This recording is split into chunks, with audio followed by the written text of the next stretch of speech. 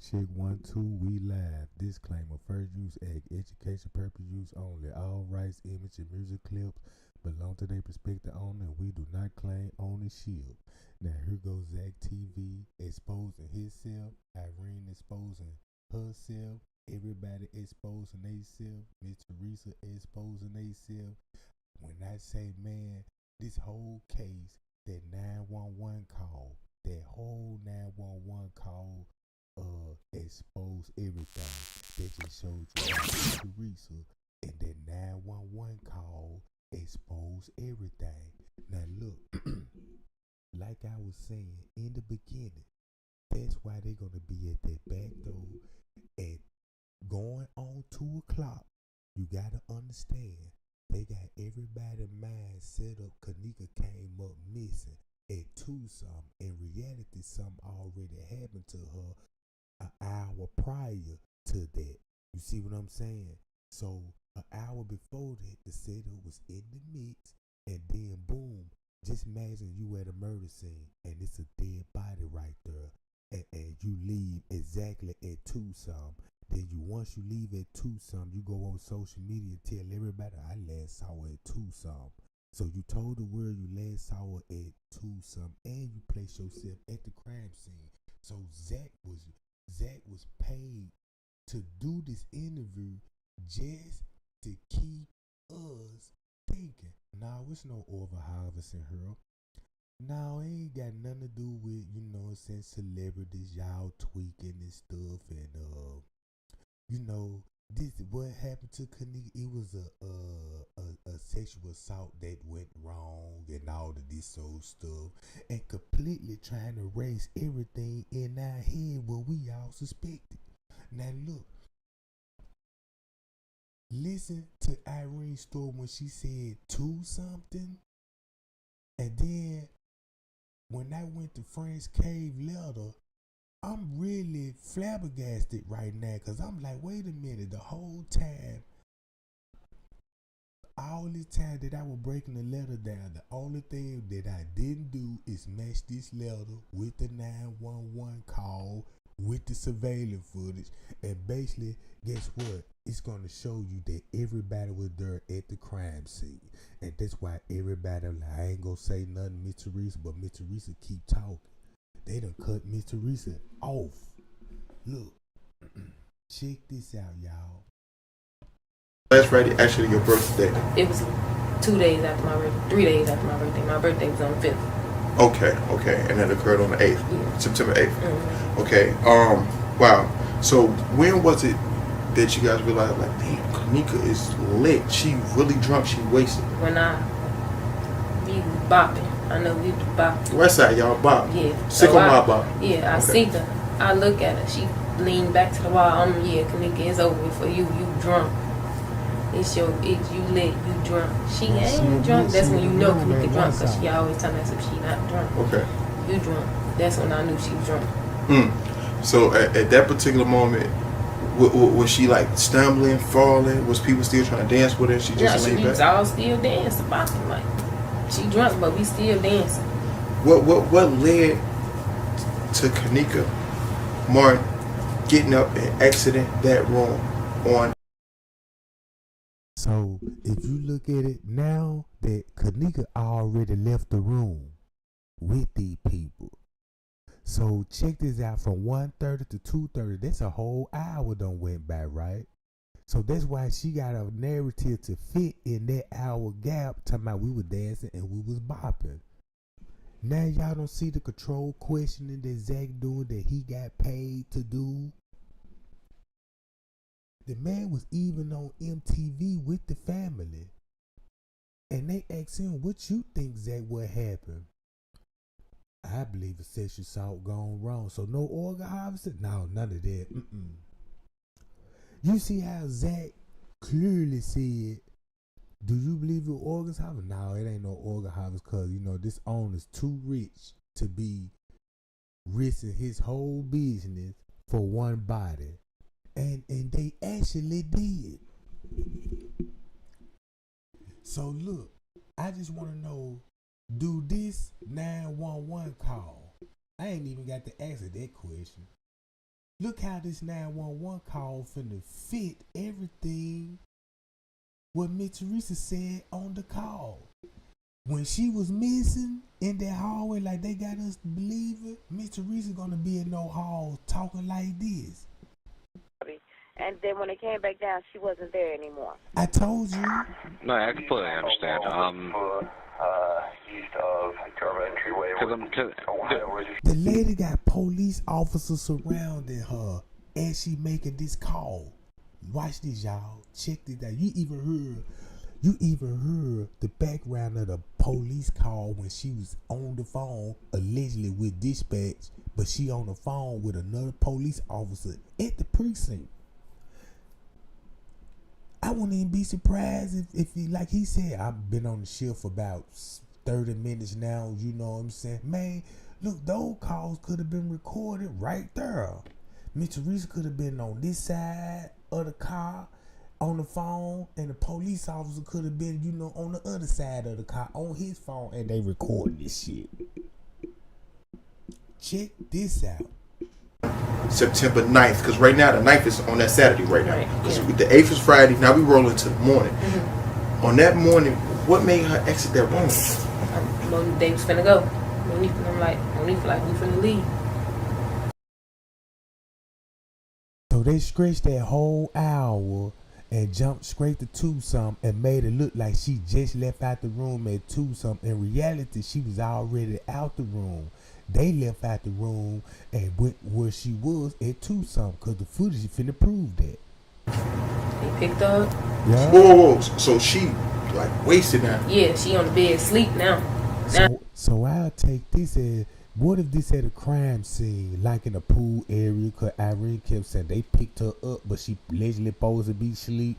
Think about the story now. If you at a crime scene and this at 2-something, and everybody panicking and all of this old stuff, and then you Miss Teresa there, Nora there, all the police statement prove that these people is gonna be there at a crime scene.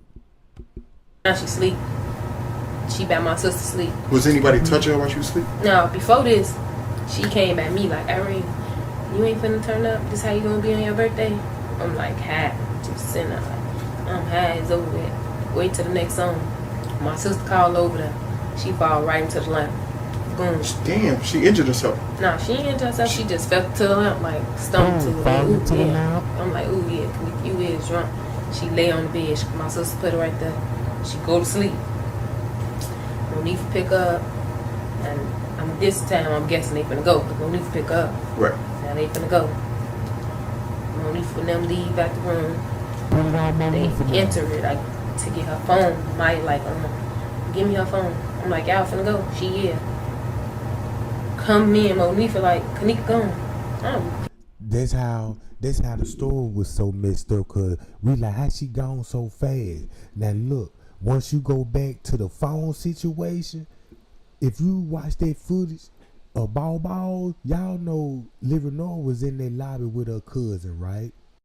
And soon as she left out the lobby, guess who came in? Kenneka and them. When I say Kenneka and them, Kenneka and them and her brother. Only the difference is her brother came through the back door and Kenneka came through the front door. So if Kenneka left out with dude and they went somewhere, they gonna meet up with Nora, and Nora gonna end up having the phone. So that's why they got a story about they left her phone in the room. Her phone was never left in the room. Kenneka had her phone the whole time with her. So if you educated on the case, you know what I'm saying, you will be thinking about the phone, and then once you listen to Miss Teresa about that phone, then when you go back to the reports about that phone, because that phone is the biggest case, the biggest evidence that we have, because now you will understand, like, that's why they gave us a story about they came back to the room for the phone. No, they didn't come back to the room for no phone. She didn't leave no belongings there. You see what I'm saying? The time they said she came up missing, if you really, really, really think about it, if you really, really think about it, we don't know where Kenneka came from when she entered the lobby. You see what I'm saying? We got proof that she been in the room, but at that time, were they showing us that girl arrived there? You know what I'm saying? We don't know where she come from. You can't show no footage of her getting off on the elevators. going to the room. I mean, coming from the room. You see what I'm saying? Check this out, right? If you go to this letter said Franz K were also looking for her. At what time?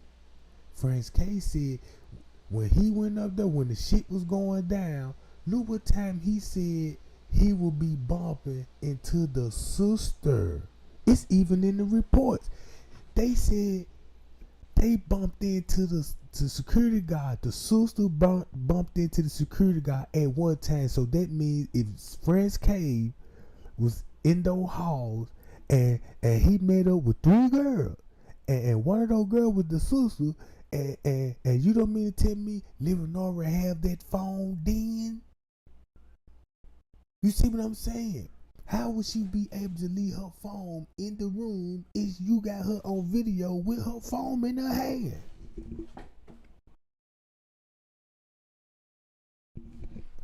And then look, so basically in this letter right here, when Franz K said he was running around that junk going on no flows and all this, looking for her, guess who also was looking for her?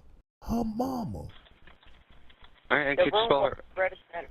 The room wasn't registering her name. She came with some friends here. See that? No, yeah, I just want to verify. I'm about to say, I actually just came in myself. Probably been on shift for about 45 minutes, so I just want to make sure that, you know, maybe she didn't get arrested and sent on her. You know what I mean? I just want to double check everything. But Okay, thank you. you're very welcome. But it doesn't look like we had any run-ins with her last night at all. Do you think it's possible maybe she went to one of her friends' houses, or? Watch how the police finna be slick with it. You think she went one to her friend's house, or she went to somebody else's room? Now, if you look at it like, yeah, you don't think she could have went to one of her friend's houses? We in a hotel here. Just ask this question. You don't think she went in nobody else's room? It was other hotels they booked? Was it other hotel room? You see that? So now you see how the police already knew about Leonora, Miss Teresa, and the rest of these people. So when Franz K said, hey, look, I went upstairs on the 6th floor, and you know what I'm saying, I asked what's the girl in all black in the room. Guess who have on all black? Leonora.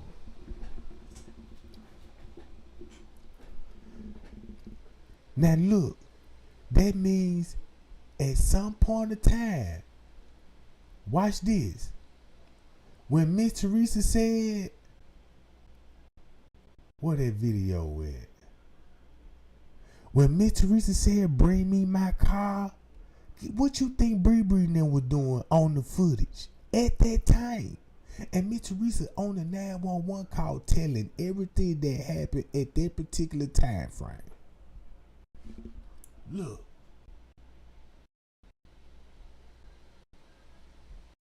You know, she's probably. No, actually, because she had my car. She was driving my car. She know I don't like nobody to drive my car because my insurance will not pay for nobody, no one besides her. And her friends kept calling my phone. I told them to stay out here. They stayed out here they called me like about 3-something in the morning. I was laying in bed. I just had breast surgery. I fought deep breast cancer. 3 song go back to 1 song. You know, sedated off medication early. And they telling me she out here. So once I rejuvenated, to strengthen myself enough to get up and drive out here to look for her, once they brought me my car, I came right out here. And I came to the hotel and I showed them a picture of her and I asked. Now, forget all about y'all thinking she got everybody thinking she was at the house and she get the call and she was so full of medication because she just had breast cancer and all of this old stuff disturbing her sleep, right? No, she was at that hotel. She got the call. And the next thing she said, bring me my car. And once she brought her the car, Miss Teresa would be seen in the hotel talking to a lady, and that lady is an employee of the hotel. and it's on footage. Around the same time, Friends K also looking for her. Ain't that something? I never thought that it would go that route. Cause look. Asked them did they see it, and there was a lady in the lobby, and she heard me asking at the front desk, and she said it was music. She did hear music. She called the one downstairs to report the room, and come to find out it was the people next door. And when we knocked on the door, that person said that she did see my daughter downstairs with, it was like 4 of them, and it was 4 of them. How you know it was 4 of them? How you know it wasn't 6 of them? Or 8 of them? Or 2 of them?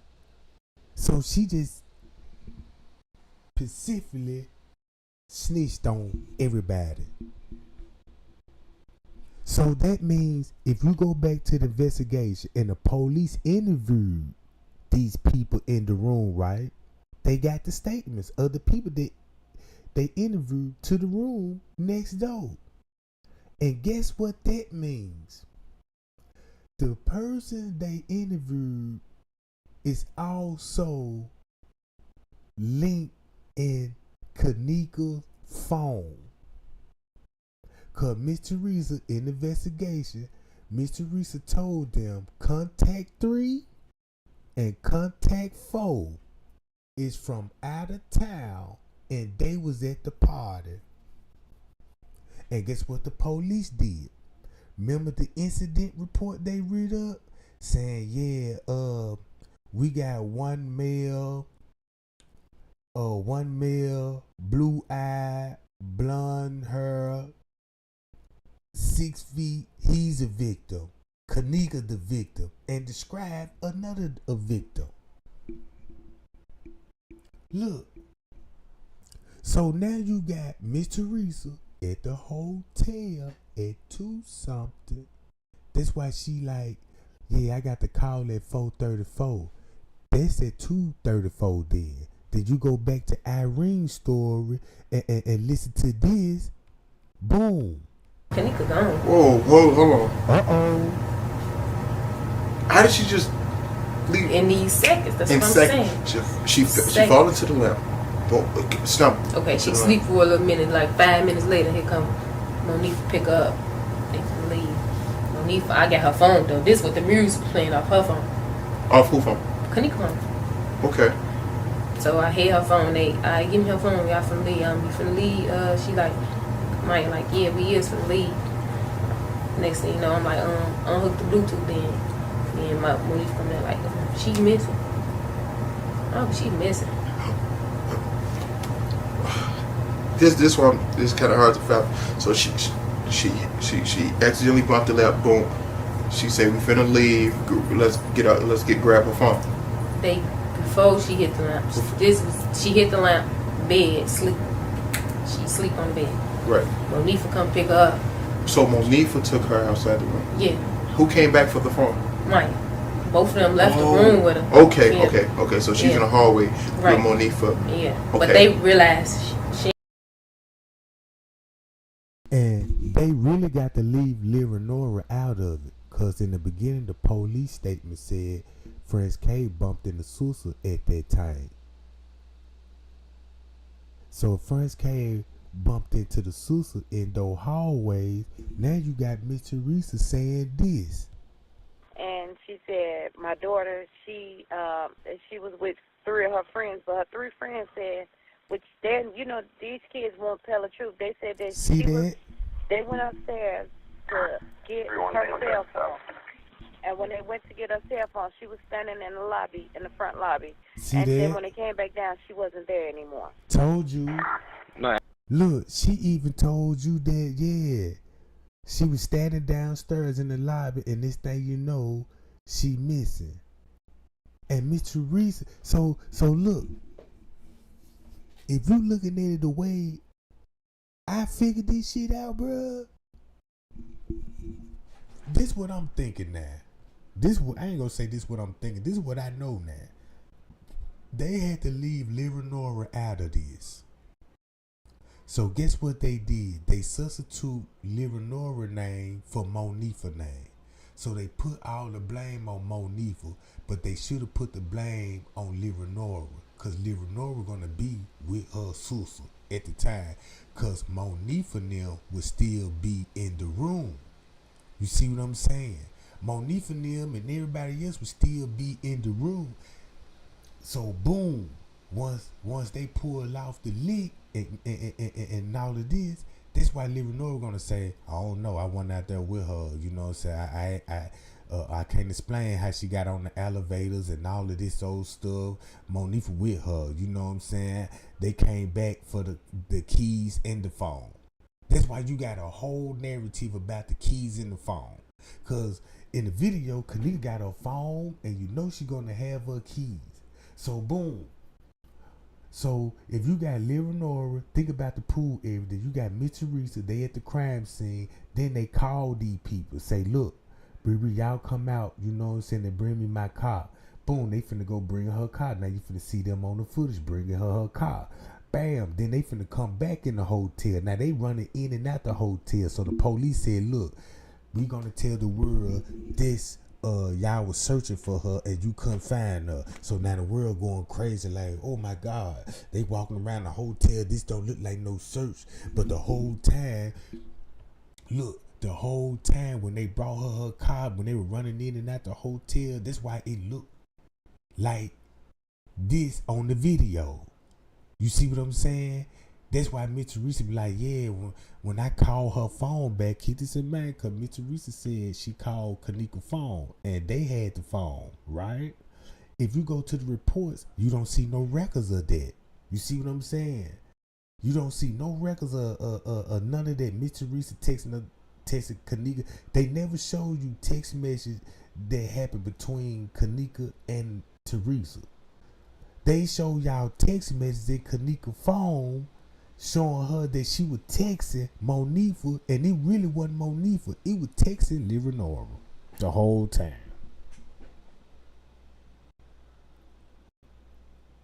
See what I'm saying? Look and watch this. She ain't got her phone, the keys, nothing. They just. So now they come back in here to get the stuff. To get this. Okay, so everybody. You can't leave without her keys or her phone. Exactly. You can't, how you gonna drive? We in her mama car. Yeah. So at this time, they like, girl, I don't know. I don't know what they did. Girl, they somebody else. was like, I don't know, because I went after them. Okay. We're not going to make any assumptions. Right. But they all run back in. Because it's four of them that came together. Bree was already gone, though. Before the party got rocking, Bree was gone. She was a ride, an Uber. Just like Zach said, it was four of them. Miss Teresa said, yeah, and it was four of them downstairs. Now you see how the interview is controlled now. Zach was paid for this shit, bro. This interview is only thing you finna get out this interview is a cover up. And it's just really exposed Zach, Irene, and all of that, bro. That's why Zach had the footage. That explained why Zach would have the footage and got everybody on the edge of their seats. With like, yo, I'm finna get the Irene videos. I'm finna get the family video. I got the security guard video. I got the manager video. All these videos that he got, that man did not drop not now one of them job. Not now one.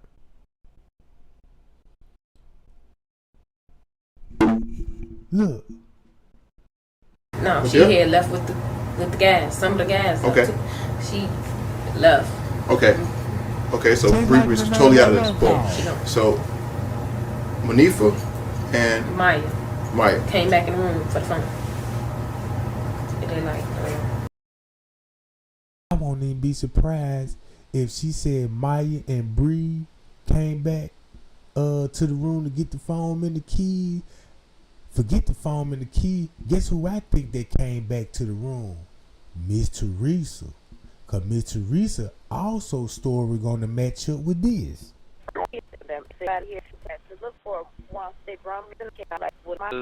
Watch this. Tell me, do this shit match now, gang? Tell me, do this shit match now? If you got her saying they came back for the keys in the phone, just think about there would be Miss Teresa coming back to the room. Okay, and you know, real quick, I'm just gonna see if maybe I'm gonna see if maybe she was here at all. What's your daughter's name? Her name is Kenneka Jenkins.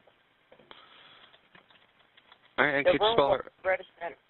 The room wasn't registering her name. She came with some friends here. No, yeah, I just want to verify. I'm about to say I actually just came in myself. Probably been on shift for about 45 minutes, so I just want to make sure that, you know, maybe she didn't get arrested and sent on her. You know what I mean? I just want to double check everything. But okay, thank you. You're very welcome. But it doesn't look like we had any run-ins with her last night at all. Do you think it's possible maybe she went to one of her friends' houses, or, you know, she's probably... No, actually, because she had my car. She was driving my car. She know I don't like nobody to drive my car because my insurance will not pay for no one besides her. And her friends kept calling my phone. I told them to stay out here. They stayed out here they called me like about 3-something in the morning. I was laying in bed. I just had breast surgery. I fought deep breast cancer. So I'm, sedated off medication early. And they telling me she out here. So once I rejuvenated, to strengthen up myself enough to get up and drive out here to look for her. Once they brought me my car, I came right out here.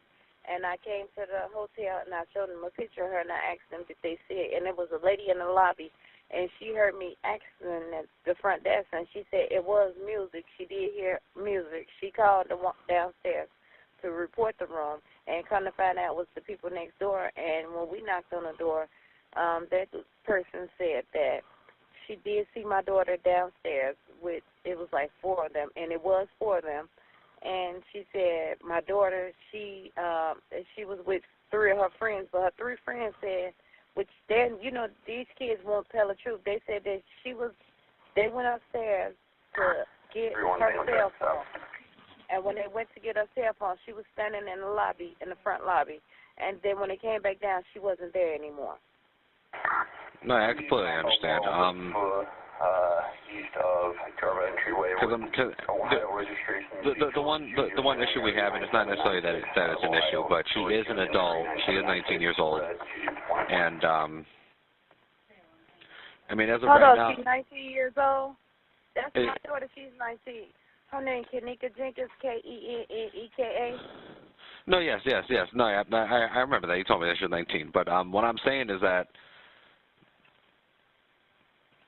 she, again, she's only been gone for a couple hours. She's, I don't know, maybe she's, she could be somewhere with one of her friends or something, because, I mean, it is only a couple hours since you hadn't seen her, correct? Or since her friends supposedly hadn't seen her?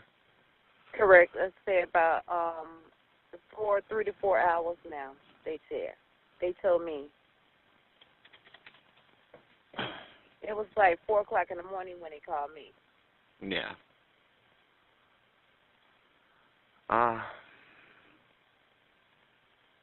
Well, I guess the one, are you looking to file a missing persons report then, or are you just, or would you? I'm sorry. Go on ahead. I'm so sorry, sir, but I just want to know: is it possible that maybe they can look at the cameras and see?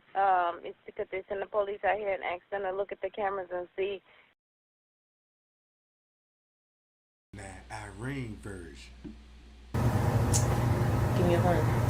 Give me her phone. I'm like, y'all gonna leave my? She like, yeah. Then they come back in again. Kenneka gone. What? Kenneka gone. How's she going? We got her keys in our phone. But that's what I'm like. How she going that fast though? That's what I'm saying, y'all. Literally just like 30 seconds. I'll say. Left where I put her. Come back in without 30 seconds. She gone. Whoa! You said at this time. Where's the security guard? Before that, before all that, when the party was live, he came knocking on our door like, at one time. Y'all need to keep the noise down a little bit. Hearing complaints.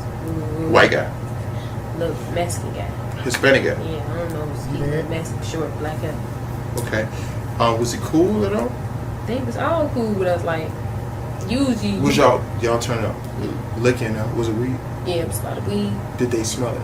Yeah, the whole hallway. When you get off the elevator, you smell it. So instead of So look, you got Miss Teresa in the halls, and when Zach asked the question, you know what I'm saying, how she ended up out the room. Everybody should know how she ended up out the room. When they said they came back for the room for the keys, I believe that was Miss Teresa, and she gonna be with a person that took a statement and saying they was the one that called down to the room. Next door, this in the police statement. Next door. So that means Miss Teresa will be with that lady, showing you contact, and they went to the room at that time. That's what the Crown Plaza will have a serious problem with. Cause on those floors, you got cameras, and it will actually show that. You see what I'm saying? And it's going to show. That's why they never talked about that footage again. Because in the beginning, they was like, yeah, it's cameras on the 9th, 11th floor, 6th floor. It's cameras on every floor facing the elevators. Everybody should know that in the hotel. They ain't got no camera that's going to actually show you down the hall. But it's going to show you who getting on the elevators at that time. They never released that. Even Andrew Holmes said, I saw her last minutes when she came out the room and she was at the elevator. She pressed the button and the elevator went down. So there will be Miss Teresa in the room. And the security will be bumping into Livernois. And security would tell Livernois and them, hey man, y'all got to get out the hallway. And they refuse to do that. Because now, since you refuse to get out the hallway, now you screwing up the footage now. Because you is visible on the footage.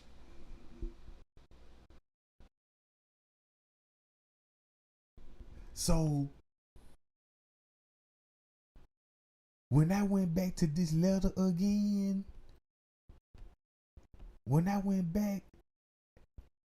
there will be the main part of a cover up. Hey, we just gonna put this on Monifa. We're gonna protect you, Mitri. We're gonna put this on Monifa and Shemaya and them, and give them folks a story. Be like, look, we gotta protect you in the phone, Miss Teresa. So we're gonna say, boom, boom, boom. They had to come back and get the phone and the keys, and they called you and you told them to bring your car back. Simple. Coming from a screenwriter, a producer, cause you read the reports, you'll see all that, man. These folks ain't nothing but marketing lawyers and crooked ass system they in. You apply castor oil consistently for 1 month straight. Here's what you can expect from a pharmacist who specializes in holistic health and uses this every single day. Week 1, the skin is going to start feeling more hydrated. The lymphatic drainage from rolling it along your neck and jawline starts to reduce that morning puffiness, and your face starts to look less tired. I finna say, what the hell? Damn, that scared me. All right. Coming, y'all gotta go. What did he say? Keep the noise down. So he wanted you in there. He wasn't getting any business. I don't know. Was there any other people in the hotel? Yeah, a lot of little Caucasian people now. White people, whatever you want to call. They all up in there. Were you guys disturbing him? I guess that's why he came to the door, like, keep the noise down. It's an ordinance violation, such and such. Yeah. You guys are too loud. Keep your volume down. Yeah. Okay. So 30 seconds. Kenneka stumbled off. Okay. They come in. Hey, yo, Kenneka missing. What's your first reaction? Your initial reaction? Kenneka missing. Boy, y'all tweaking. Yeah. How she missing? That fast? She was just here. That's what I said. Go find her. When French K said when they was at the pool area, and he said when they was at the pool area, the manager went and told the manager. He said the manager went upstairs and told everybody come down to the pool. So guess what time this gonna be? Right at 2 something, right? And guess who gonna be also in the room? Teresa, right? And the lady that complained about the noise. That's why Miss Teresa said they was cleaning out the pool round 3 something and 4.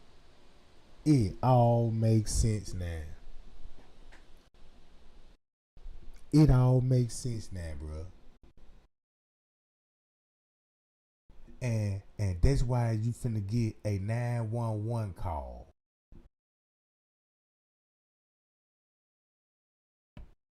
If they seen her on their cameras around that time. See that? I was about to say, even if I did send an officer, it would take a little bit in order for us to get the camera footage and for us to pass it on to the detectives division. Okay. Okay. So what would you suggest? Well, again, the only thing I would suggest maybe just give her a couple hours. She could have went somewhere with one of her other friends. I mean, and who knows what her friends are saying is true. You know what I mean? Exactly. You could tell, not to be saying, you could tell it don't sound right. I'm a parent. I've been young before, and it's not sounding right. It don't sound right. Period. That's why I came out here myself, because and then it sounded like they had been drinking. Honestly. Yeah. And I asked them. That's why Miss Teresa had to tell everybody I came up to the hotel, because she going to be on the footage.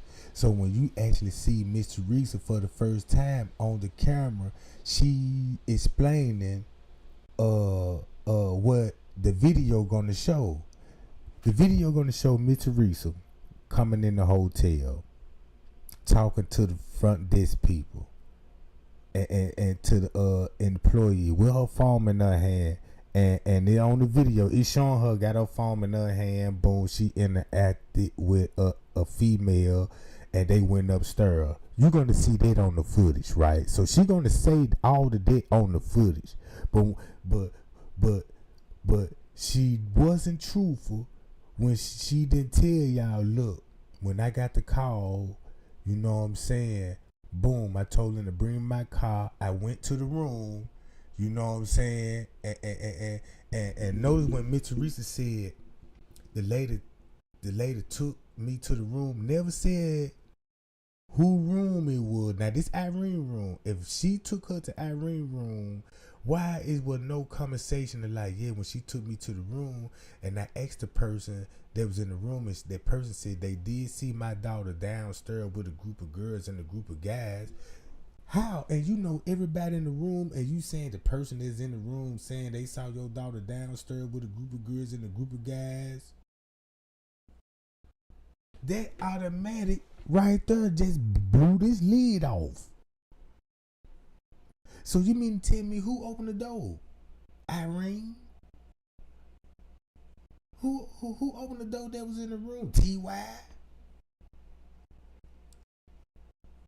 Or maybe it was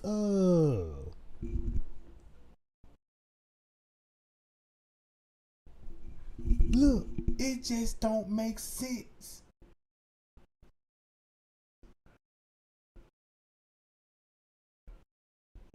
Them, did she drink? And they said she had only 1 cup. But okay, my daughter ain't the type that normally, she can't even take liquor. Her liquor level is just like mine. We can't take liquor. See that? We cannot take liquor.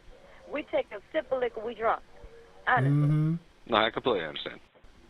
And I'm like, 1 cup is too much for her, And I like I asked them, and then they end up with her cell phone. I pay her cell phone bill every month to make sure my daughter has a phone. How did she love her phone? I don't understand why would she leave her cell phone with you all and just go disappear?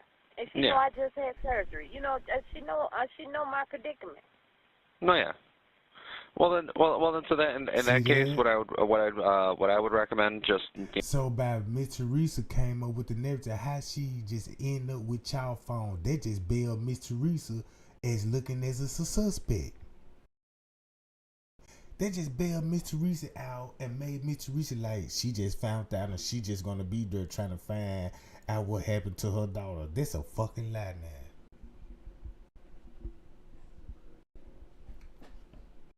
That's a lie now.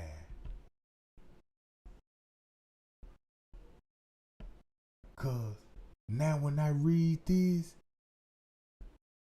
once I read this again, watch this. He ran to the elevators to go on the 6th floor, and he asked, was the girl in all black inside the room? He quickly replied and said, no, she left with some friends. The hoodie guys. They headed home. He said he felt something and she was still in the room. The man said, I felt something wasn't right because now nobody didn't know where she was at the moment.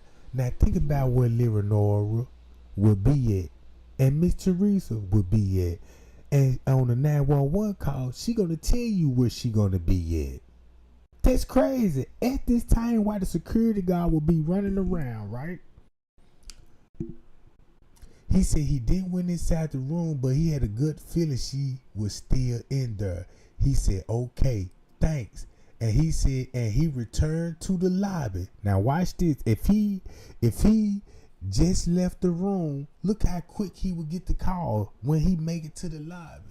Before going outside to search the parking lot, that's where things got crazy because he get a radio call from Lenny to come to the pool quick as possible.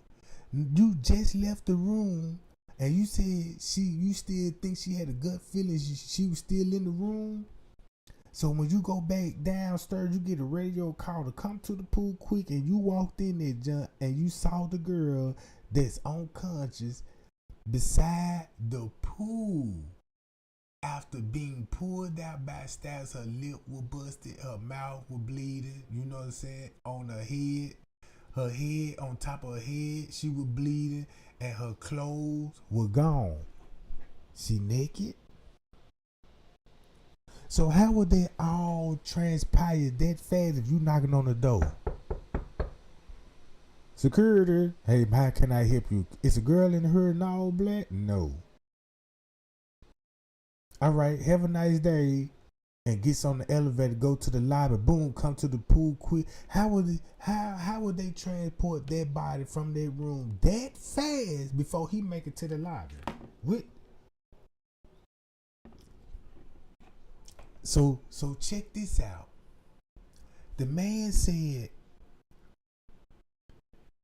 it looked like it was size of struggle. He saw socks and some coins beside the pool, and and chairs had been moved. And all this. He said Lenny, Risco, and Juan, another security guard, was standing around her before Lenny and the manager went upstairs to the room to go get the friends. I bet you they was go up there to get Miss Teresa now.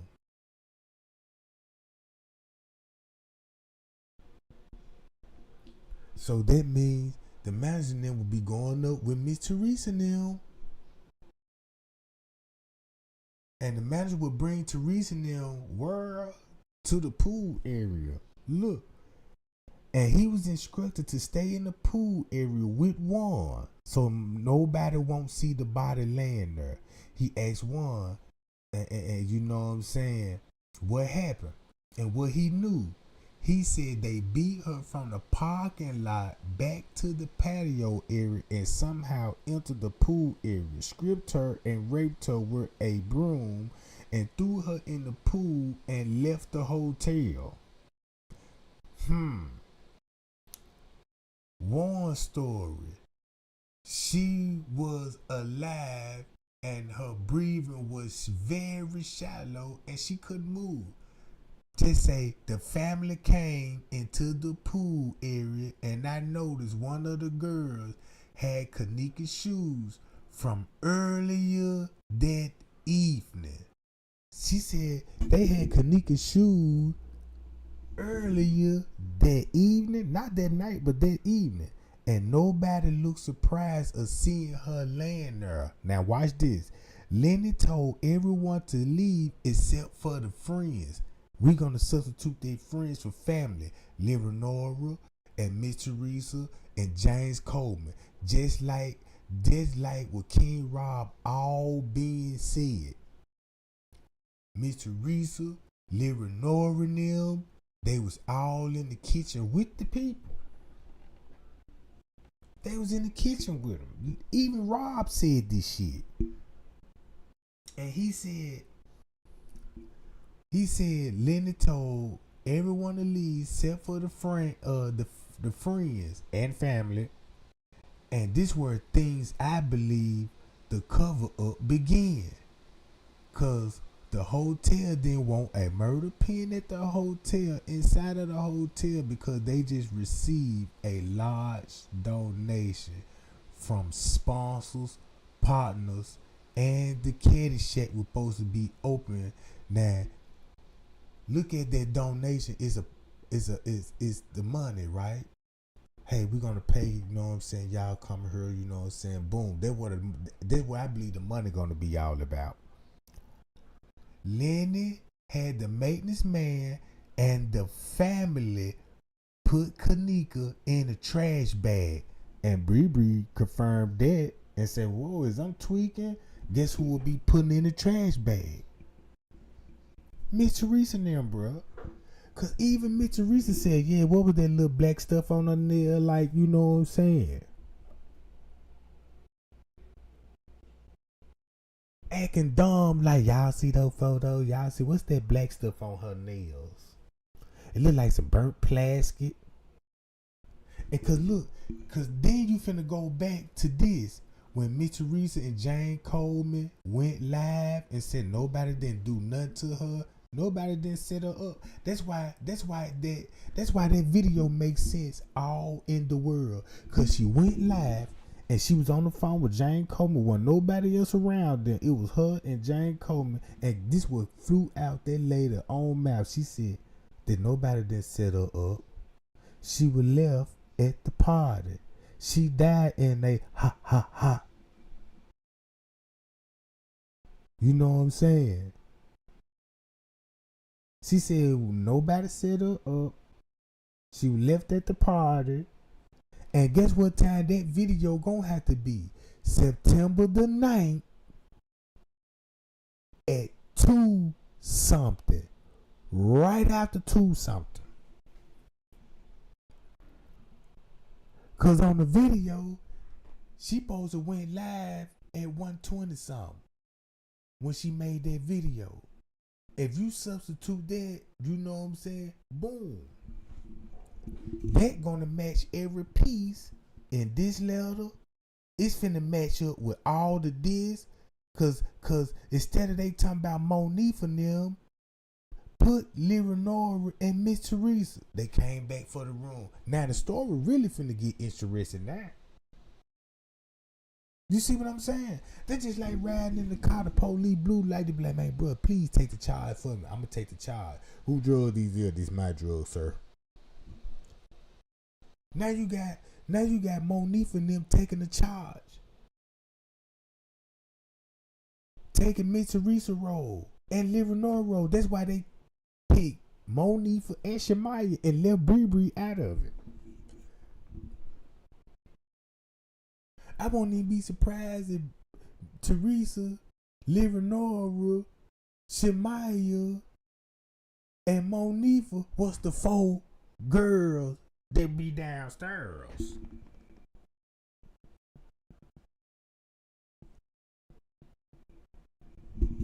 Look. She missed it in. What they say? They went to go look for her. Came back. How long later? I say, I don't know. You know, you out pills, everything. So you in the Matrix? Yeah, everything. So I'm guessing when they came back though, they still didn't have. So they like, Kenneka is gone, y'all.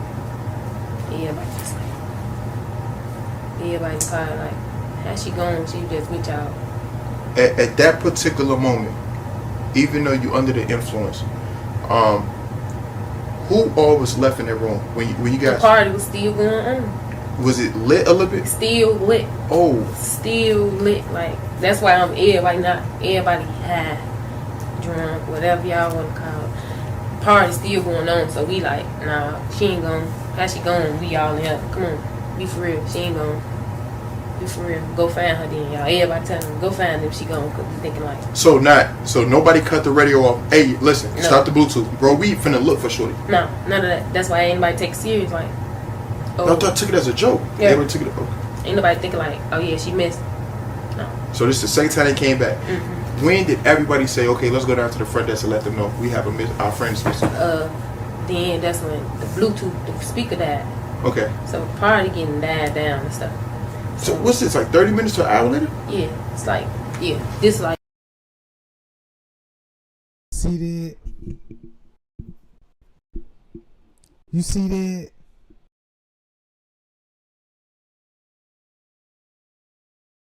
Now y'all see that. So boom.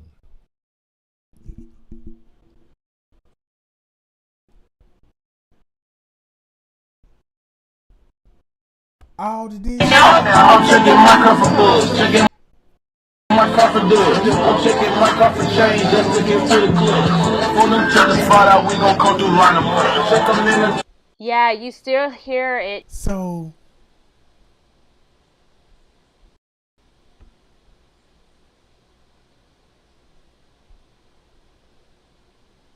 when this girl walked through the lobby, I started to call her Bawbaws because of her hairstyle. that's why 54. You know, y'all know how I feel about that. It ain't for everybody. But she comes in, she start talking to the guy that. So look, it would make sense that Kenneka got her phone and she got the keys. So if she left with dude and you just seen Lil Renora and them leave, guess where she finna end it up at? She finna end it up with her keys and her phone. That's why Mr. Reese and them will be going back upstairs. And Lil Renora.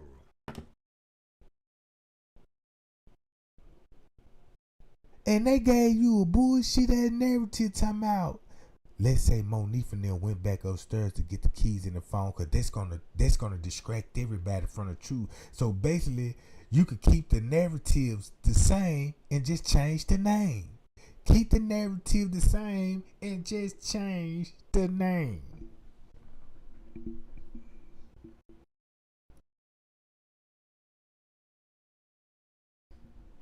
So 54 threw everybody off and said, I don't think that's Kenneka because she got different hairstyle. That we know to be Trevante Howard, and then him and her leave out.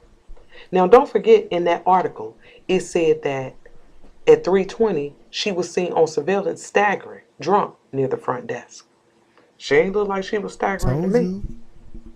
I mean, she walked in, started talking to dude.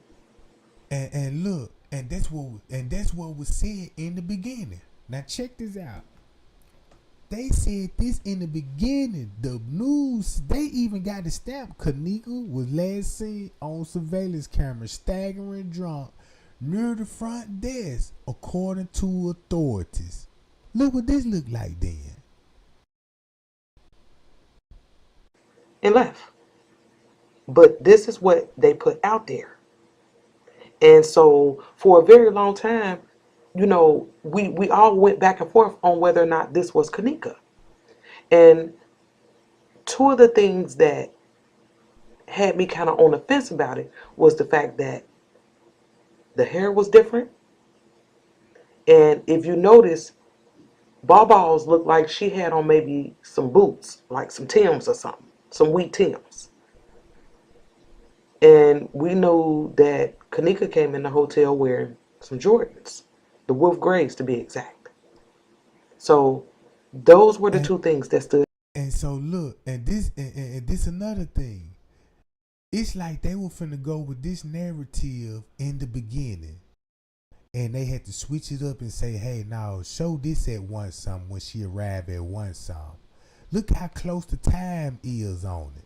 If this at 3:16, AK 1:16, and then look over here, this would be at 1:13. So it's a little gap. You ain't seeing the full goddamn video at one summer. Stood out. Her hair and her shoes. So let's talk about it. We still riding. Man, Now, this some cold assuming shit. that was Kenneka that we saw at 320 And let's assume. come in and talk to Trevante, I want to look at the timeline that Crown Plaza gave us. Watch this. And I want to start with this right here. See? Because this was one of the weirdest things on that footage that I still to this day scratch my head about. Because I was like, what the hell was that all about? Told you. And that's when Eugenia Walker and those two other girls come in, meet up with Trevante. It looks like they get on the elevator. They get. And that's not Eugenia Walker. That's not Eugenia Walker, though. They want you to believe there was Eugenia Walker, but this is totally a whole nother girl, right? Off on that lower level at 105. And then they make their way back up to the lobby. And then you see them go down the food court hall. And then next thing you know, they're coming back up through the meeting hall. I think that was West Meeting Hall. And then at 111, they're leaving. It was like they made one big ass circle and left. And I never understood that. Because it was like, I mean, if they was coming to the party, I mean, they didn't go upstairs. It was like they came in and did a full circle. And at 111. And so, and guess what? Guess what will be going on at that time? Something is going on. Because if you look at it, this would be, look, if you really look at it, at one something, they got a narrative about one something. And if you look at this video, and they want you to believe this was round one something, right? In the beginning. You knock 2 hours off this. This finna go back to 11 something. So this look like they cased it. Do it look like boom? They went back there towards the kitchen, make sure everything's straight. You know what I'm saying? Before they boom staked out. You know what I'm talking about? Man, I see this whole goddamn plan, bro. Then we see them leaving out through the front lobby. Okay. And while they're leaving out through the lobby, Kenneka is coming through the back. See that? Take note of what Kenneka is wearing when she comes in. Yep. She got on her blue jean outfit. Blue jean. She got on those wolf gray Jordans. And her hair is parted down the middle and it's bone straight. Yeah. Okay? Don't forget that. We were told that Kenneka kicked it with her friends. They got to drinking, partying. You know, the party got lit. Okay? And then at some point, Monifa and them took her out the room. Nobody knows what happened. So now look, that's why they came up with a story talking about, Monifa took her out the room. Cause what we just saw, we don't know where she came from, but she was straight. Wherever she left from, she was still straight till she met up with Javante and them, and Javante took her where Leonora and them, and where Mr. Reese and them, boom, did something to that girl, went back to the room, and told everybody, look, it's time to go. And that's when everybody started leaving at 2 something. And guess what? When they told everybody to leave, Mr. Reese and them stayed up there. And the next hour or two, you get a 911 call. Hey, I'd like to report my daughter missing and stuff. Now they got a full narrative in 4 hours. Before the 911 call, boy, look. So they already had the narrative in play how they were going to pull it off.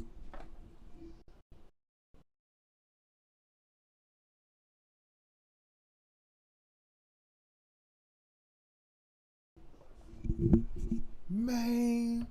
What happened after that? But don't forget that the first story that we got, Monifa and them said they left her in the lobby. See that? Then it changed and they said, we left her in the hallway. Monifa and them never said that. Miss Teresa said that. Monifa never said I left her in the hallway. Monifa never said that. Monifa didn't even never admit to she took her out the room. That came from Miss Teresa's mouth in the 911 call, and that just stuck to everybody. And Monifa just basically just let it happen, just took the charge. Oh yeah, man, I see this shit all day long. How can they want us to believe that Bree Bree was gone most of the night when they let us hear this? Told you. You funny as fuck, Bree. He know, and he the police. Wow. They wanted us to believe. Let's take this from the top again, because that's why he on this shit, because he the police. Outrageous, the best way I can put it. Let's take it from the top. Here's Irene on Bree Bree. On Bree Bree. Pertaining to that night. It was like Monifa or Maya came to me. It was like, it was Maya. Give me Kenneka's phone because we finna go. Mind you, Bree Bree is not there. Who is going to be the driver? Bree Bree's gone. Shit, I'm too drunk. I ain't gonna be able to drive. Man, y'all, Bree Bree gone. Bree Bree got the keys. Bree Bree gone. She got the keys. But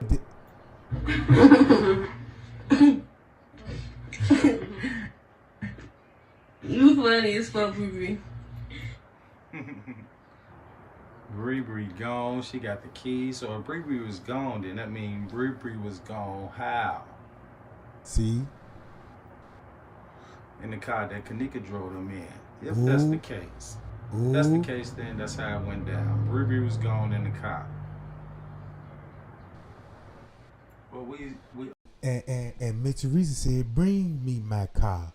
Now look, if you put that in the same time frame that in when Miss Teresa would be in there, ooh man. Just imagine you set somebody up and it really didn't even benefit you. It didn't even benefit you. That you thought it was gonna benefit you.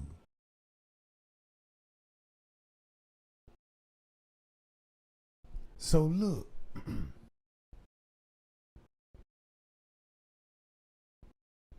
Take liquor. Her liquor level is just like mine. We can't take liquor. We cannot take liquor. We take a sip of liquor, we drunk. Honestly. I completely understand. And I'm like, one cup is too much for her, you know. And like I asked him, and then he ended up with her cell phone. I pay her cell phone bill every month to make sure my daughter has a phone. How did she love her phone? I don't understand. Why would she leave her cell phone with you all and just go disappear? And she know I just had surgery. You know, she know my predicament. Oh yeah. Well then, so that in that case, what I would recommend, just go home, relax a little bit, give it some time. Of all we know, she very well could still. You like try to see what you're like the theory, how you can get out of it if you're in that particular freezer. Okay, well I'll tell you like this. Help at that point. So check this out. That's why they looking dumb as hell on this radio station, bro. Cause now I'm a firm believer that they was them two in those hallways. They was the two in those hallways, bro.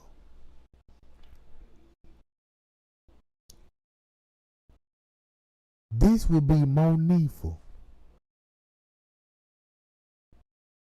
And god damn it, this would be Shamaya. Then would be the last one that was seeing her. If it's got to do anything in the hallway, if it's footage of them in the hallway, it'll be Teresa and Leonora. So it would make sense. The police would be like, look, we're gonna say this. Basically, they just took Leonora and them. That's all they did. They took Leonora and Miss Teresa, whatever they did, they just put it on Monifa and them, bro. So it's basically gonna be the same story. You just put these two bastards' name on it, and they're gonna all make sense. And it's gonna prove that hey, the mama got something to do with it. The sister got something to do with it. They pulled the move, and they thought they would never get caught. And guess what happened? They got caught up in it, right? They got caught up in it, and whatever they had going on with the hotel. Cause everybody knows she a Eastern Star. I already know Leonora is a part of the way that she pulled her stuff out with her little blonde streaks. You see, like Miss Teresa blonde hair, she got her little blonde streaks. You know what I'm saying? I'm quite sure she in the club now. I'm quite sure she in the club now. She is gonna be official with her. Boom, yep, I'm a part of it now. She a part of it. So basically, that's why you had Zach TV had to give us that weak ass interview. He had to give us this weak ass interview because he knew the mama was in it.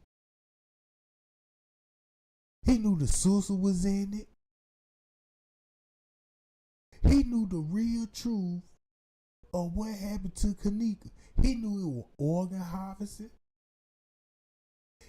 He knew who benefit from it.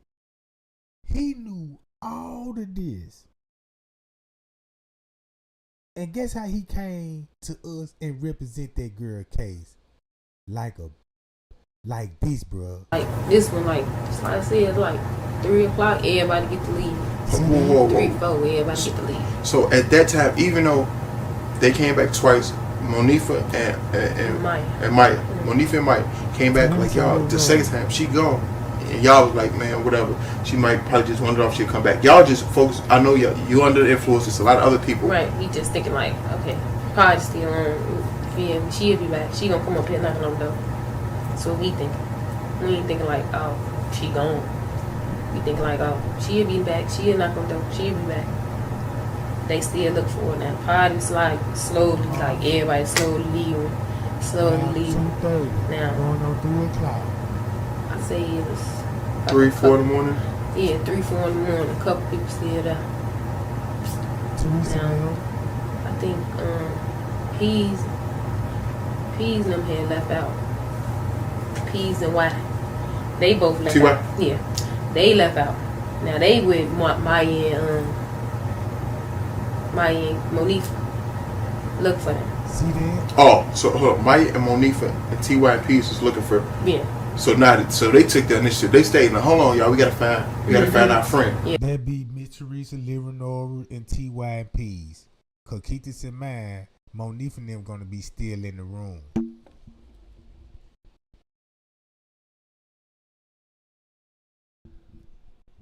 I don't know if Irene's still alive. I ain't look, but 9 times out of 10, she might be still alive. It'll be hard to try to kill this witch, cause you know what I'm saying. You got to have a special bullet. You got to have a special bullet.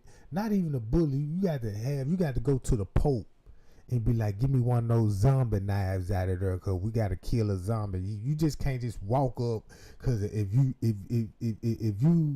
hit on their head and she starting to bleed, the bitch will multiply like a gremlin.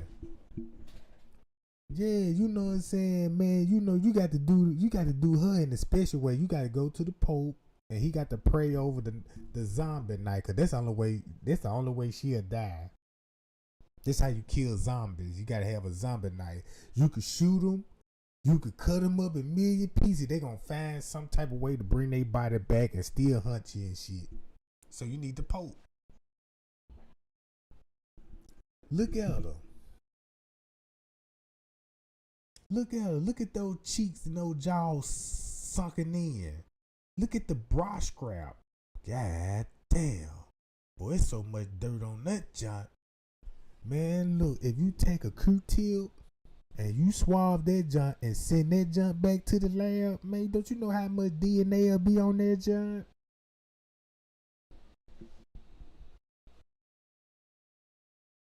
Man, don't you know how much DNA and bodies gonna be on that junk? Man, look at the bra scrap. Man. So look, she sit like she musty. She keeping her armpit closed. She can't do this like Zach doing. Like, yeah, you know what I'm talking about.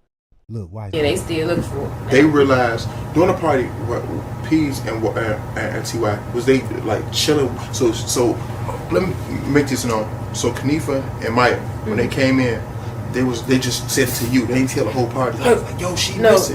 They told everybody, like, they talking to me, but they everybody to him. Kenneka missed. So I went.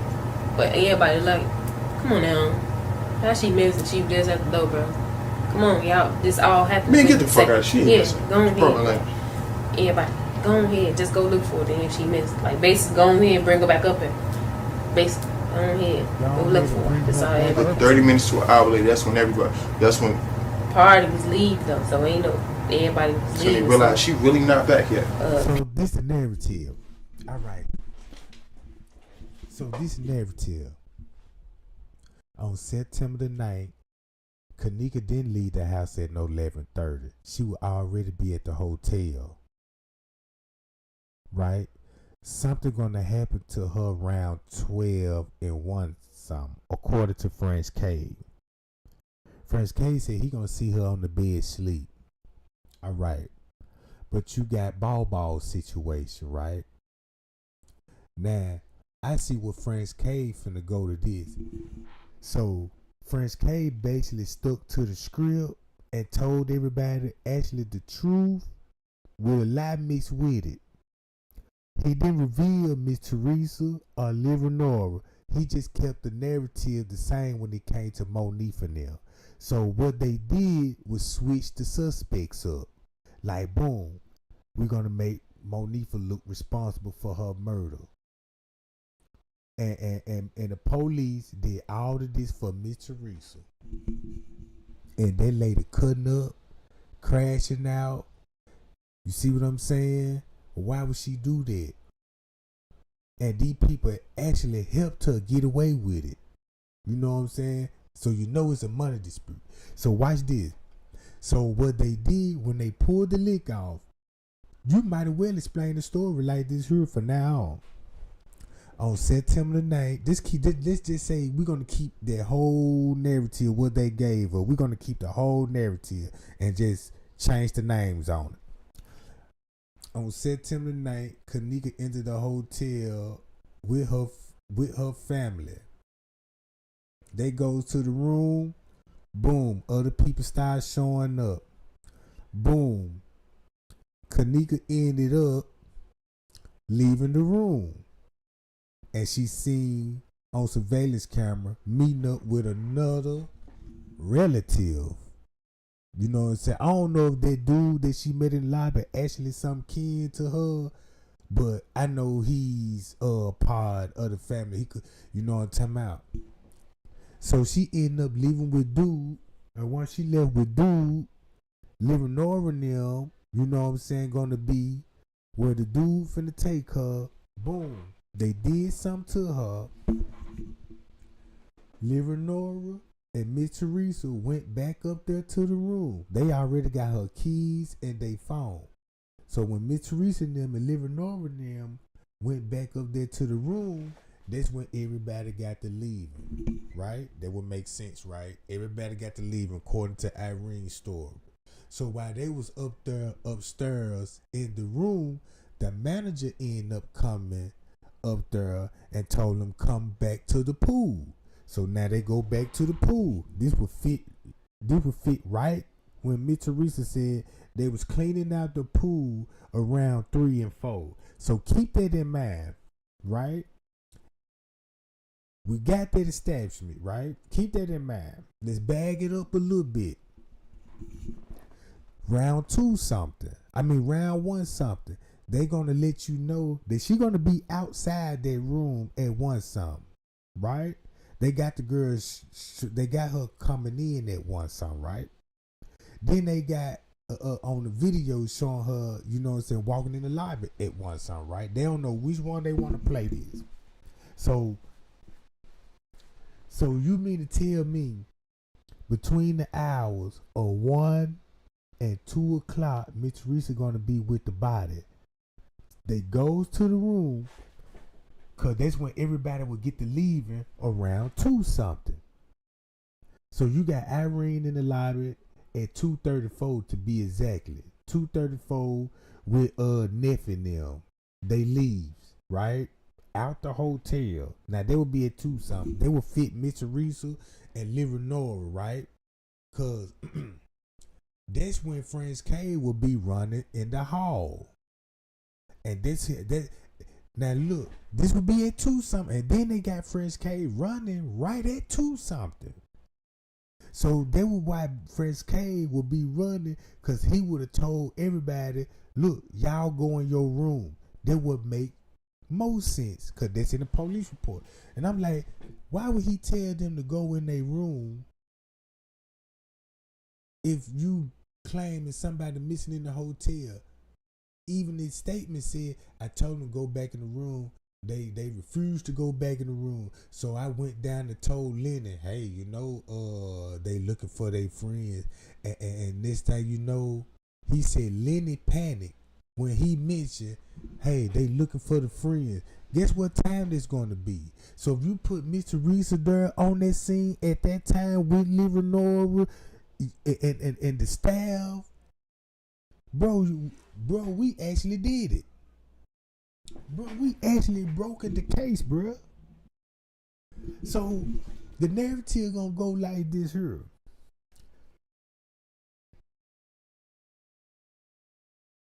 You can scratch that 11 o'clock theory.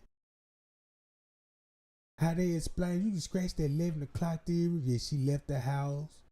Then living over talking about, yeah, I know she left the house at 11:30. You know what I'm saying? You can scratch that when they showed you here's Kenneka walking in the halls, you know, with her friend. They just getting there. You can scratch all of that.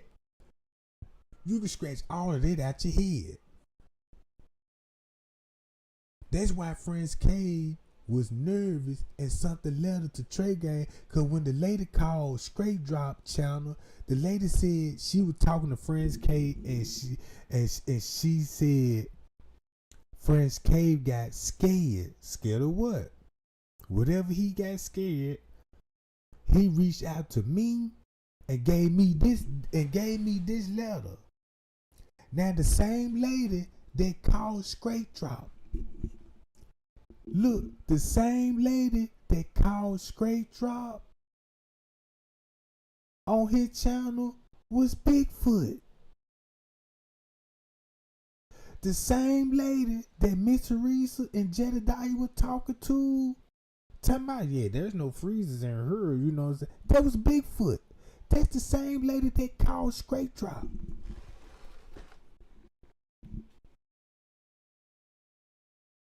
The lady was on Straight Drop channel and said, yeah, I'm a psychic. It's like, yeah, you know what I'm saying? She was like, she a psychic, and boom.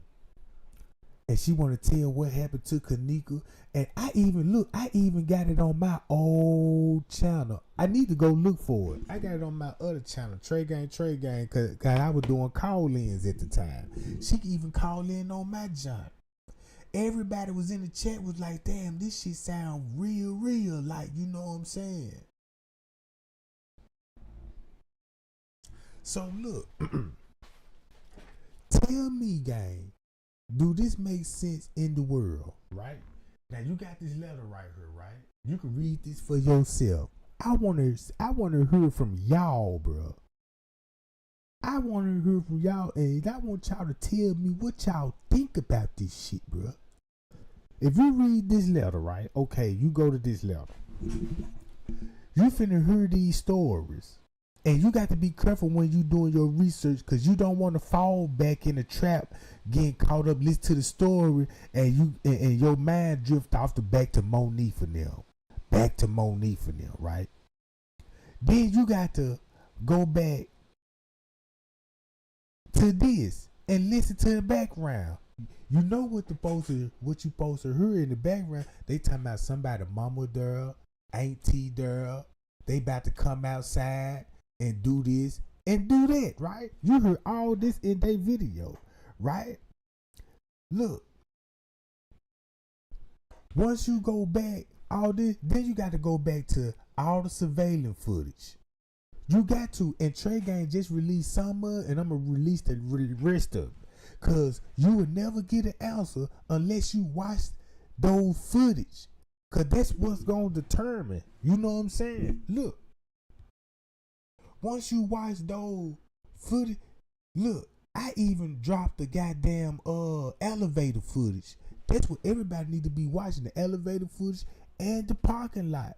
Just to clarify that you is not tripping and you cannot let these people get away with a lie and a narrative. All because a narrative sound good, gang, you know what I'm saying? Look how this narrative that they put out there. You see what I'm saying? So this where I'm finna go with this shit. They been planning this shit for months, like Irene said. They been planning this for months, right? Okay. They planned this for months and they pulled it off.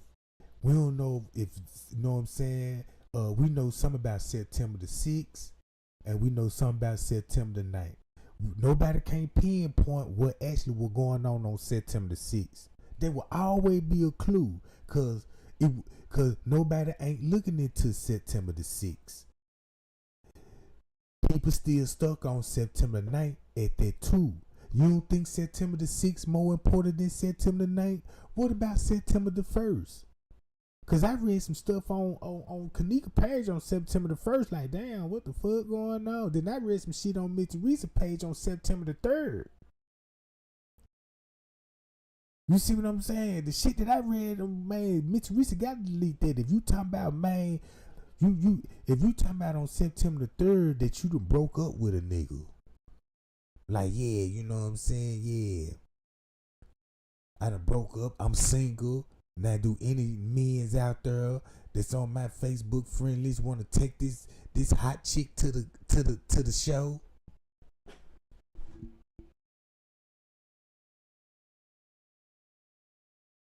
And then look.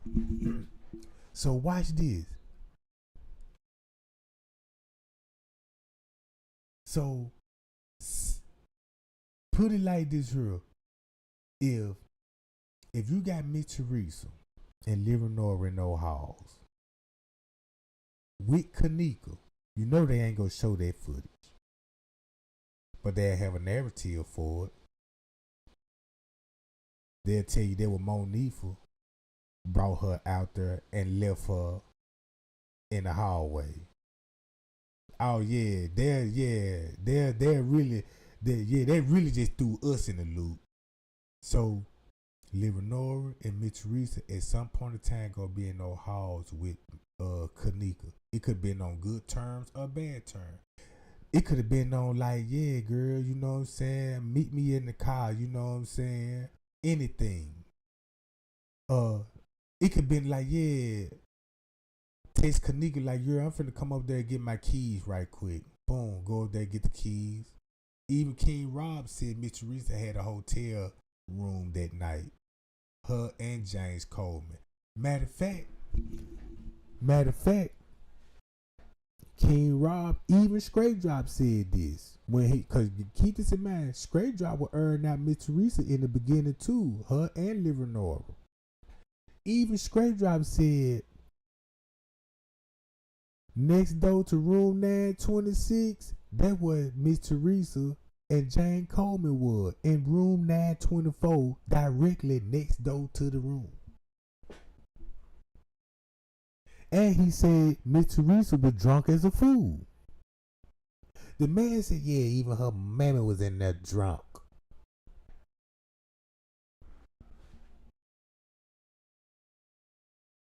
So look, if that's true, look how, you know what I'm saying, everything will fall in line for us. Miss Teresa will be in the next room over. Boom. Then you got the party in this room. Bam. Then you go to the reports. The people all look. Damn near you got 5, 6 more other rooms that's linked back to room 926. They was all at the party. So if you match all of that, basically they really had actually the whole flow to themselves. They had the whole flow to themselves. So guess what Miss Teresa did? Miss Teresa is gonna be on video with the lady that claiming that she the one that called the front desk. You can actually read this in the report. If you read the report, right? And the report said, hey, they was the one that called down to the room about the noise complaint. And if you take Miss Teresa's narrative and say, yeah, I went upstairs and I talked to the lady, the one that made the noise complaint. And if you put both of those narratives together, what's this telling you? That be telling you that Miss Teresa, they just put Miss Teresa there at the same time when all of this shit will be going down, bro.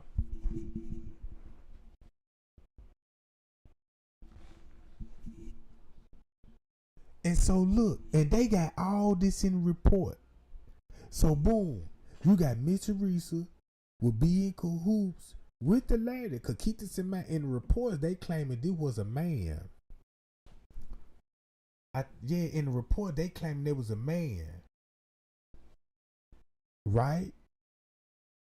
Then they called another person.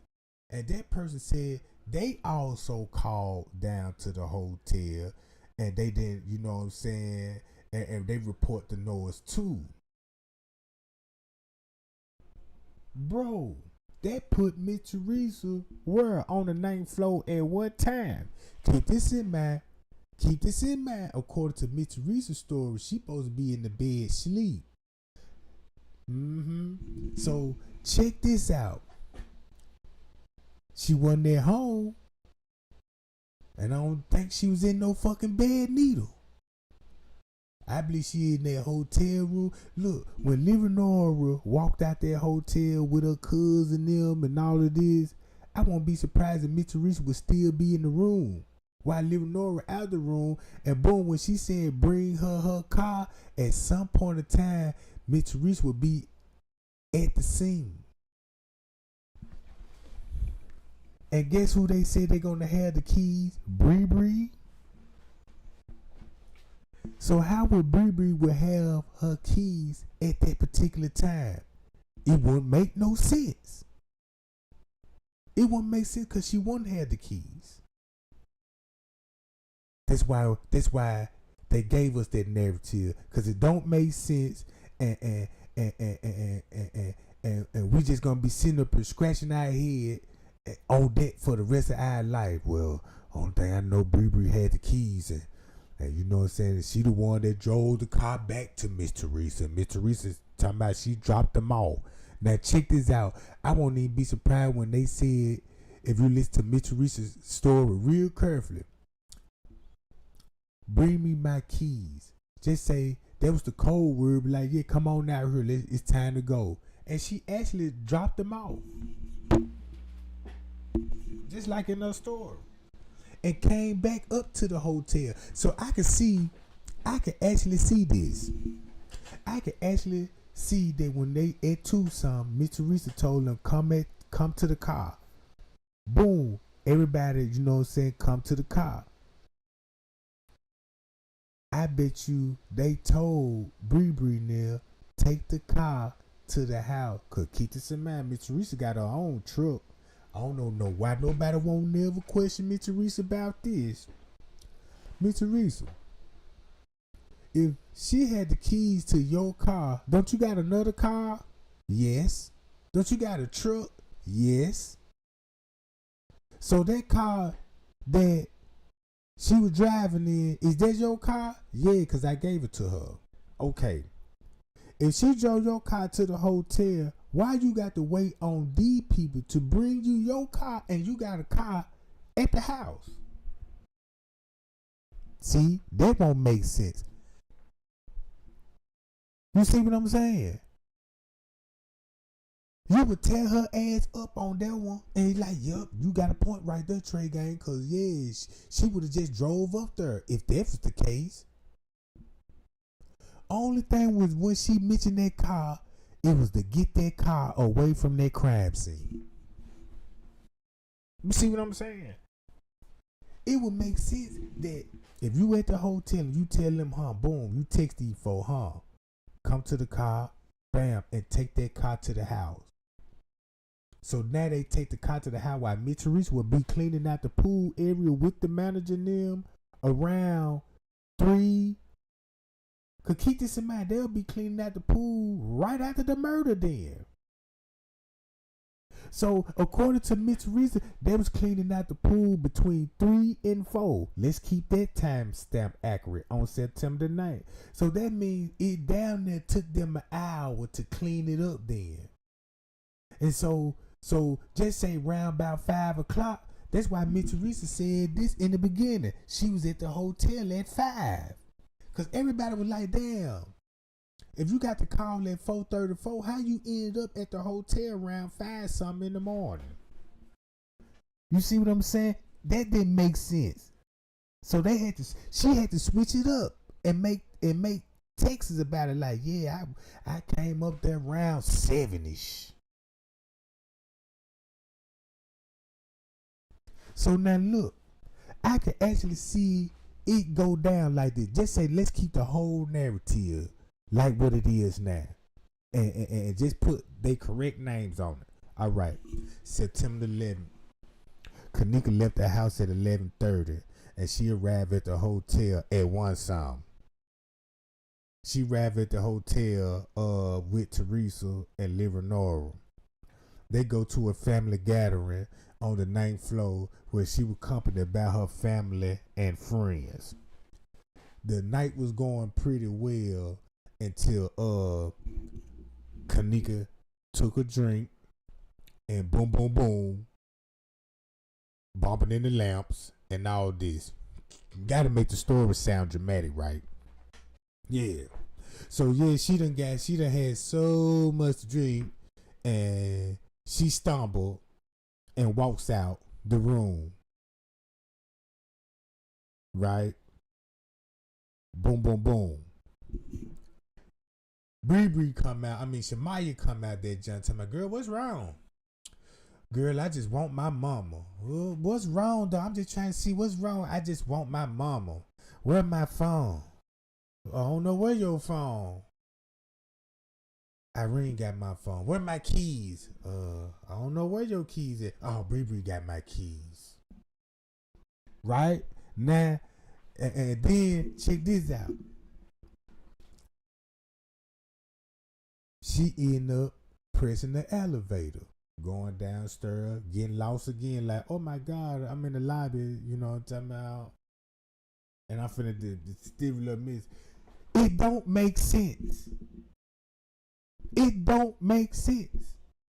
The way they try to give it to us. Security guard running the hall around that time. Nobody can't find Kenneka. Everybody putting the blame on Monifa. They got this whole narrative fucked up about this girl case. So let's put it back together. Kenneka showed up with family and friends in the room. Everything was going swell. Somebody in the room was texting Kenneka. So Kenneka was lured out the room and to the lobby.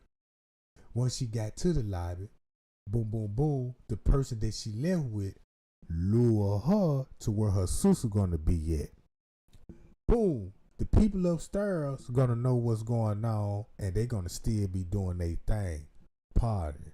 Mr. Teresa and James Coleman could still be in the room and waiting on the call from Leonora.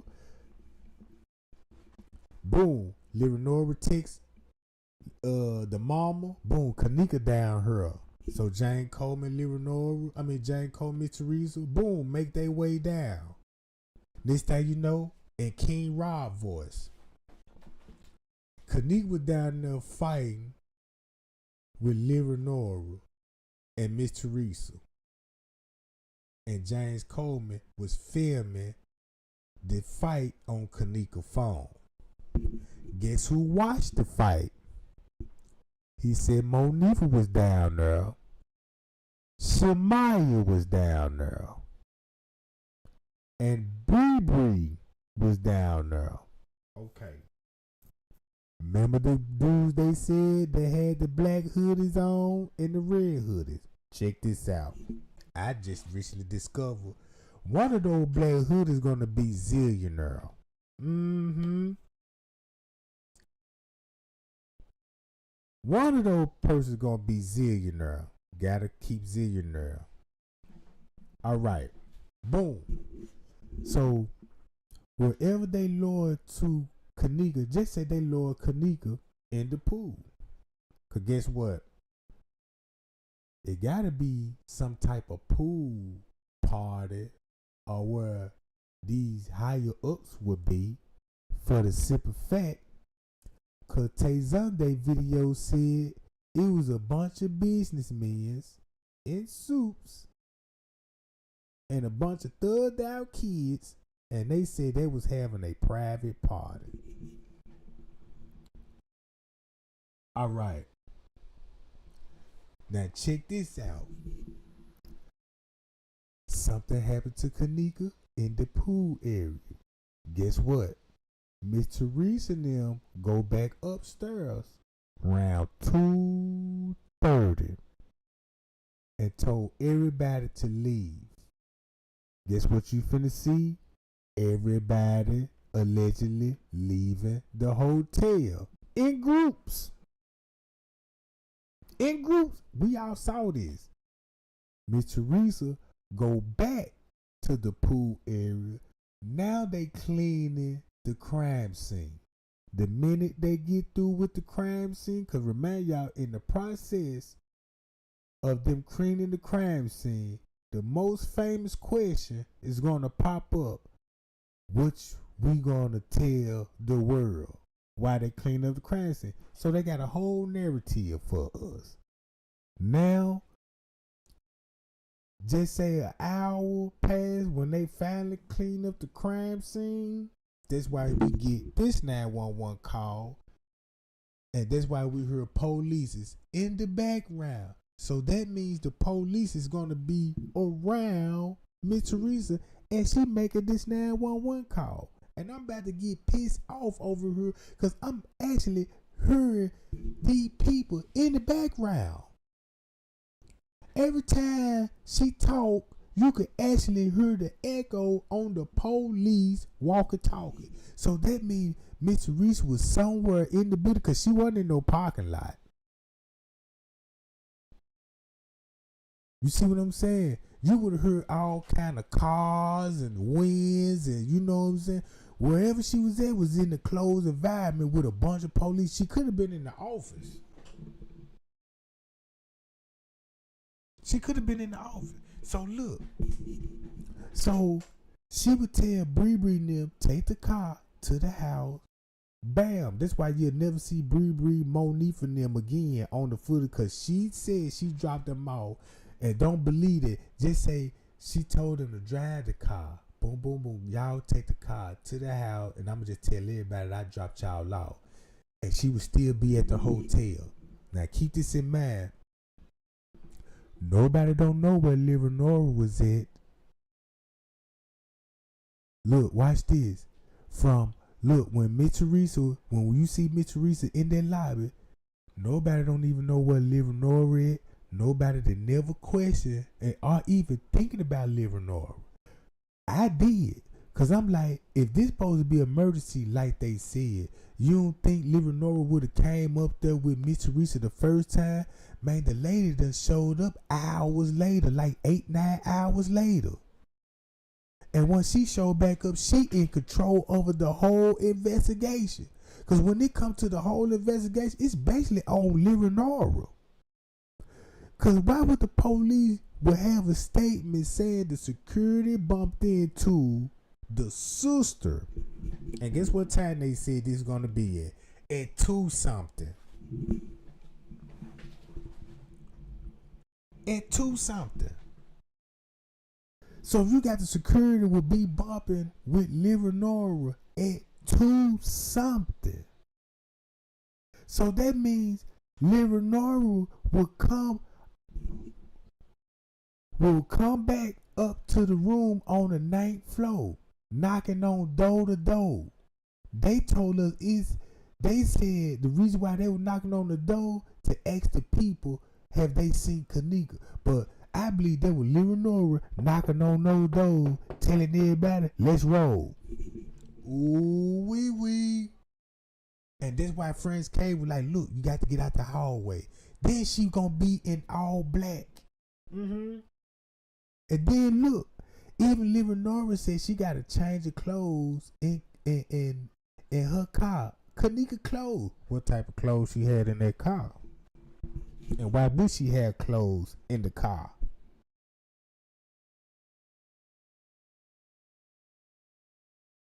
So look. Golly, bro.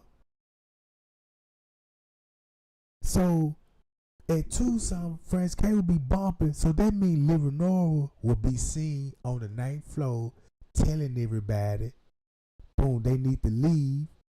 That's when everybody get to leaving. Oh man. It would make so much sense. That's when Bree and them were like, yeah, take the car and take it back to my house. And they made the people, oh man.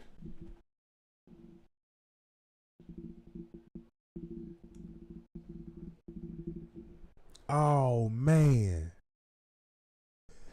Bro, I'm about to jump up out my seat over here because the story, look, no matter how the way you put the story cannot change.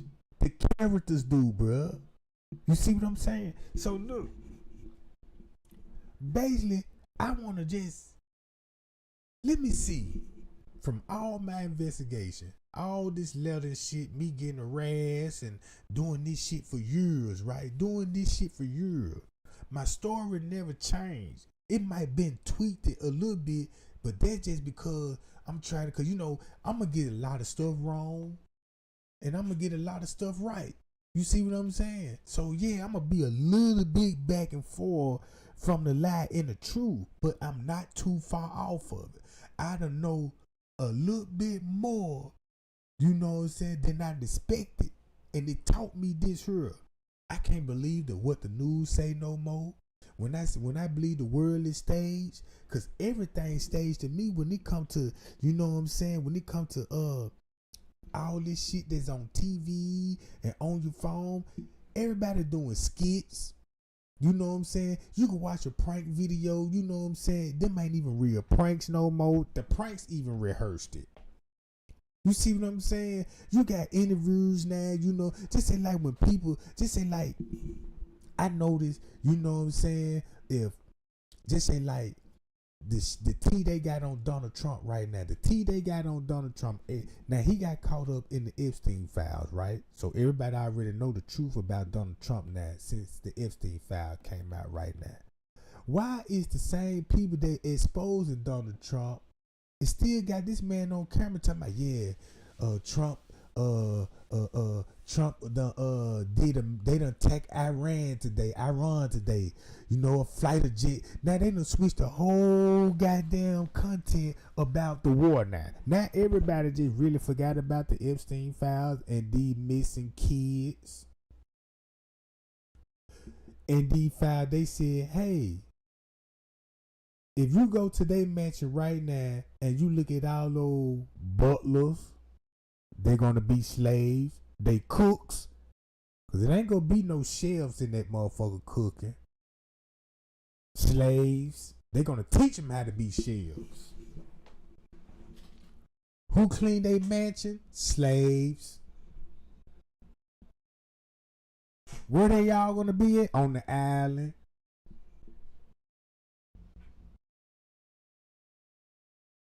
So look. Everything is staged now. So, this the story of Kenneka Jenkins. When it all said and done, you got to think about Eugenia Walker, and you got to think about Antonio and Vet Evans. Cause Eugenia Walker died that night, and they said the actually hit was for Antonio and Vet Evans in the first place.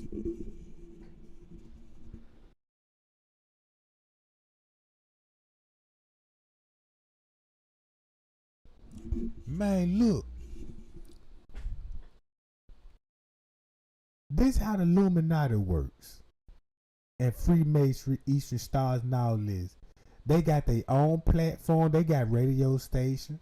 They got writers, PR people. They got people that write this stuff for them. They got acting coaches. They got handlers. They got everything they need. They got tools. They got tools that make us run to these people. Look how we was waiting on the interview. And soon when the interview like, yeah, Mr. Reese on the radio said, oh, let me run to it. And you finna run into a bald face ass lie. You finna run straight to a bald face ass lie. And guess what the news finna do? Ask those police questions. Ask questions that really is you asking some of the questions that the people want to know, but you really ain't asking no serious questions. All this controlled questioning. And then check this out. They got other platforms they can run to. Boom. And guess what? We finna run over there to their platform. Wherever they go, we going. And that's where we fucked up at right there. See what I'm saying? So look, basically, all this information that I got, you might as well say Crown Plaza is a killing field, bro. This actually a hotel people go and kill people. Just like the movie Hostel. You ain't even got to believe that. But if you saw that movie Hostel, you know what I'm saying, and all this, and these people could put those type of movies out there. You don't think that would be happening at Crown Plaza? I do. Cause if you look at the people who they tied to, check this out. Why nobody ain't talking about the doctor that did the autopsy on her? Did y'all know the doctors that actually did the autopsy on her wasn't even doctors at all? They don't even got no medical license. Matter of fact, the names that's on the motherfucker, I don't even think these people exist at all. They probably just put a name on that job. And then look, you'll find out Dr. Glass, Lillian Glass. Check this. This is what I look. Watch this.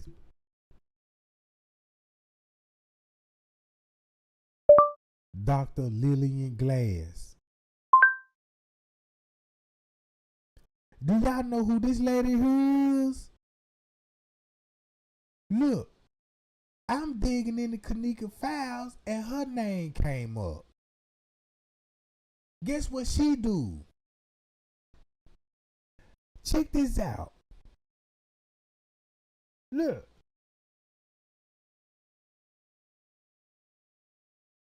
Here's the pen that erases scratches instantly. Look, no cut, no Photoshop. While Rutherford has kept his eye on the university from close by, not all alumni have stayed on the prairie. We promised you coast to coast, so here we are in sunny Southern California. Bradley University graduates are turning up here in some very interesting places.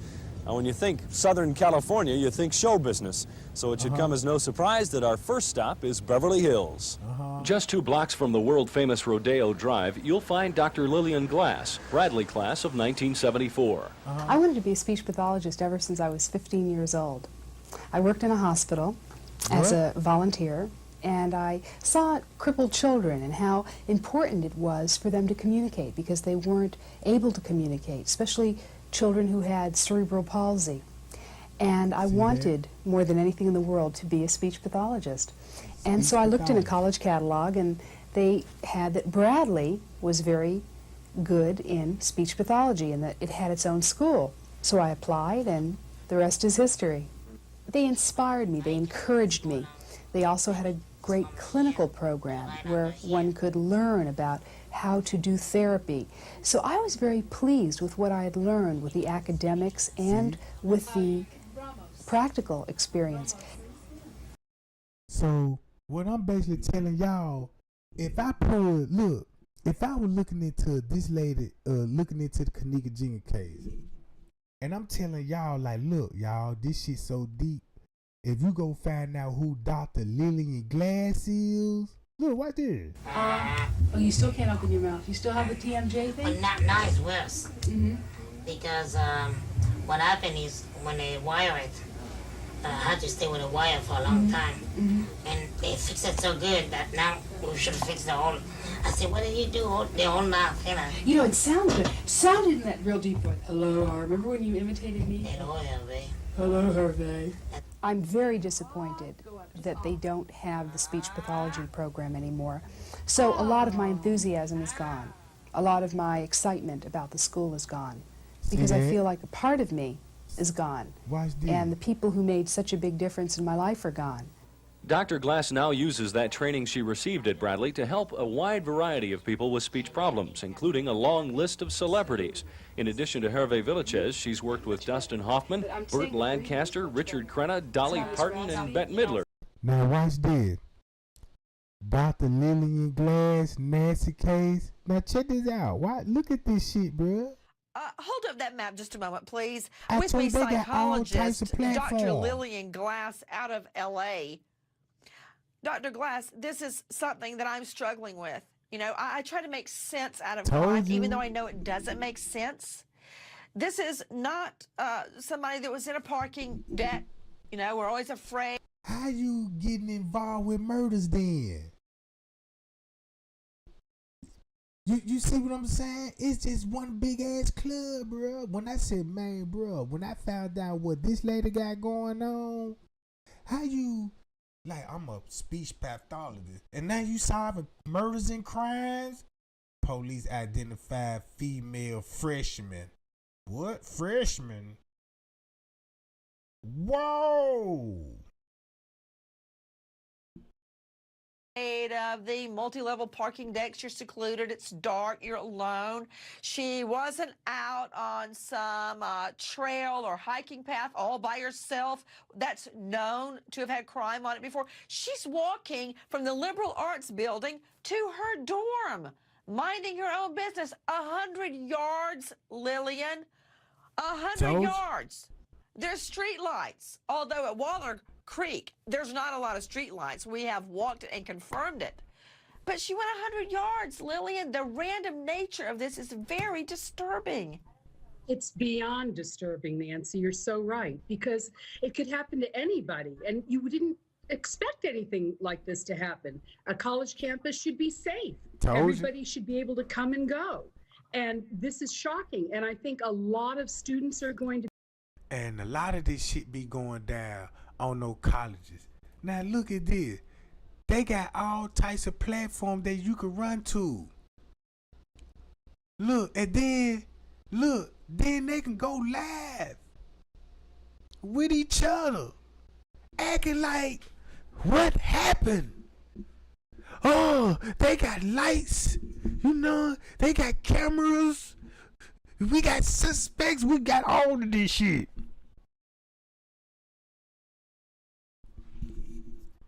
Look, if you find out who Dr. Lillian Glass is, I said, wait a minute. This lady also doing interviews explaining how she do surgery, how she do autopsy as well. And matter of fact, not only that she actually do surgery, she do implants, She's a big doctor in Hollywood. She the one that you come on. You want some big full lips? I give you big full lips. Man, them folk can make you look pretty, and they can cover up a crime scene.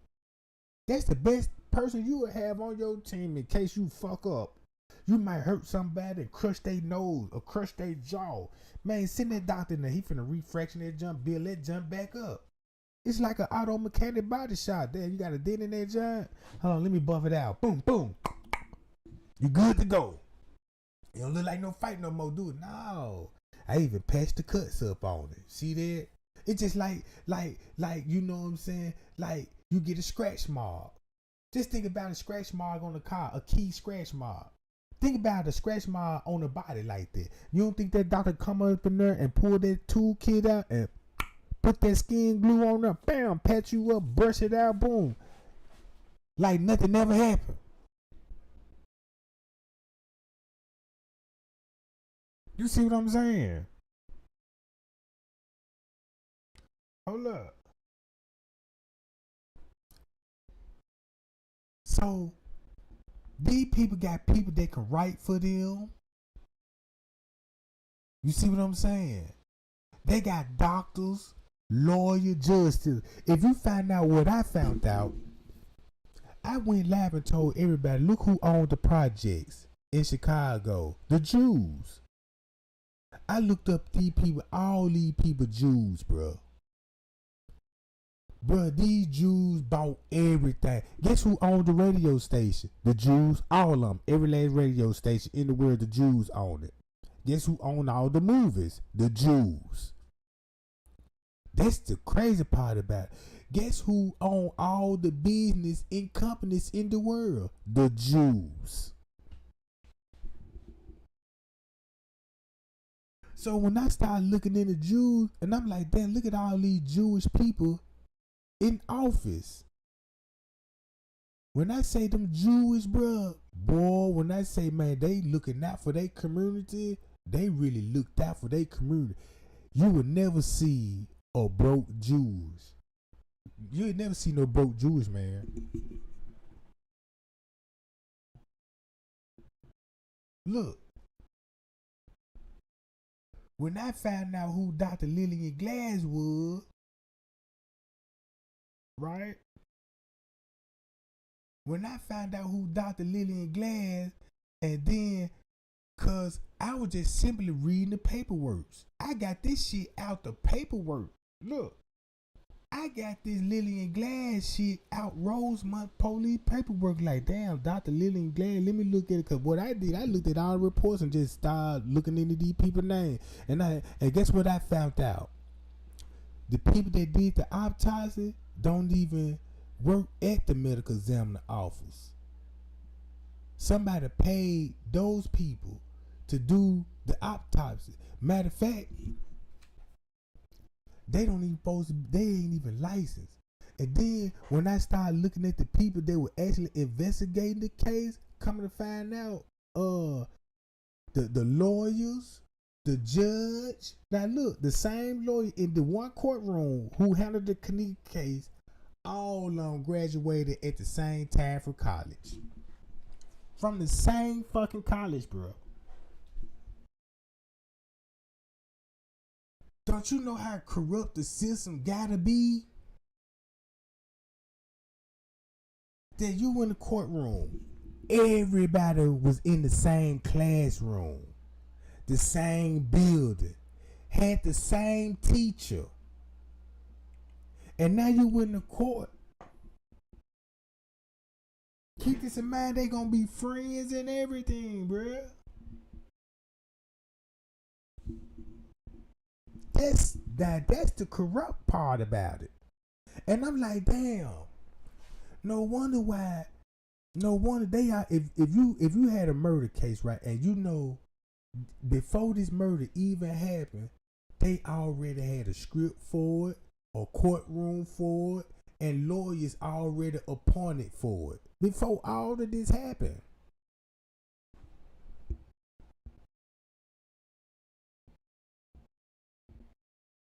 You see what I'm saying? Before all of this happened, they got all of this in play. That's how Freemasons look after each other, bro. That's how the system works. We can bail you out. Even if you get caught, we can still get you off charges. These people got the power to change the narrative whenever they get ready. Only thing Miss Teresa got to do, she can just keep crashing out. Nobody don't know why. They can speculate why. You can ask people, 1,000 people, why you think Miss Teresa crashing out? You're gonna get 1,000 answers. Ain't nobody on the same track, bruh. That's our problem. We can't even all become as one and come up with the truth. The truth got one destination, and that's straight. You could take cuts and turns all day long with lies. And while you doing all this turning and shit, you ain't doing nothing but sightseeing. Oh, what's over here? Let's go over there. What's over there? Let's go over there. But the truth, you got a straight shot. You can ask 1,000 people what happened to Kenneka. You finna get 1,000 questions. 1,000 answers. You see what I'm saying?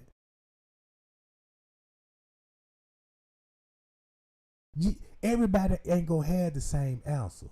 And I'm like, man, that's really messed up, bro.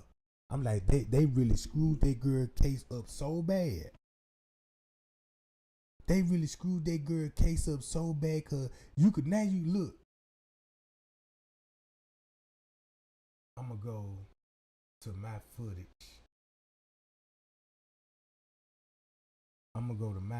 Right? See, I got some live videos that I had private. You know what I'm saying? See, like this here.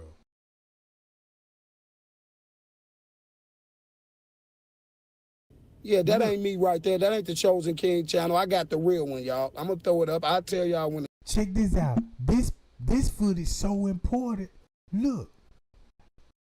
Right up in here. Bruh, round about this time is important. Hold on. I'm gonna show y'all what's very important about this job. Watch this. I think it's gonna be right up in her. Such, I feel that Kenneka nice and sexual threat or take back the things with Lenora and Teresa. And as much as people try to discredit, there go T.Y. Rolling folks right there, right? That's T.Y. Rolling folks. That's the girl that was in the car that they was talking to in the car. Now look, guess what time this gonna be at 10:24 in the morning? Where Miss Teresa at? Check this out. Remember when Straight Drop told everybody Miss Teresa will be at the hotel around about this time, and you got staff that's there, undercover police officers, everything, all of them gonna be there walking on the camera. That's what Straight Drop said. Look, if you know the truth behind this, only thing you got to do is this.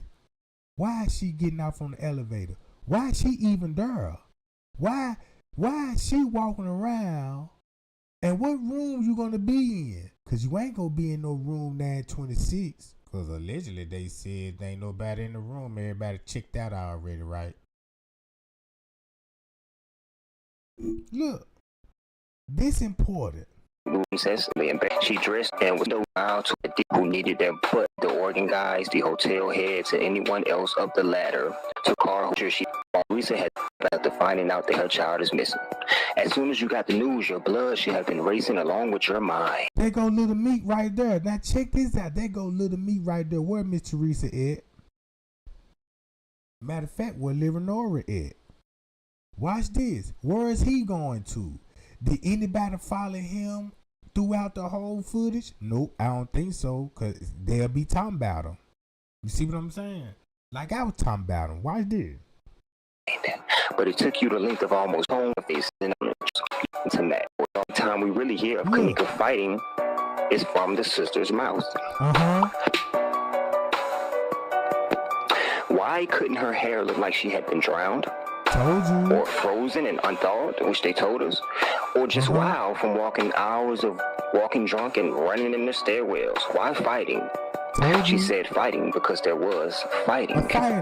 I believe Kenneka actually attended a party on the previous date of the 6th, actually enjoyed herself, left the party, and then ran into the hands of the killers. Why do I believe she left? They stated to me that, basically. The man said she left the party and ended up in the hands with the killer. That looked like what the Bow situation, right? And guess what? Guess what else he finna say? The mouth of those who actually know the truth.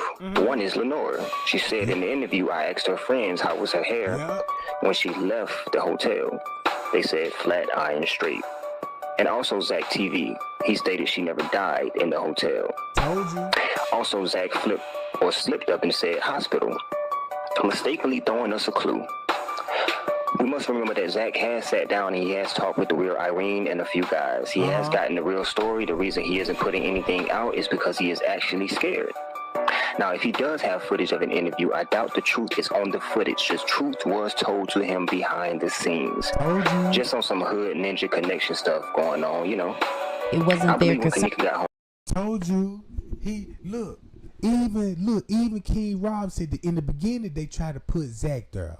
The reason why they tried to put Zach there because they told him what happened to Kenneka and they paid the man to give us those interviews, those fucked up ass interviews. So by them saying if Zach just by them like, hold on Zach, you get too carried away, man. Look, we just gonna put Zach at that hotel because if you look at their mindset, they trying to put it like. Put Zach in a position like, damn, I know the truth. Now they put me at the hotel. I'm going to just get up off this shit. And that's what exactly he did. Because he want to be known as a sellout. Right? So guess what they did? Now they had to come back and tell you the truth. Okay, Zach got paid. He found out the truth by doing his little research and his connection. Boom. So he found out the truth. He took the money. That's why we got the Irene video. The Irene and the TY Live video. To throw us in the loop. Okay. Now they saying he ain't got nothing to do with it. You know what I'm saying? And his death don't got nothing to do with the Kenneka Jenkins case. His death surviving because of his camera and he going back and forth to ops. Making videos with the ops. Really starting beef. You going back to the ops making this video, then you go to this ops and let these folks go back and forth on your camera. No, they got him out of here for that particular reason. Okay, now that's the truth about Zach. Zach is a sellout, bro. Zach sold us out, and Zach sold us out, took the money, and moved on with his life. While we was sitting up here losing sleep, you know what I'm saying, back and forth with each other, you know what I'm saying, all this stuff divided us completely, right? Them folks divided us completely. Okay, now check this out. She ran into an awaiting Lenora, James, and Teresa, the three bandits. Told you, he even said if Kenneka was lured out the room, guess who she gonna end up in the room with? Just on some hood ninja connection stuff going on, I believe when Kenneka got home, she ran into an awaiting Lenora, James, and Teresa, the three bandits. I believe through discernment and research that Lenora was choking her. She was frantically stated or started kicking, probably knocking things over, and that is when I think Teresa tried to grab her legs. When someone's being choked, they go into a different mode of rage and strength because death is near. Now I told you guys, and I showed you all the footage, what the real Kenneka wore on the. Now listen to this. Do y'all believe this shit? Cause right now, I believe it. Cause it's just the power of what investigation can do, bro. Boy, you just don't know the power of investigation. Cause everything you're gonna read, you're gonna be like, damn. No wonder why this report read like that. That report read like that. Cause everything what he just, even King Rob, Chosen King fell out.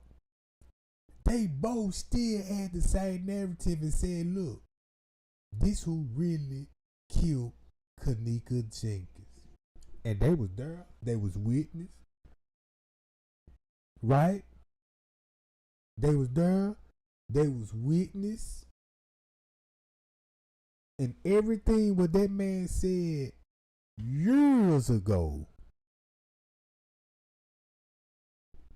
it actually eventually happened. Look, watch what he said. What happened to this girl here, bro? Party to the point that Lenore was choking her. Yeah.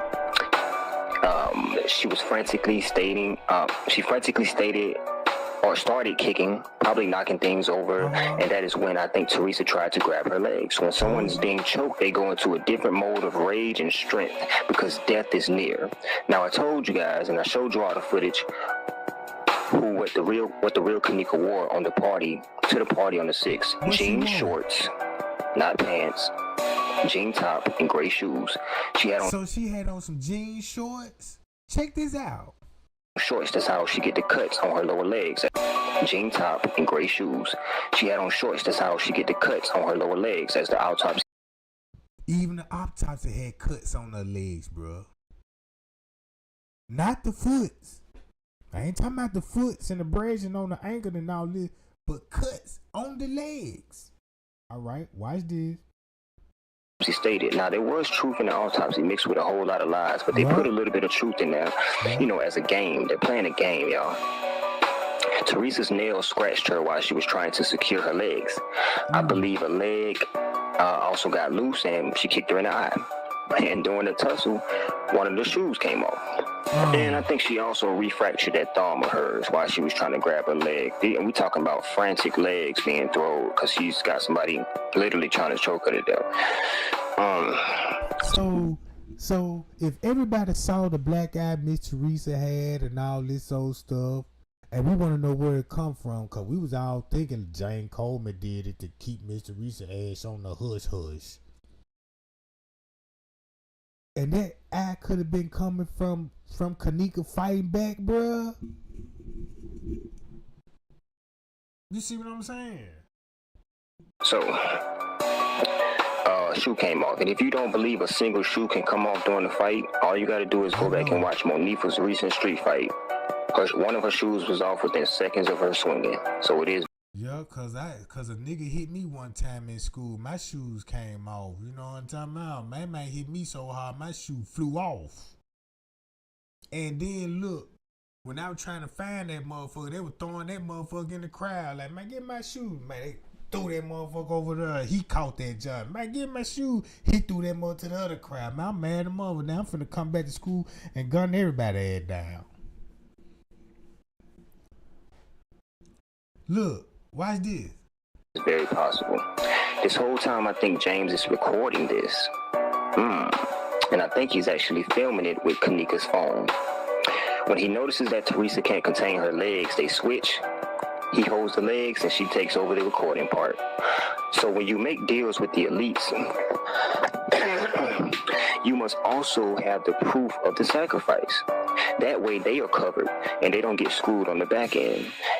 And they would also have incriminating evidence on you just in case you decide to go back out and expose them, you know, say years from now. Miss Coleman Chosen was talking about that was walking through that hallway, wasn't it? I mean, that was walking up to get his money when his face was blowing out and Chosen kept saying that was him, wasn't it? That was him. Chosen knew it. His face was blowing out, but he said he couldn't get rid of that motherfucking dent in his head. Chosen said it too, Chosen. Y'all, and then when he did that video, y'all, I swear to God, you couldn't see nothing on that dude's face. I was like, how this motherfucker 100% sure he know that's James Coleman? And then that motherfucker said, hey, yeah, you can't get rid of this dent in his head, though. Y'all, I was like, God damn, this motherfucker cold. Stupid motherfucker was there. They didn't know I was super slicing, though. Slicing they dumb ass. And this when he coming to pick his money up. Pretty much everything. That was supposed to be me. I swear to God, she kept saying that was supposed to be me. She kept saying they were trying to get out there. The girl kept saying it. She kept saying that's supposed to be me. And I'm like, damn, she going in. I'm like, why she saying that? No, Zach dead for real. Zach dead for real. Ain't no Kenneka. Ain't no Kenneka. The name Kenneka was the name ain't no Kenneka. Her real name is Anisha Flowers. They when they took as twins, they took them and named them Kenny and Kenneka Jenkins. They were took back Kenny Martin and they was sold when they wasn't took. They was sold to Kenny Martin and Barbara Evans. Yeah, just go check the Pittsburgh twins. The twins missing from Pittsburgh. You can Google it. Ivan and Anisha Fowers. Their mother name is Patricia Fowers. They was took from they were sold. Which one sold first? I think Kenny was sold first. Ivan was sold first. They sold Ivan first, and then for 2000, and then they came back and got Kenneka. Then they came back and got Kenneka, and then they named them Kenneka and Kenny. They were named with Ivan and Anisha. They named them Kenneka and Kenny, and then they went to Atlanta and was staying with their uncle J Money, not the J Money that they say got killed in Illinois and Chicago. The J Money on the picture when she got the brown pants on. And when she got up here, y'all, she was in the Zoom house. If you want more information, Google the Zoom house in Chicago, Illinois, on the west side. That's where she was at. That's where she's standing at on that picture. She was in a Zoom disability house. And her caseworker name was Darlene. And I talked to them, and I got lives on them confirming she was there and everything. That's why when she was sitting in the room with Teresa Martin that day, and I think it was either Kenneka or Teresa, one of them said, and this the first time you've been in my room, or the second time you've been here in years, or some shit like that. Because she wasn't going over there. And trust me, Zach is dead. See, the thing about the Zach thing is this here. The Zach thing don't have nothing to do with the Kenneka case. That's why, you see what I'm saying? It don't have nothing to do. The situation with Zach don't have nothing to do with the Kenneka case. Not one thing. Only thing I could say probably had to do with the Kenneka case was probably a little karma for Zach doing those interviews and shit like that. But Zach wasn't a part of it. Zach, I got videos that I put up already. Zach was not at the hotel. Zach was only paid to get those interviews and to keep it everybody, because he had that mainstream platform in Illinois and shit, in Chicago, and a lot of more places. So Zach was just get those interviews and to keep it everybody, because he had that mainstream platform in Illinois and shit, in Chicago. And then make it so bad. Watch this. Look who this is on the camera right here. And a lot more places. Look, that's crazy. Mainstream platform in Illinois and shit, in Chicago. And look who that is. Once you find out who that is, that's really a dead giveaway, because these people could actually walk on the footage and look normal on it. Look, and look totally normal. More places. So Zach and look what he said about Zach TV. The man telling y'all, look what happened to Zach TV. This the real reason why Zach was put on the case. Just like Chosen King said. That's why I added these two videos together. Because look what King Rob said about Zach and Chosen said about Zach. They beefing now, but they still said Zach that had nothing to do with the Kenneka Jenkins case. He was paid. Because once you got a big platform and all of this old stuff, people gonna take this serious. Like, yeah, this is a platform, so this gotta be a trustworthy platform. Think about this here. Have you ever scrolled down and it was a murder case that happened, and then it's a channel that'll pop up, right? And be like, damn, I never heard of these people before. Let me go in there. You see the file, like, oh yeah, this is shit. This person got to be legit then. And you scroll on there. It's all designed for you to scroll on some of these people pages. Know what I'm talking about? Just to distract you, bro. That's the game. That's the game, bro. Look, watch what he said. Just put there to do that. But then when Chosen got his spot, when Chosen switched on him, they started giving Zach money, I think. I don't know how much money they was giving him, but I know for a fact they gave Zach the position to do the movie. Do the movie. So look, check this out. When they gave Zach the permission to do the movie, that's why King Rob filed a trademark on the name and try to get the license of any movie that's gonna come out about the Kenneka Jenkins. So he really stopped that by trying to file a trademark. Guess who came to the trademark defense? Miss Teresa Martin. You bastard, you how dare you try to trademark my name, my daughter's name, and all of this old stuff. All right, check this out. Exacted position to do the movie, and they made him get his Zach Entertainment LLC so they can drop Zach TV One LLC so they can drop the money in that. And that's why Chosen was going so hard at Zach. That's why I hated Zach so much and that's why a lot of the other YouTubers was putting Zach name so much in it because Zach, the higher up saying Zach was more business minded than the most other goofies. And they said they'll let him do the movie shit. Do the movie shit. Now watch this. Watch how Zach tried to do it. Look. Zach TV, right? Let's go to Zach channel. Keep this in mind.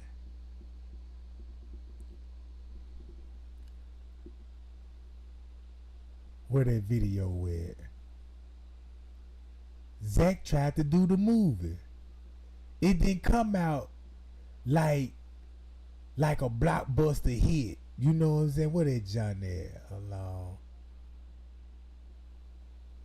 It's got to be somewhere. He released it.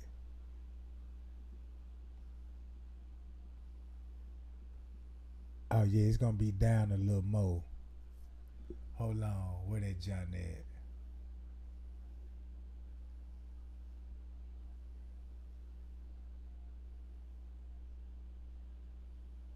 Oh man, I hope I ain't. It's gonna be. I gotta be right up in her. It's gonna be somewhere right up in her, I believe. Hold up. They go to butt pack John. Oh man, where the video at?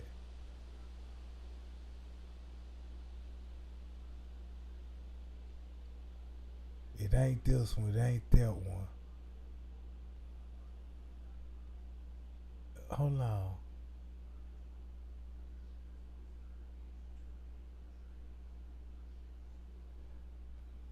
It's gotta be after this. See how he got, look.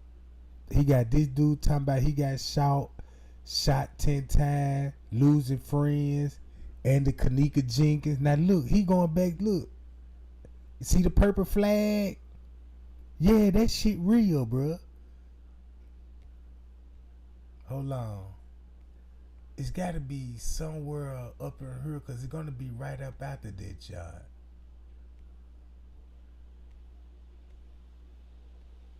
Man, I hope I can find it. Cause I watched that, John.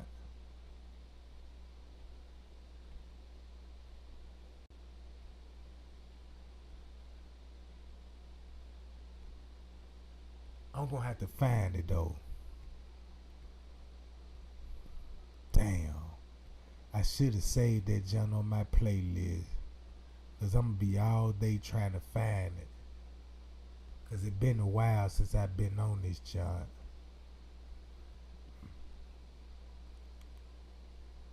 Yeah. But listen to what he said.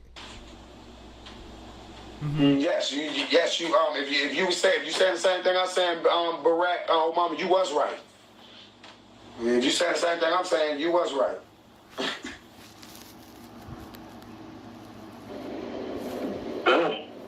Listen. Johnny said that when Chosen live. She said I was just. She said I feel like I was supposed to have got killed that night. That's exactly what.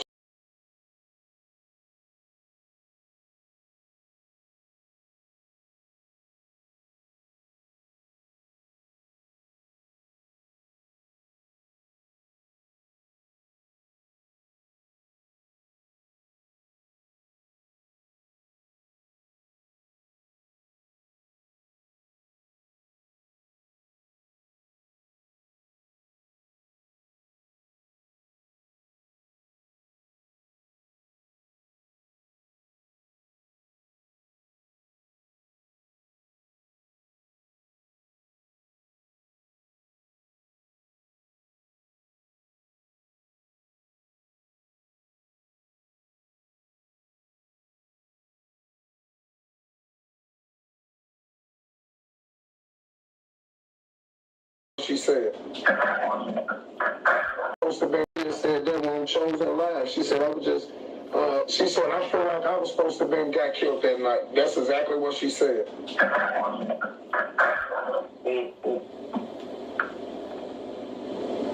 I just want to get in and get out. Miss Barbara, did you see Miss Barbara there? See Miss Barbara there at any? Yeah. It looked like they were stringing me along. Let me say that. Was there Miss Barbara there? Yes. She was there. Okay, let me ask you this. Now, there go Miss Barbara there. So, 1,000% proof Antonia Levette Evans is dead. Y'all heard us talk to the Uncle Bear. Y'all heard us numerous recording phone calls on Bear. And when y'all heard Miss Barbara Evans first come out, all y'all heard Miss Barbara Evans say that she have never knew Teresa in her life. They just grew up in the same neighborhood. Y'all remember her saying that, right? Put a one in the chat if y'all remember her saying that. Now, I don't know Teresa. We just grew up in the same neighborhood. She grew up where I grew up at on the west side. By the Henry Hornets. Put a one.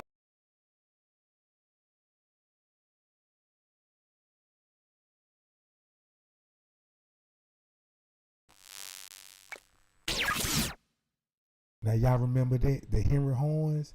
Check this out about the Henry Horns. Hold up. Is this about the Henry Horns?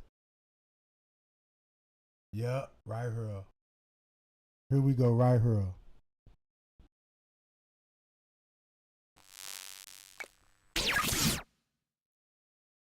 Boom, watch this. Henry Horns. Here go Henry Horns. Let's see who Henry Horns is. He was American lawyer. When I tell you, boy, these lawyers running this shit. The lawyer is the most crookedest people in the world. And a politician. He served as the 28th governor of Illinois, right? He was served from January 1933 to his death in 1940. He is the first Jewish governor. Jewish. Right? This is Henry Horns. If you look at his background and do some research, right? You can look at all this man legacy. You know what I'm saying? They got a Jewish summer camp, right? Them folk got a Jewish summer camp. All right. Okay. Henry Horn Projects. This what I found out. I didn't even know this, y'all. I didn't even know they shot movies here. Did y'all know they shot movies here? Watch this. Guess what movies they was shot here? If you look at the history.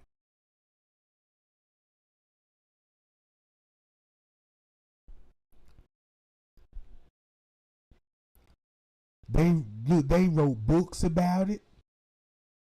There is no children here. This a movie.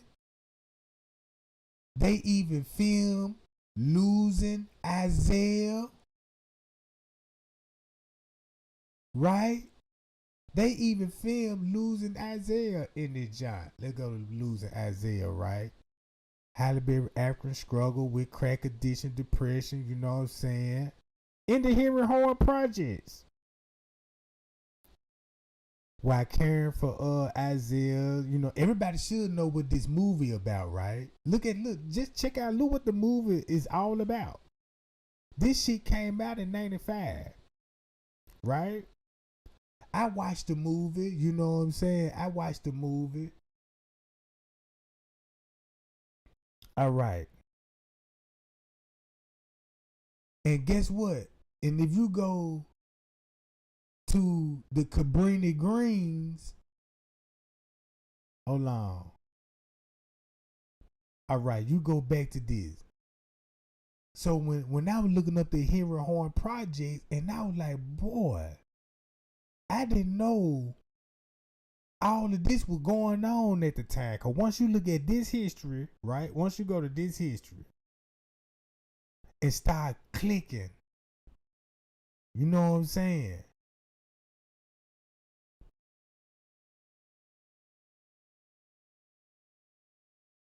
Oprah show broadcast from Chicago.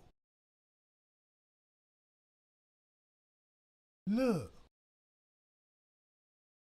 That's where the devil's going to be at, right?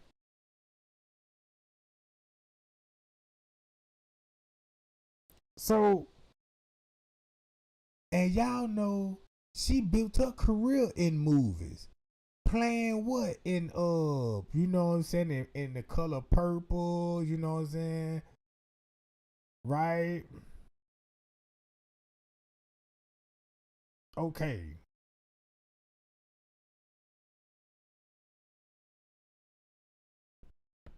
One in the chat if y'all remember that. Watch this. Miss Barbara Evans first come out. All of y'all heard Miss Barbara Evans say that she have never knew Teresa in her life. They just grew up in the same neighborhood. In the Henry Horn. By the Henry Horn. Y'all remember her saying that, right? Put a one in the chat if y'all remember her saying that. Now, I don't know Teresa. We just grew up in the same neighborhood. She grew up where I grew up at on the west side. By the Henry Hornets. Put a one in the chat if y'all remember that. And then I'm gonna give you 1,000% proof that that's Antonia Lavette Evans that they switched the body with and she's dead. Well, why would Barbara Evans be at the funeral? Oh, because her child was at the funeral. Yes. So look, that is not Antonia Lavette Evans in the casket. She's still alive. That's why he said he got proof of the body. You know what I'm saying? Was switched. The body, I don't think the body, not no more. I don't think the body was switched. I believe that's the body in the casket. That's her in the casket. She just don't have all the organs sterile, right? Antonio Vet Evans is still allegedly on the run from these people, and the police caught up with her and put her in witness protection program. That's why, you know what I'm saying, the witness protection program came up. Now they saying Kenneka was in witness protection program, but it's actually Antonio and Vet Evans, because when you got into some shit like this, they're going to put you in witness protection program, right? So that's why nobody could never find Antonio Vet Evans. Until recently, that she got a lawsuit, because I guess she was on a job and she injured herself. Well, it was an accidental lawsuit. Don't know the full story about it, but this what they do. They into lawsuits. You know, these are the type of people they'll cut you off in front of the road and hit the brakes, and you smash in the back of them for the insurance money. They could walk in the store and find a fucking wet spot. You can have a spotter come in there, just say like you go into Walmart, go to the oil section, pop the top on the oil, boom. Spill some oil down there, boom, boom, boom, and then the other person finna come in there who he working with, slip on the oil, then he finna claim insurance money, then they finna get it down there $100,000 lawsuit, right? You know what I'm talking about? So when I looked at the Henry Horn projects, if you go back to what Miss Teresa crashing out at, you know what I'm saying, and walking butt naked at. You know where the Henry Horns at? All this right in the same fucking area. Check this out. I didn't even know this. In the Cabrini Green, this how close these people block is, right? Hold on. Hold up.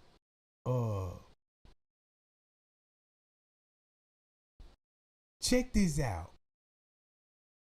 If you go to the Henry Horn project, this is what I found out, right? You can see, look, you got enemies. Just say like the gangs right here, they be on the rooftops with sniper bullets, sniper rifles, right? Cause if you go to the Cabrini Green, where I need to go to the Cabrini Green, right? Let me go to the Cabrini Green, y'all. I'll be right back. I gotta go to the Cabrini Green. should have it already pulled up. Hold on. No, not this one. Matter of fact, let me do this. Hold on.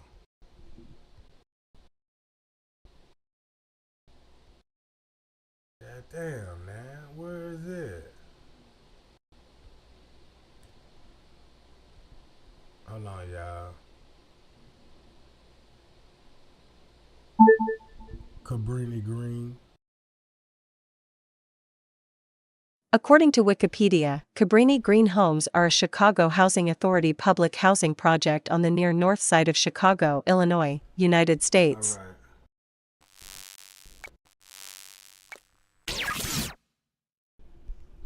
All right, check this out. Now, I didn't know this. They go to Cabrini Green project. This the reason why these dudes was on the buildings. Cause if you got sniper rifles, right, and your ops just say like you can stay in this building right here, and you got this building over here with a sniper bullet, and this where your ops is. I didn't even know this how close they stay to their ops. Your ops could stay right here, and you could stay right here. So what they would do, they would shoot sniper bullets at each other, and the little boy ended up getting hit. And guess what? And then check this out. I didn't even know this. Guess what else they filmed here?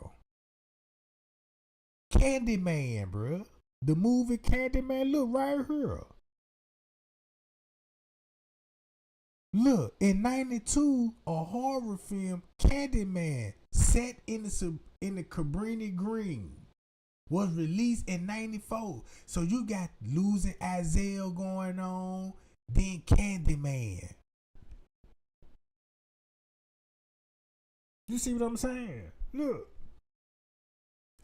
So this is what I figured out. I said, hey, if you go to the Cabrini Green, right? You go to the Cabrini Green. Where the Cabrini Green at? It's near the west side. I mean, near the north side, right? All right. Right here. That's the projects. So, think about it. These dudes will be with sniper rifle sniping at the next projects. I'll leave with the projects, right? So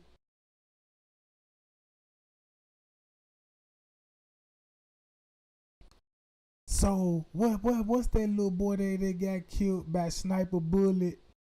Hold on, what's his name? Cause I had his whole page pulled up. So this how the little boy ended up getting killed, right? This was big. This was a big story back in the day. All right. Now here we go right here. Cabrini Green. Look, Cabrini Green became the most known for the publicity, you know what I'm saying, national surprise outlet, from the Robert Taylor's home, you know what I'm saying, Statway, God, Southside, look, Roswell Gardens, the Henry Horn on the west side. Look, all of this shit, right? So just look at it like this here. If you on top of this building, shooting at the other building. So basically, they just really create a killing field, put them all in projects close enough they could shoot rifle bullets at each other, bro. Here we go right here. In October 1992, a 7-year-old, look, him, the murder of Dontrell Davis. Keep this in mind. The Davis name finna come back up. This how long the war been going on.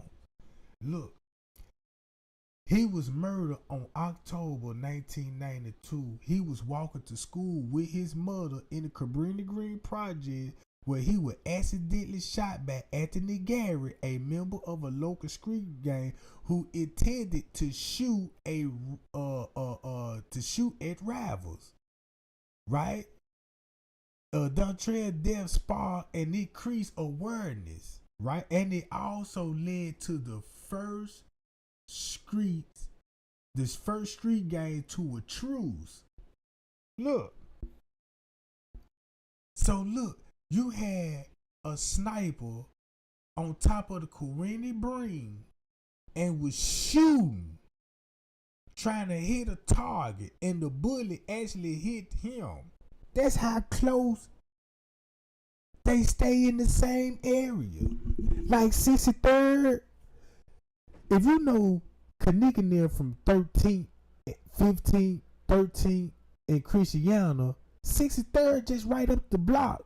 Especially if you in a big ass building in the high rise like that, man, you got clear view of the whole area. You ain't gotta do nothing. You can just snipe people at the store. Boom. Boom.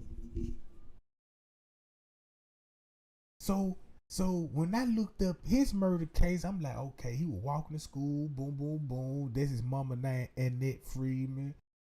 He was going to General Elementary. He was a first grader, you know what I'm saying? Look, on West Oak Street, a 19-story high-rise building belonged to the Chicago Housing Authority in the Cabrini Green projects. While walking to school, he was struck by a bullet fired by Anthony Garrett. He was on the 10th floor of the apartment at North Cleveland Avenue high rise.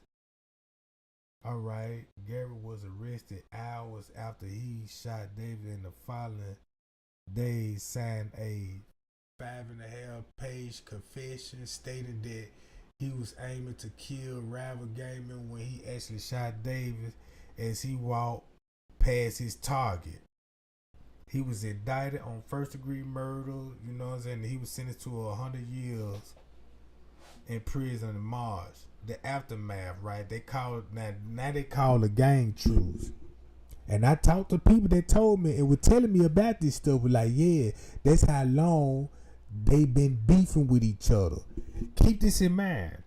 Y'all don't see how the Jewish look. Don't you see how the Jewish people could build these housing projects? Put everybody there in them, right? And your enemies stay right down the street. Enemies stay right down the street. So if you go back to the list, I even went back to the list of homicides. Let's go to the list of homicides, right? And y'all remember John Wayne Casey?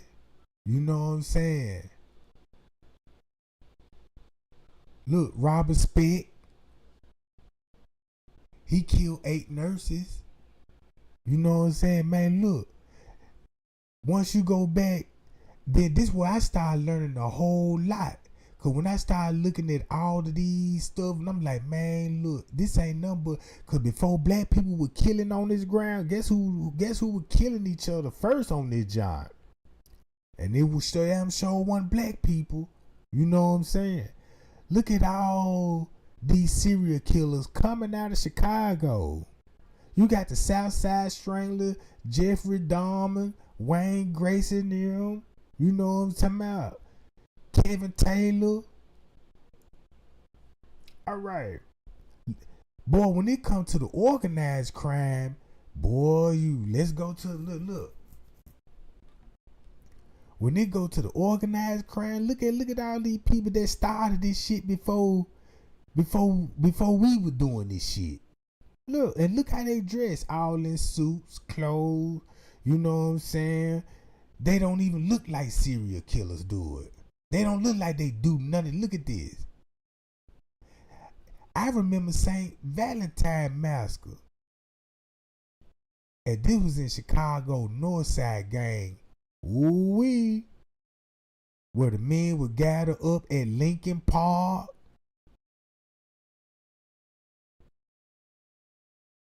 And they were disguised as police officers. Let me go to this John. They disguised themselves as police officers. 7 men were lined up. Boom. They had submachine guns and sawed-off shotguns. And round was fired with Thompsons and cartridges discharged from the shotgun.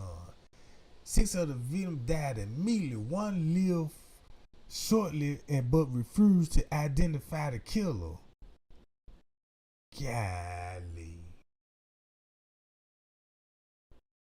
Now that's cold. That's cold.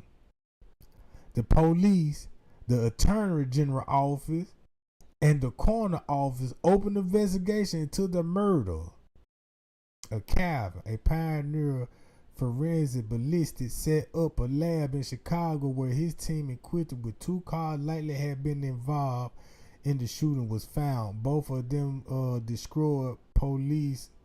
Both of them had been destroyed. Police arrested several gang members in the connection of the shooter, but lack of evidence. None was charged. No wonder. That's how they do shit.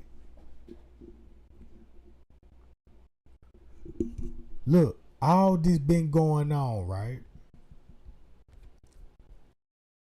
So when you go back to the Cabrini Greens and the Henry Horns,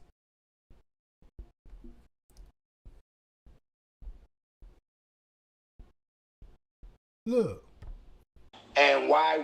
And then I'm gonna give you 1,000% proof that that's Antonia Lavette Evans that they switched the body with and she's dead.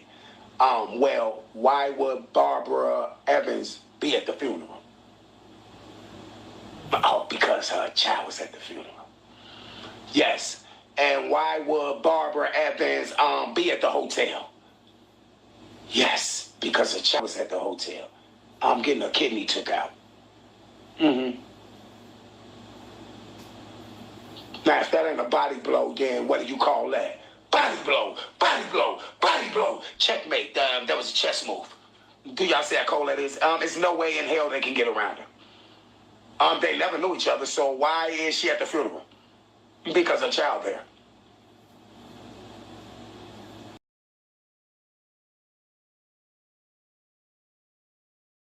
Now tell me, do y'all see what the Jews think about us when it come to the Cabrini Green?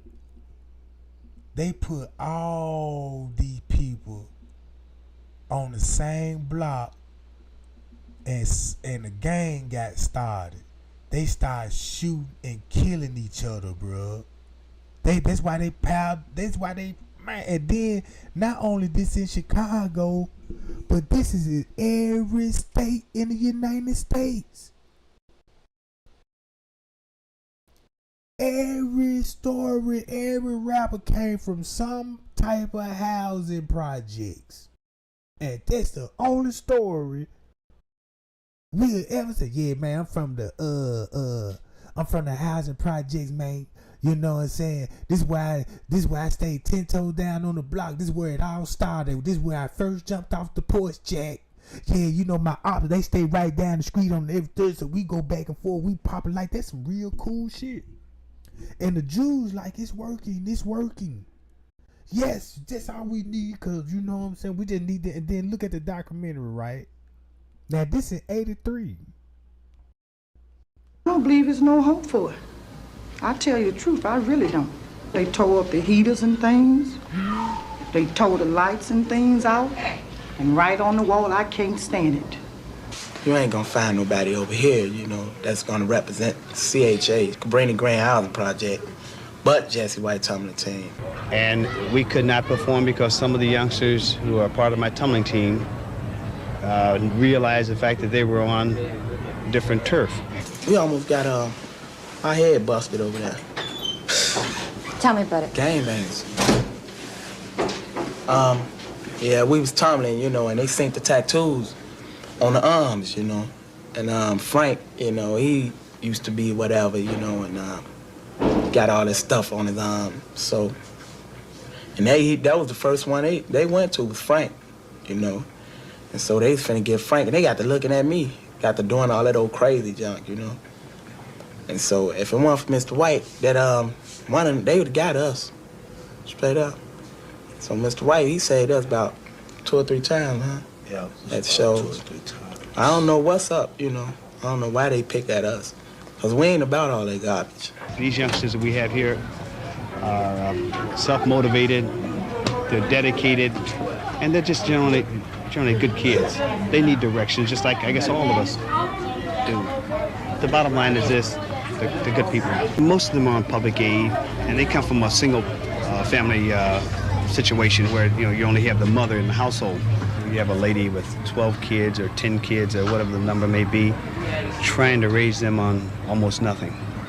And you're talking about $425 a month. You try living on $425 a month and raise 7 or 8 kids.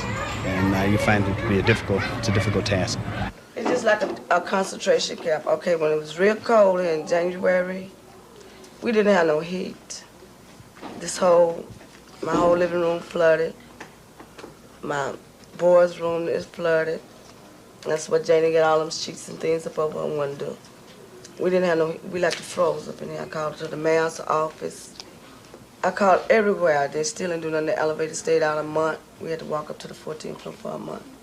Walk up the stairs. People be scared to walk up when the elevators broke because all the hallways be dark. Everybody's scared. We just too close to each other, that's all. Everybody had to get the weight off their shoulders. Yeah. Well, did it change when the mayor moved here? Yeah, it got some better. It did for a while, but then after she moved on and the police force and everything moved out, it went to getting back bad again. I know, because I can't send my 2 sons to Jules. I have to go myself, me and my daughters, because when I send my kids out here, they get beat on. My 15-year-old and my 16-year-old, they get beat on. And I'm scared to send them out there because they can get killed now. And I'm just scared of it. It seemed like, we just locked in, only one person. That's cold. This how you could tell that these Jewish people done sat at a round table and came up with a plan to keep us down, to keep us divided, and all of this. Look at the buildings they put these people in, and look at all the plumbing issues. Everything ain't working in that joint. I grew up in that kind of environment. Things breaking, never fix nothing. AC don't win now, especially AC, you know what I'm saying, go out. Right? So these people sat at their round table, came up with like, look, put them all there. Right? Look. Person got the key, only one person can get out like that. That's how it make me feel. It don't seem right to me. Some of these boys around here ain't doing anything. They be harassing them, just cause they if one the welfare. When they put them in the project, how they control the welfare, they control the jobs and everything. And look how we just pawns into this game. Man, we pawns into this game, bro. Look, we so much palms, and once you knock on these people's door, boom, they don't answer the door. You go to the mayor office, you can't get in touch with nobody. Then you got to put all these pressure, be like, hey man, what's going on? I can see a pattern. This is a CIA type shit. Look at all this. In the Cabrini Green, all this is just promotion. Gang is cool. Gang is cool. Y'all from the same project, you'll be like that. Cause when I was watching, cause look, I'ma tell you, when they was showing gangs, they was showing Chicago and LA. And LA back then was the king of drive-bys. Cause that's when, when I was a kid, bro, when I was listening, I'm like, drive-bys, you know what I'm saying? Never heard of a drive-by before as a kid. Never thought nothing about a gun going somewhere and killing somebody, doing a drive-by. I'm young as hell. And seeing the movie like, whoa, drive-by, man, that's some real gangster shit. That's some shit I can do, you know what I'm saying? Boom. Then you get I remember when Boys in the Hood came out, bro. When boys in the hood, man, you couldn't even go to the movie theater because they was shooting up the movie theaters, bro. Man, it's like these people sat at their round table and this had a conversation with, hey, what we gonna do about these ninjas? Look, just give them big housing projects. We're gonna pile them all up. You buy this block over here, and I buy this block over here. Boom. Look, this side gonna go against this side. Boom, that's finna generate money cause we need to build jail systems for this. Cause that's finna bring in more money and more power. So now they're gonna get so brainwashed when we get in these movies, these gangster movies and all this stuff. You know what I'm saying? But we're gonna show them the Godfather first. Right? Cause when it come to the mob, everybody got respect for the mob. Everybody that love mob movie, I love mob movies. I ain't even gonna lie, with the wrong mindset by me watching those movies and be like, man, this how the mob this. Look how when you watch that mob, you feel like one of them. Like, yeah, nobody better not mess with me type. You see what I'm saying? So now look. So these people were sitting at that round table and came up with a plan because they got money. They got power. Now, I was raised up when they were teaching us about the Ku Klux Klans and the slaves and all of this old stuff. But they weren't mentioning the Jewish people. You see what I'm saying? They won't mention no lawyers, because this just to show you that the people that's behind this shit is the lawyers. You see what I'm saying? They started out with lawyers, and then you know what I'm saying. Just like in the record producer game, the main people that own the record labels, all of them lawyers and businessmen. So that's how they know all the loopholes in the law. Once you got control of the law, look, put all these black people up in here. We're going to make them real frustrated because now look, jobs hard to find. So they're going to have a little bit of money. And they're going to need that money. So look, we're going to make them really work hard for that money. And guess what they're going to have to use a gun to pick it up. Boom. Go get a gun. Keep this in mind where they were getting these guns from, because they weren't going to the gun shop and buying guns. You see what I'm saying? These people got access to military weapons then, bro. You see what I'm saying? Man, these people got sniper rifles. Who gave them sniper rifles? How they get it? Oh, I know how they get it. Because guess what? Did y'all know this? If you see where the Cabrini Green is located and the Henry Horn located, did y'all look up and see where the Jewish suburb is? They not too far from it. They not too far from it. They right there in sight, bruh. When I say bruh, even the mob is right on the west side, called Little Italy. That's where the Mexican cartel is and the mob. That's how the drugs getting in through Chicago and supplying the folks on the west side. Look, just look at this documentary, right? 5 p.m. Told you. Rollout for a 200-member task force in the Los Angeles Police Department's War on Street Gangs. Who do you hang out with? Who's guys? What gang? It is force versus force. Nobody has any idea. Nobody has nothing. Versus anything or anyone. You hear some commotion out here a little while ago? That even hints of gang activity. Sit down. Sit down. Cross your feet. Sergeant J.J. May has been fighting youth gangs for 10 years. Stick your feet out. So I was looking at the police history, right? I was like, I want to know how the police got started. So I dug deep into how the police got started. To make a long story short, right? This what the power of a uniform could do. If a white man was dressed up in regular clothes, he wouldn't have did what he did.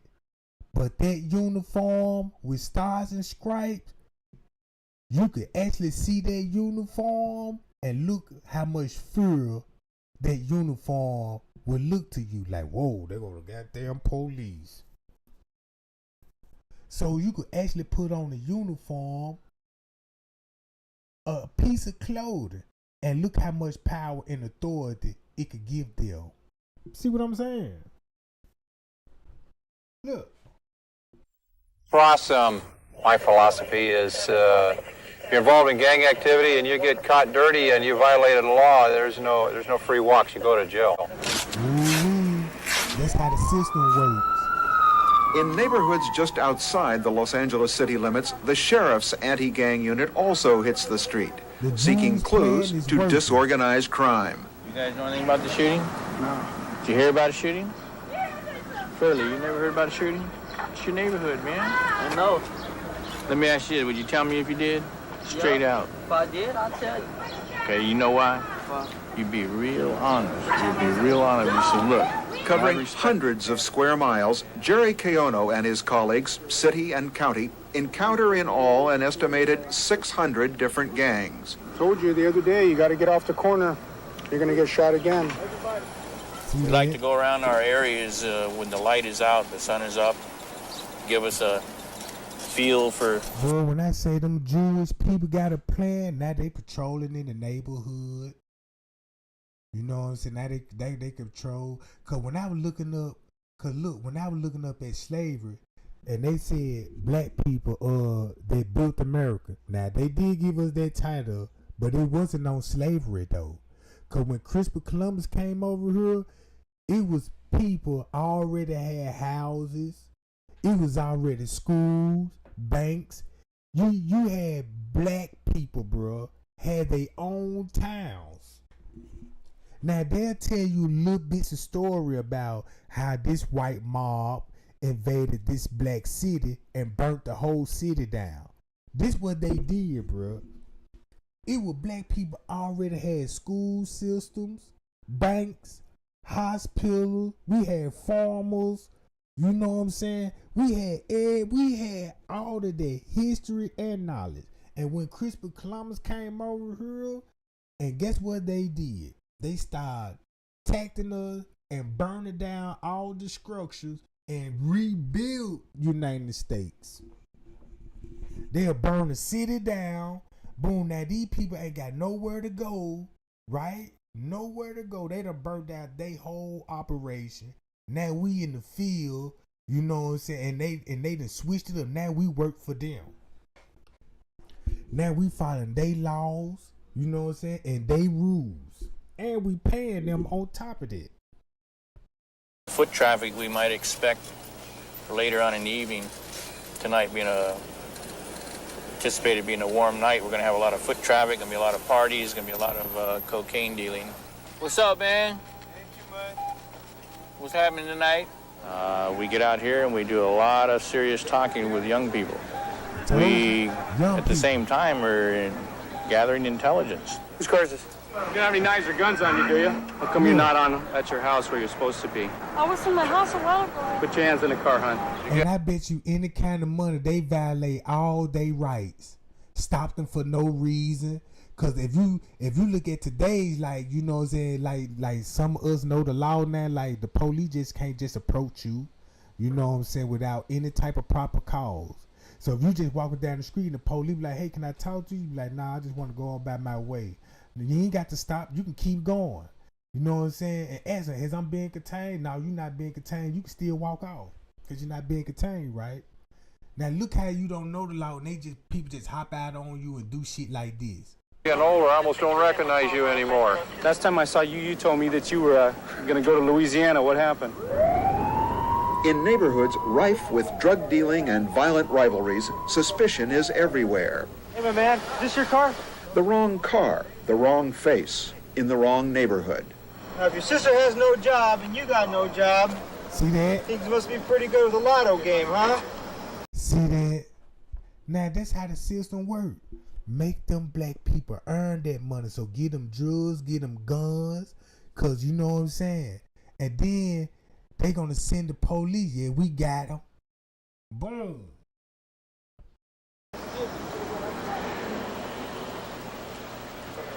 Hey, my man, how much money you got back here?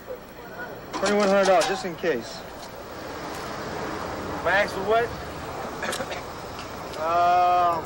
Maybe narcotics for sales or something.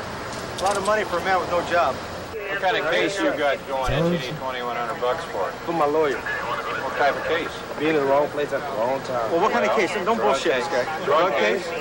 For what, sales? For what? Just for possession? Two of the men. And check this out. You don't think the police already know that?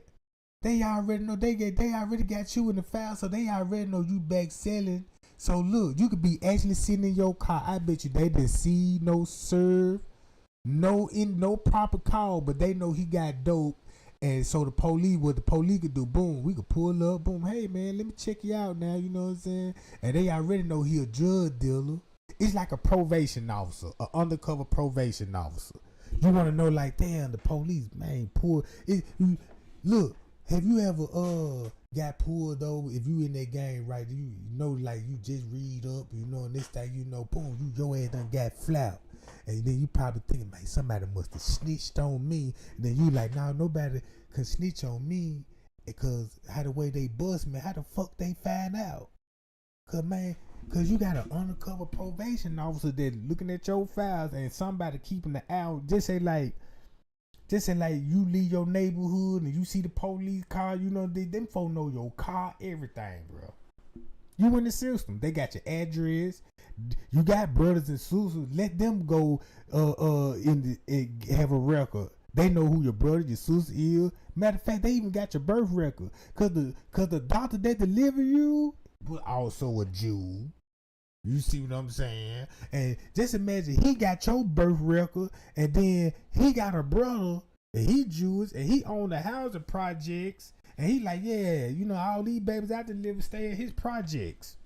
Yeah, we got all the ninjas in these projects, and he got his little ninjas over there, and they could be playing the game and be betting money, be like, hey, I bet you the West Side gonna win this gunfight this weekend. No, look, I just dropped some better guns, so yeah, we gonna get at least about 100 bodies this week. I can see that right now. Look. Men were arrested but later released with no charges filed. Where you going? Hey, where you going? Oh. Critics continue. They found the money and all of this, and they didn't find no drugs, but they found money. Come on, bro.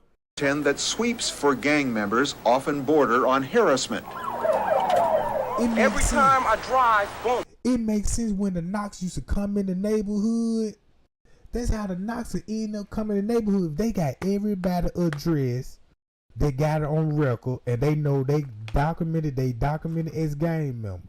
That's when you send a van, because you know this when they all gonna be outside around about this time. So send a knocks, and this when the knocks pull up surprisingly like this. Pull over, get out, knees down, hands up. I know the routine. Christopher, what's this used for? Let me guess. You're a mailman and you beat the dogs off. No, an old friend of mine's left that in the car and he used it for fighting. You can throw it over the wall. I don't have to use that. I got my. Now you know why we started searching your car. Look at the way you talk very tough to them. Cause a stick. Bro, look at this shit, bro.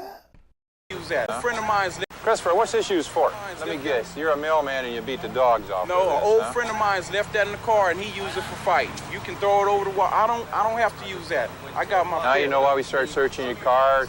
Look at the way you talk very tough to them. Very tough to them. Could you talk that way to citizens in Beverly Hills? I don't have that problem with citizens in Beverly Hills, you know. Down here, if you talk nice to them and slap them on the hand a little bit, they're just going to walk around a corner and do something else, you know. Okay, you guys got the message, right? Yeah. Move these cars and then move your bodies. I don't want to see none of you tonight. None of you. These guys think they're warriors out here. Cars? You can't tell no better. Bro, you see this shit? That's crazy. And much like soldiers or warriors, they'll protect their territories. Look straight ahead, young man. Look down there at the beach. You got no weapons tonight, huh? How old are you now? 14. 14. You're starting out kind of young, aren't you? Huh? You guess so? What do you mean you guess so? Yes or no? Yes. I ain't no gang ranger, though. What is this? Huh? No, they just, some of the 60s want me to dress like this. Why? Huh? They want me to be a gang member. They want you to be a gang member, so they tell you to dress like this? They The low-slung baggy pants is typical gang fashion. That's a lawsuit right today. Well, there would be a lawsuit right today, bro. Look. Are you going to attend his funeral? Huh? You are? You think it's necessary, you know, that he has a young funeral, huh? What school do you go to? Not far away the next night, a drive-by shooting. 3 injured in the latest violent game of tit for tat. This guy's got a shot to the right temple area. Looks like They say anything? Nope. Come on, straight out. You know what's up. They didn't claim no set. Did this car drive by earlier? Nope. Anybody throwing any signs? Nope, I ain't never seen it.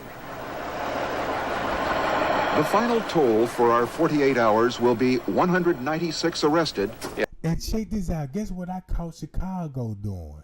Chicago undercover police officers used to ride on the gang block and do a drive-by. And had the gangs thinking they was they ops to keep the shit going. Now, I learned that shit from Chicago, bro. Because the police got caught doing it. Yeah, we're going to get tough. We're going to get tougher. 4 dead. And if it takes fear, if they fear us, fine. And that's let them fear us.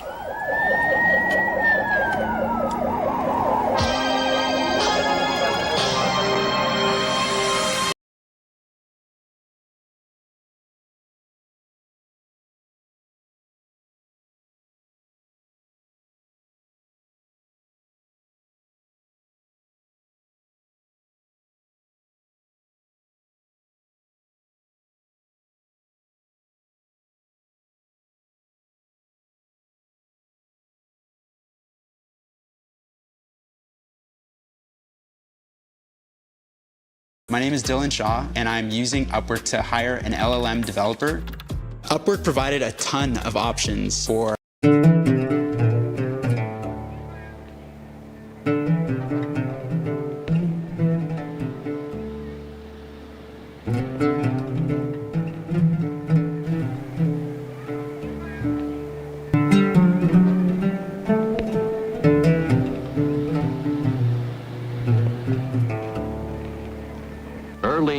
Is a Chicago housewife, mother of 6 children. Before urban renewal, she lived in a slum. Now she inhabits a new world, a world of concrete and glass. It is clean and free of rats. Her new home has heat in the winter and rows of open galleries to catch the summer breeze.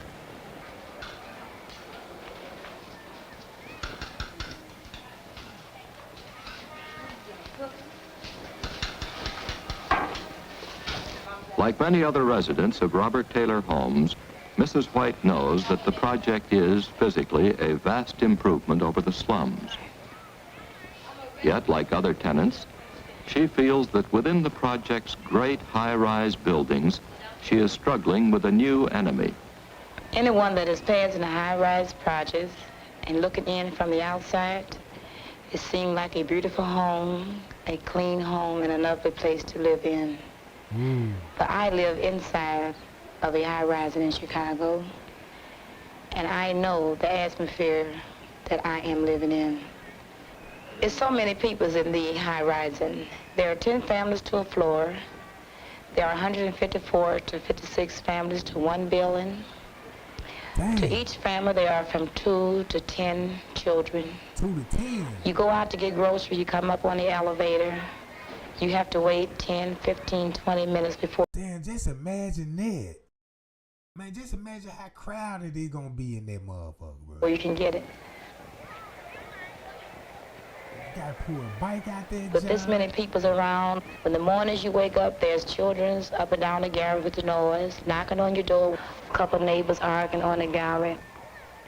At night when you go to bed, it's the same thing. You feel that it's too many families involved, too many faces that you see. You can't go in or out of the building unless you're looking into many faces. You can't go to the chute to empty your garbage unless there's a million faces in front of you. Yeah. And I wonder, who are my children playing with? Who are their friends? Yeah.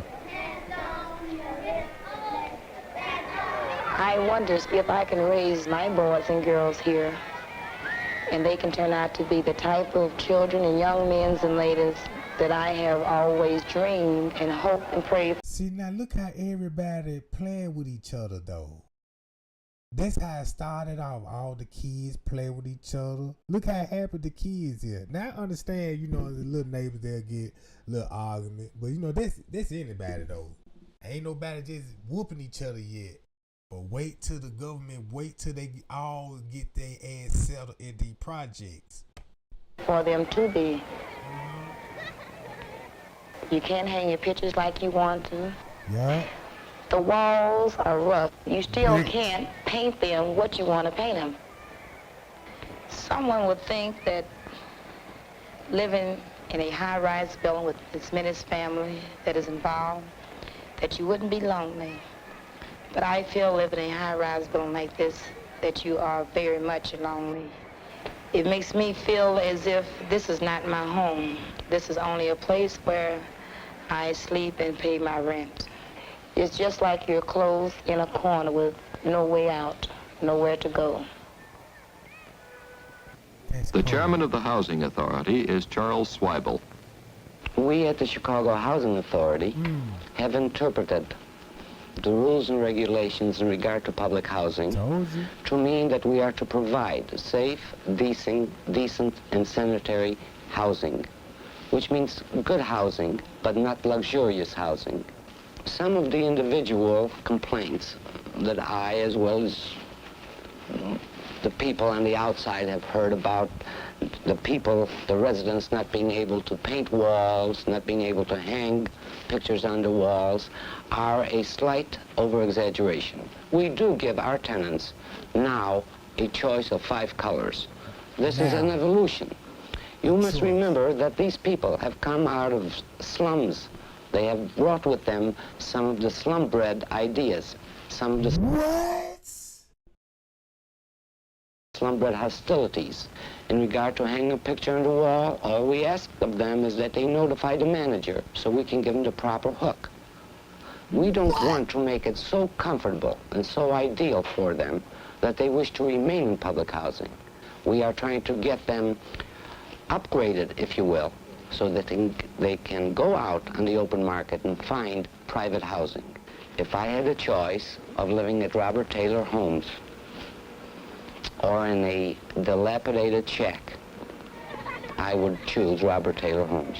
Oh, shit. When I visit my mother in what some people may call a slum area, I feel this is home. Not because it's my mother's home, but it's because I feel free. I've left behind me the noise. I left behind me. And guess what? Check this out. This was the cold part about it. Black people owned their homes. They had homes. Right? Now, they was, just look at the homes the great-great-mama and them owned it. That's been in the house for families. You know what I mean? This house been in the family for years. It's been passed down to generation to generation to generation, right? So when they came up with the project and houses, they convinced these people, be like, look, we got better housing for you. You ain't got to stay in that old wooden broken down house. You come in the high rise. And if you look how they built the high rise, it ain't nothing but just a big old brick building. It ain't like they put, you know what I'm saying? It's more cheaper to, well, how many bricks it take to build housing? Concrete. It don't take that much, you know what I'm saying? You ain't use no wood, you know what I'm saying? Everything gonna be all bricks and steel. Cheap shit. So look, so these people gonna be like, oh yeah, AC, boom, yeah, you got elevators, oh yeah, that sound nice. Oh yeah, then they show you the project, you be like, yeah, look, that look nice over there. Why did? The hundreds of children. I left behind me these stone walls closed in on you. When I go there, I can sit on the porch, or my kids can go in the yard and play. I can open a door and walk out and say, don't do this, or come inside and eat. These little small things is really what matters. 3, 4. We do. So look, it makes me think that what they doing to our kids when we give birth to our kids, right? Cause have you noticed, like back in those days, the average female gonna have at least, man, more than 6 babies. More than 6. Now these days you have little female. It's like the baby range went down a little bit. Now the average girl got at least 4 to 5 kids. At least 4 to 5, and that number's shrinking. Cause back in the day, man, female would have goddamn 6 babies, 7 babies before she 30. See, I went to school with a family brother. I'm like, man, how many brothers you got? Man, I got 7 brothers and 4 sisters. I'm like, what? Yeah. I'm like, how many kids your daddy got? Man, my daddy got 15 kids. 15? Yeah, that ain't even, you know what I'm saying, including the side chick. You see what I'm saying? Listen to this fool right here. You can tell he racist. These the people that sit at the round table and come up with these plans and this idea and control your future. Control where you stay, control what you pay, control your whole life. They don't live by those rules. They can go outside they house, waterfront waterfront views, mountain trees. You see what I'm saying? Look. We want them to better themselves. That is the sole purpose of the public housing program. We want their morale to go up. We hope and pray that they can merely use public housing for an economic reason and that they will better themselves, get better jobs, make more money, and go into the private market. We are not in competition with the private market. See that? Look what it become now.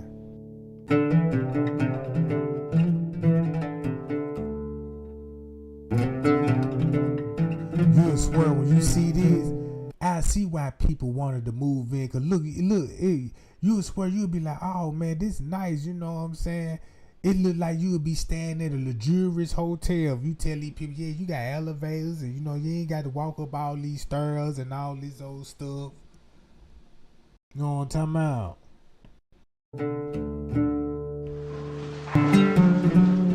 Look at all these documentaries.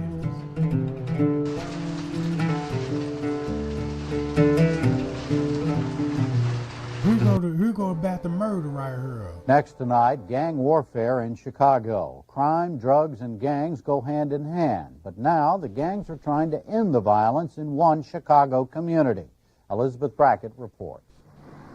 Cabrini Green, notorious for being one of the most dangerous housing projects in the country.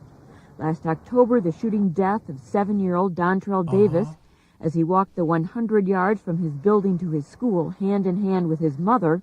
Now you see how he was shooting at a rival gang member? Look, they were all standing on the same block, bro. That's how he got shot. Why this? He walked the 100 yards from 100 yards, and this dude is on the sniper, bruh.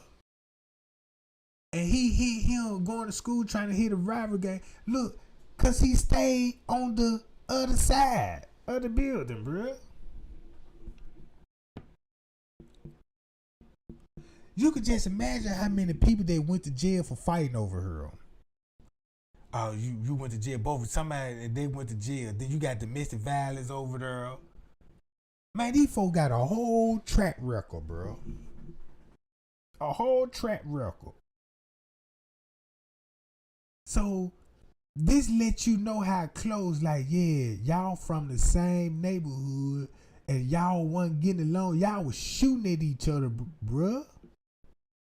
This what that dude was telling me in the Kenneka Jenkins case. The dude told me this right here. He said, it's an OG call himself King Neil, right? I got to go to Facebook and show y'all who King Neil is, right? That's the Vice Lord, dude. He a big Vice Lord. Okay. That's who, what's his name? Killer, named himself out of, King Neil, you know what I'm saying? Everybody call him T Neil, you know what I'm saying? And if you Vice Lord, they be like, yeah, like some shit like Loso way, you know what I'm saying? You know how like your name could be this, but put the Loso in front of it, shit like that, right? He said King Neil ran up in the housing projects on his ops, shot up the ops crib, and when he ran out the joint, they end up killing him. I guess they caught up with it. I don't want to get the story wrong because I don't know too much about it because he was explaining to me. Because that's why he was reaching out to me because he was like, because I was talking about Killer.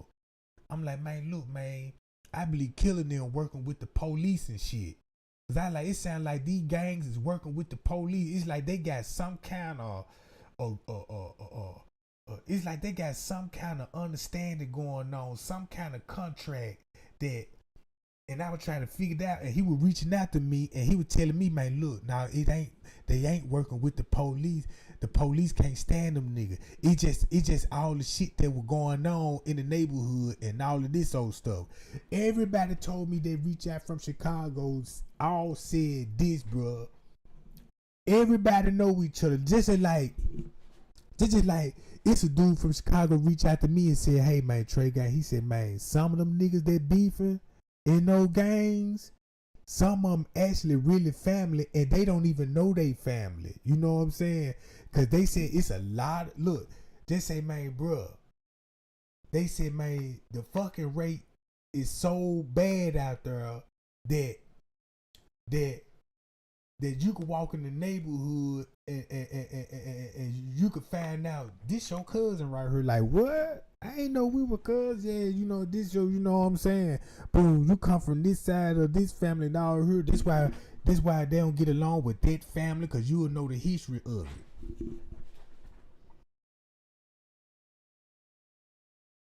Look.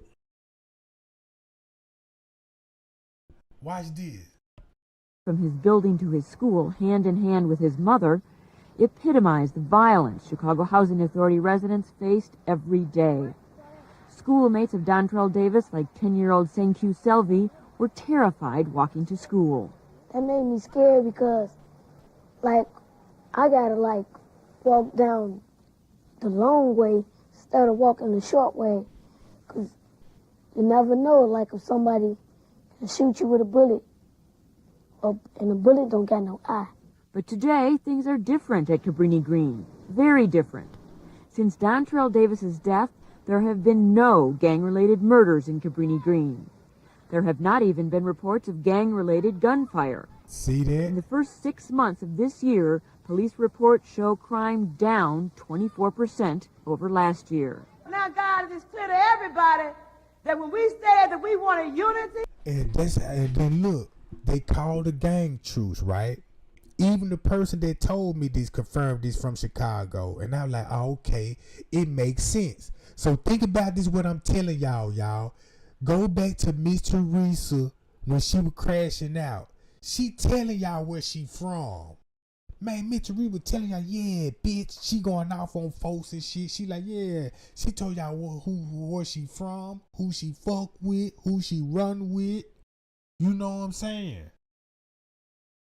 And then you will find out, when you look at Miss Teresa family, you'll be like, damn, no wonder why in the beginning they were talking about Kenneka was in tour with some niggas, with the gangs, and this shit was gang related. And you come to find out, not only is gang related, but it's the family that's doing this shit. So it's like they went from, if you look at how Miss Teresa presented and exposed everything, this is what I believe the Kenneka Jenkins case showed me, bruh. When I say Kenneka opened my eyes up, when I investigate her murder, this is what I truly feel like. This is what I'm woke up to. If you got these Jewish people came up with these projects and stuff, right? And when it come to the gangs, now look, at some point in time, they know it's going to be gang violence. So it's going to be a lot of bloodshed. Now, organ harvesting been exist before this shit even were even thought of with this stuff, right?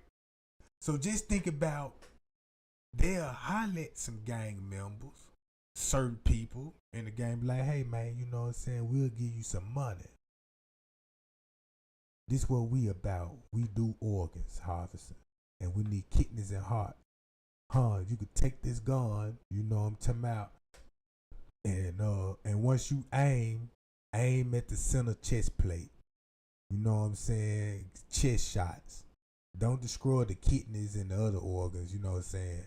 Boom. We don't mind about the lungs and all this, you know what I'm saying? Whatever you can, you know what I'm talking about. And so look, now you got a gang finna go out there like, damn, we could make money. Boom. Now they work with the police. Think about how many dudes that went to jail and turned informants, right? And once they turn informed, what their job is to go do? Go back and get some information and bring it back to them. Now, you don't think it'll get more darker than that? If you turn informant, they got you doing the, ain't no telling what they'll do. They might come to you and be like, look, we need you to go knock off this rival over here.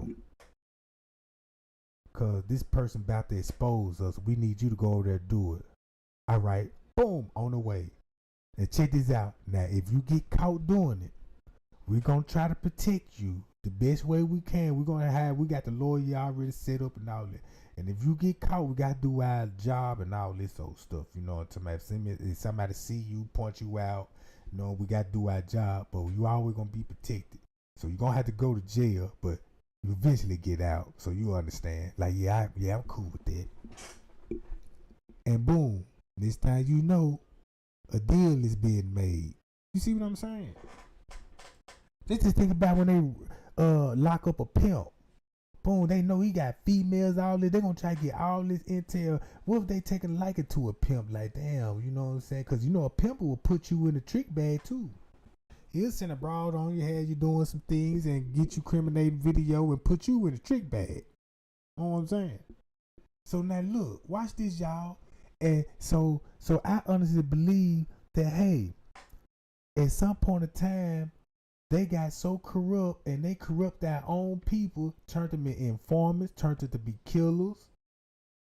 I even believe they'll put people on payroll just to do a drive-by, just to keep the beef going. You see what I'm saying? Cause I was watching some shit on Chicago news. It was some police officer ride in an unmarked car and rolled into the ops neighborhood. The man pulled up on them and shot at these people. Boom, boom, boom, boom. And they returned gunfire. Boom, boom, boom, boom. They didn't even know who it was. They didn't even know who was shooting at them. Till somebody made the call and somebody did some really investigate, and the police officer got exposed, and they went to court on this shit, bro. And the officer was found guilty of, you know what I'm saying, shooting at a gang. So I'm like, damn, this what they be doing. They'll shoot and then cause look, if you put a whole lot of shit on Instagram, yeah, we at this location, boom, boom, boom, then somebody come and shoot that John up, boom, boom, boom, boom, and you don't know who did it, but you think your ops did it. And like, yeah, you know what I'm saying? But the whole time, it was them people, bro. It was the police. You see what I'm saying? Now look, now watch how this shit finna get back started though. And peace. Brothers and sisters on this north side, one thinking. Community leaders like Marion Stamp say much of the credit for the drop in crime should go to gang leaders who negotiated a peace treaty last October. Stamp's group, the Tranquility Marksman Memorial Organization, threw a party for leaders who 9 months ago would never have been found in the same room. The fact that we resolve our differences at the table, or we resolve our differences in communicating with each other and not resolving these differences with a gun is why we're here today. After the speeches came awards. Longtime rivals followed each other up to the stage. To Frederick Watson, thank you for the role that you played in maintaining the peace in the hood, brother.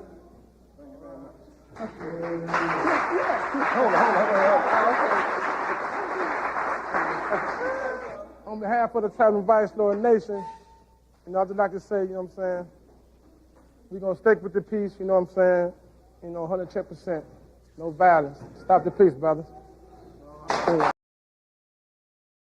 Guess what else I found out about the Vice Lord? When the Vice Lord got started, bro, they wasn't banging or nothing. Man, these folks had their own companies. Bro, I seen some photos of the Vice Lord, bro. These folks had their own business and everything.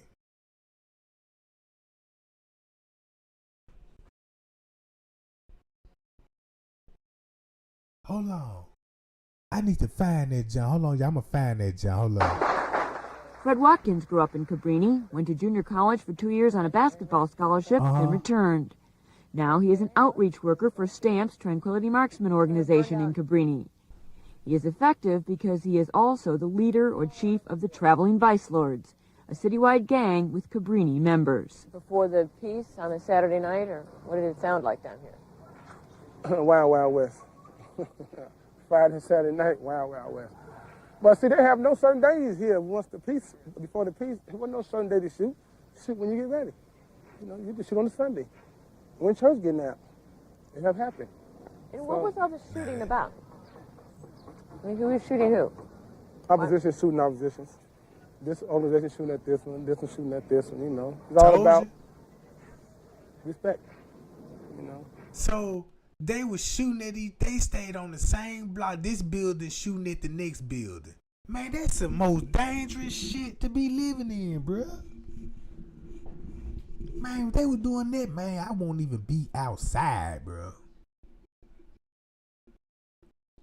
That's crazy, bro. I ain't know it was that. When I was thinking, this is how I'm thinking. I'm thinking they enemies stayed all the way on the other side of town. I'm thinking you got to jump in your car to go all the way over there to your enemy town. Boom, hurry up, come back to the apartment. I ain't know that you could be shooting out the windows to the other apartments. Damn. You come in my church and you will get hurt. Don't walk in my church without asking me. Before, how comfortable would you have felt standing on this corner? Not real good. Would you have done it? No. No. They all go to the same store. The corner store. And you really think if you just come down here in the middle of a sunny afternoon and stood around, you probably would have gotten shot? Yeah. Before the truth, yeah. Shot or shot at, because, you know, I watch all angles. So you learned how to duck. And then, you know, I'm 6'5", I'm a tall target. Were you always carrying a gun with you? Oh, yeah. Big gun. Oh, yeah. Because, you know, back then, you know, it was either kill or be killed. So, you know, don't get me wrong, I love my life. And then, you know, I don't like taking other people's lives, but if you know we're in situations, they're trying to take your life, so what should I do? Protect myself and protect myself the best way I could. That's what carrying the gun. Anybody to protect yourself? Oh, yeah. You know, it's not a... Man, you know, I wish we like could I said. snap out that. I wish we could all snap at that mindset and just look at these buildings. Look what it costs. Look what it bred us to be, bro. You see what I'm saying? And we don't see that, hey, man, look how these people got so much power over our brains, bro. They set up the school systems. Look what they teach the school. You know what I'm saying? Only time the kids will feel, you can't even feel safe at school because the school is right on the same fucking block. They walk to school. So all this shit look like a damn prison. This what a federal building look like. This what a prison look like, bruh. got the gate around it like a prison. That look like a prison yard. Only difference, you got swings on this junk and slides. You see what I'm saying? Kill to be killed. Do you ever carry a gun anymore? No. I haven't. I've been carrying a gun in about a good year and a half, and it feels good. I mean, I was carrying a gun like I was the police or John Wayne, somebody, so.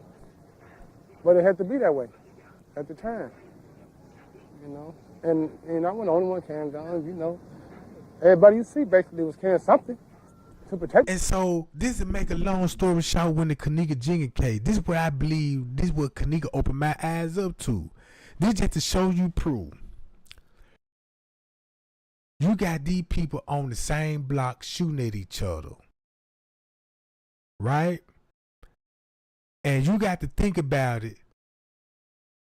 At some point in time, they're going to be having sex with they ops girls, have babies. Just say they might meet a girl from and have a boom boom. She might have a baby dad. Look, she might have this baby daddy kid, and he into it with her baby daddy. She got a kid by him, and you got two baby daddy that's beefing, and they got a child together. Come on, bruh. Look how that's finna work out.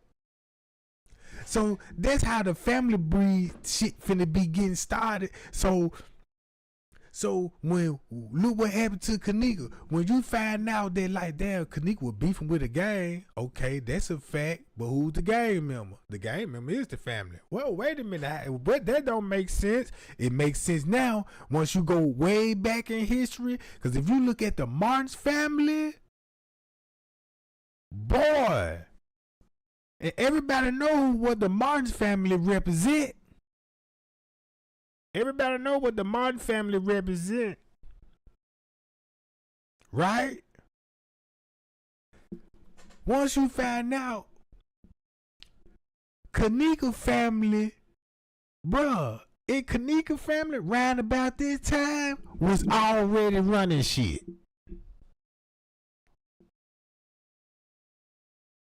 Was already running shit, bruh. Man, go back to, look, if you go back to Kenneka brother, J Money, not the fat one, not the fat J Money. I'm talking about the Kenny Martin dude, the uncle, the dope boy, the pimp. The one that's been in shootout with the police. Man, look, Mr. Reese got them folks in the family, bro, that's serious, bro. They was already running shit in the Cabrini Greens and all this. I won't even be surprised that you would see some of their family members on this jaunt, bro. You see what I'm saying? I bet you any kind of money King Von, somebody related to King Von in this video, somebody related to Dirk in this video, somebody related to anybody on O Block, LBG Duck. Man, look, even, check this out, even LBG Mama Duck was talking about the Martin family, how they were running shit back in the day. And you know, when they were talking about running shit back in the day, so you know they talking about the 80s. And look at they people before them were running that shit in the 60s. Boom. Look. And like last night when everybody was together, were there any guns there? Oh, none whatsoever. No, not a gun. Not a gun. And it was nice that you saw Cobblestone, Vicon, disciples at the same table, shaking hands, congregating, eating together, reminiscing about old times, this and that. It was nice. Not everyone is ready to credit the gang. So I want to ask this question, though. I want to know, have it at some point in time that all the gang leaders meet up with the police department or the FBI? And you know what I'm saying? Could have made agreement like, hey, you know what I'm saying? Look, y'all, you know what I'm saying? Look. we need you to keep this gang shit running, you know what I'm saying? We'll give you the power and the knowledge and all this shit, you know what I'm saying? We need you to keep that shit going, cause we know what I'm saying, we need that crime rate up. Boom, we got this drug gang going on. We'll give you the rocks, the cocaine, the powder. We'll give you your own block right here, and boom, and so everybody get a piece of the pie on the block. Boom, boom, boom. Now you drug dealers. Now you know what I'm saying, gangsters, cause you got guns now and all of this shit, and nobody don't know how all this shit be coming about. I won't be surprised, bro. I won't even be surprised. Cause you know I was in and out the system, and you would be fucked up if you heard some of these niggas' stories. Man, look, that's the worst thing, to be a snitch, to go to jail and paperwork come out and find out that the way you snitch, how you did it. You see what I'm saying? And man, look, the paperwork is scare you so bad, like what the fuck? Man, he got caught with a brick and he told it on the plug.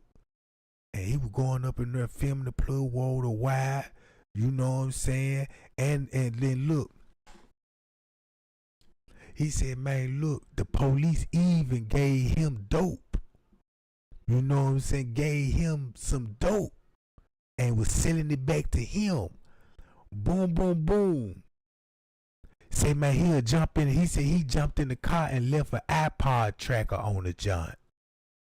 And so they trailing him and everything. I said, what the fuck? Then he was like, yeah, if you an informant, they always going to be watching the informant.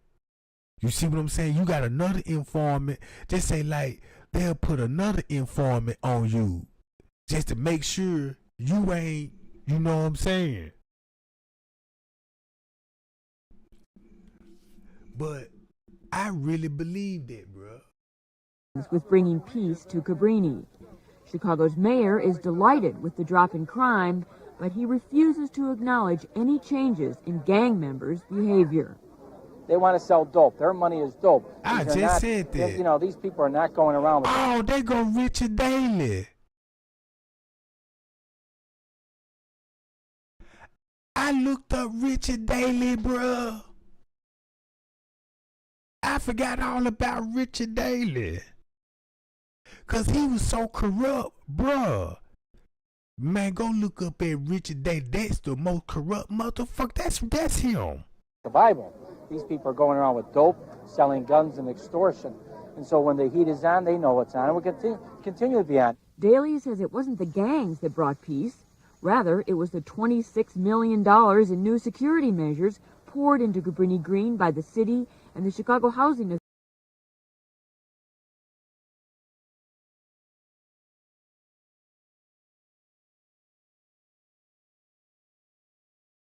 Authority since Dontrell Davis's death. Every building has been swept for guns. Metal detectors and security guards now stand at entrances that were once wide open. CHA Chairman Vince Lane. I don't believe that there is a truce. I am happy that these guys are working to get individuals to not shoot up each other.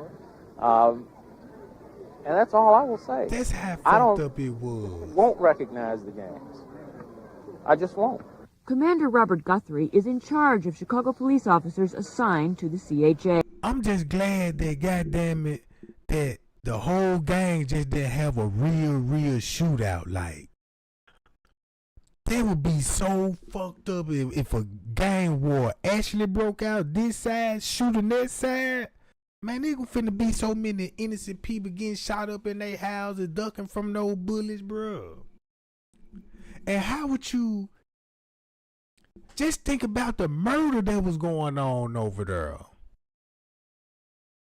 What that news station that they were doing an interview with this lady. What that interview at? They were doing an interview with this lady, and while in the middle of the interview, she found out her son just got shot in the project while they were in the middle of doing the interview. What that John at, man? He is out in the projects every day.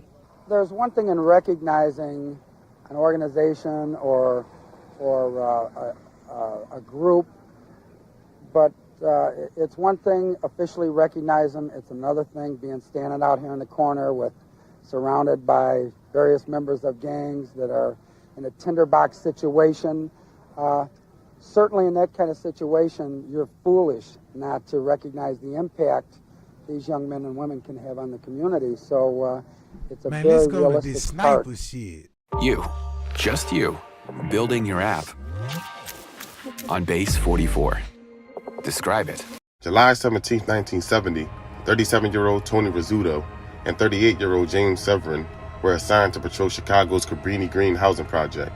Now, the two officers walked across the baseball field while patrolling the area. Seconds later, the officers was killed on the spot by snipers. The shots been fired from the 6th-floor apartment bathroom in the high-rise. Not only one cop, but two cops killed. So yeah, the police department wasn't taking that too well. And that's when the police department started moving like gangs. The police stormed the towers, locking the towers down and kicking doors down to several apartments and made arrests.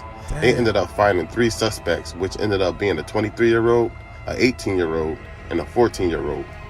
The weapons used in the killings were 2 .30-30 rifles and at least 6 handguns, and the 7 rifles were confiscated in the apartment search. And I'm pretty sure that scared the hell out of the cops. And it's been called the Mount Rushmore of the scariest urban places in America.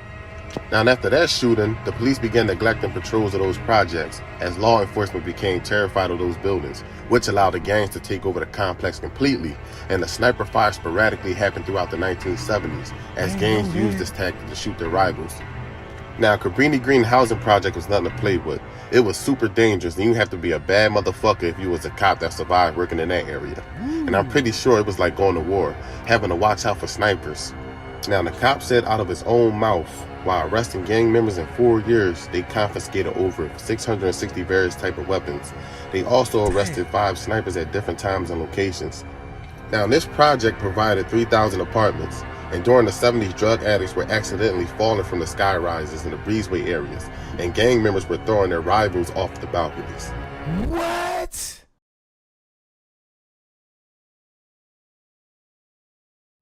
Throwing people off the roof? Hold on now. I ain't never heard of this shit. To drug addicts sleeping in the hallways, the gang members up and down the steps. The television show Good Times took place in the Cabrini housing projects, and the movie Candyman was shot in those buildings. Now, in 1981, Chicago Mayor Jane Byrne moved into the 4th floor apartment backed by police officers and personal bodyguards. Now, she wanted to prove to the city that if you had constant police presence in that area, crime and gangs would go away. It was very, very brave of her. But when she was there, of course, the gang violence slowed down. But when she left, it went up again. Those 3 weeks she was there, she was slowing down money. Now, the funny thing is, she ordered the back doors to be welded shut in order to prevent attacks against her from the back. But the gangs were taking notes and would use the same method. Gang members can now hide from police and rivals during shootouts, closing off anyone from coming at them, which gave gang members more time to stash drugs and weapons.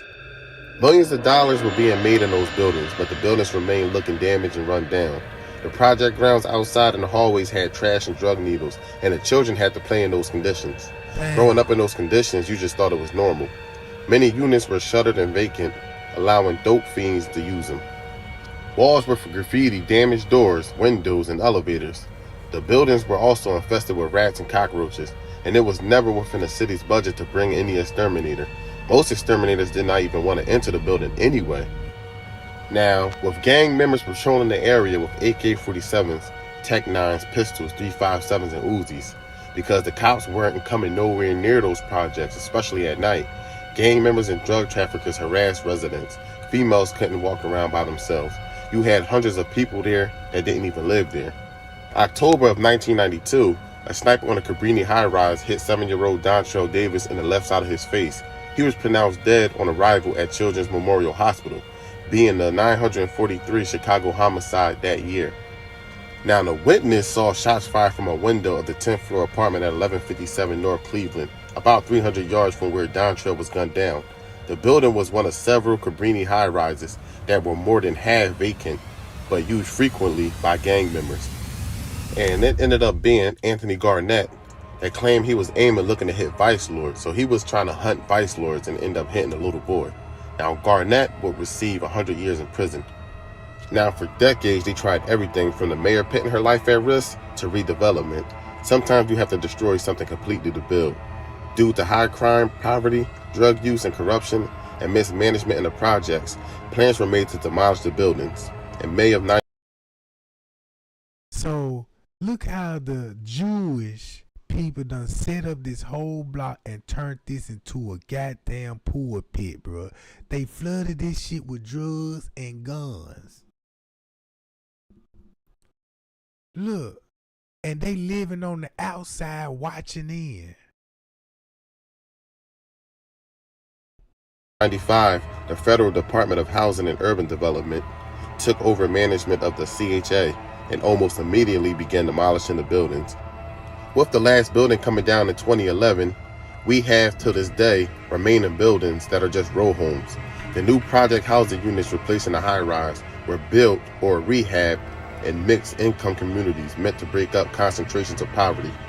So that's it for tonight, y'all. I want to thank all my subscribers. Man,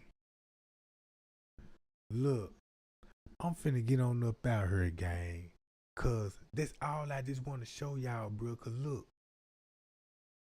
when it come to the Kenneka Jenkins case, this what this girl woke me up on. Cause I could never understand, like, damn, the family was the gang, yeah. They work with the police, yeah. They Masons too, yeah. Hold up. The Illuminati? Yes. If you go back, look who was beefing in Kenneka circle at that time. Watch this. Remember when they said Kenneka was beefing with some dudes and all of this old stuff? Let's go back around that time frame. Watch this. Watch this. Look. Hold on. This one, look. You got LBG Duck. If you go to, look, all these niggas right here. You can go to any nigga from Chicago. Hold on. Let me go here. Before Kenneka died. If you go before Kenneka died, boom, look. I'm telling you, if you see this sign, bruh, the Illuminati is so real, bruh, that you got kids in it now. They throwing the sign up. They throwing the signs up. Look.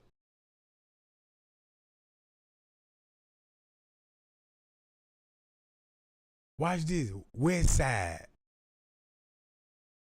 Especially watch this, John. The TVLs. Let's watch this, John. And this ain't even half us though. This just like a little piece. Let the world know, when y'all say the Ave, what the fuck do y'all mean the Ave? I mean Chicago Avenue, Holman, Trumbull, St. Louis, the real Avenue, Christiana. Anything past Pulaski, we ain't on that avenue. I'm gonna get it straight. If you come from Albany to Pulaski, man, from Albany to Pulaski, man. So now you know who they be beefing with. Niggas they raised up with on the same block. Couple of streets down. So now they knocked down the Corina Brini. They spread it out a little bit, but not too far. You see what I'm saying? Look. What's up? Nah, for a motherfucker out of town, though, what do y'all consider the west side of Chicago? What streets? When you hit what? When it stopped? You hit Chicago Avenue. When you get off that 290, you get up this Nino knob, man, with the push button style, man. When you get off that E-way right there on Homer, man, the Endo, man, that bitch say 290, man, this the Wild Wild West, man. 290. We ain't from 290. Wild Wild West. Hold on, that's a difference? Yes, You get off on 290 and take home and straight to the Avenue. And when you at the ad, you know what Chicago Avenue. That's why we holler 290. Big brother right on us. That's Rambo Slice right there, man. Ain't no telling what he got in this pocket. He might shank you right now. I'm telling you, man. We here, man. We up next, man. Wild Bunch Money Game, man. We up next, now. man. Why motherfuckers so sleep on the west side of Chicago, man? They really ain't sleep though, man. It's just like, man, they got Niggas scared, man. Niggas scared, man. Tell them what they got. They got their eyes open, man. They really ain't sleep though. Okay. They ain't though. They really ain't sleep. If they is, I'm finna wake their ass up. Come on, my boy Mac 11 finna take this. It went from playing in the park with each other to shoot in the park and killing each other, bro. And that's crazy how close they is to each other. They just like you into it with your neighbor. This like, bro, this meaning like if you real gang banging, right, and you into it with your neighbor, bro, it's gonna be on the go every time y'all see each other. What if your neighbor, you know what I'm saying? What if you watching the car, your neighbor like, damn, let me shoot out this window, pow, pow, pow. Man, you won't even be able to enjoy life like that, bro. This shit so crazy. They sleep on the west side, they sleep on us. And like I said the first time, 290 and the Ave, two different things. Yeah, that's a big difference. 290 just some shit you claiming when you don't know where you from. So basically, it is, if you ain't from this block and the next block, god damn. They're just saying like, yeah, we on this side of the street, you niggas across the street ass niggas. It's on the go. So you might as well just stand these niggas on this side of the street and that nigga side of the street and telling everybody as long as you don't walk in that street. As long as you don't come across this way, you know what I'm saying? And they just gonna be woofing back at each other all fucking day long till somebody decide, well, I'm finna go over there. I look at this interview, you might as well just turn the camera around. And the ops will be on the other side waiting on their turn to talk shit. You know what I'm talking about?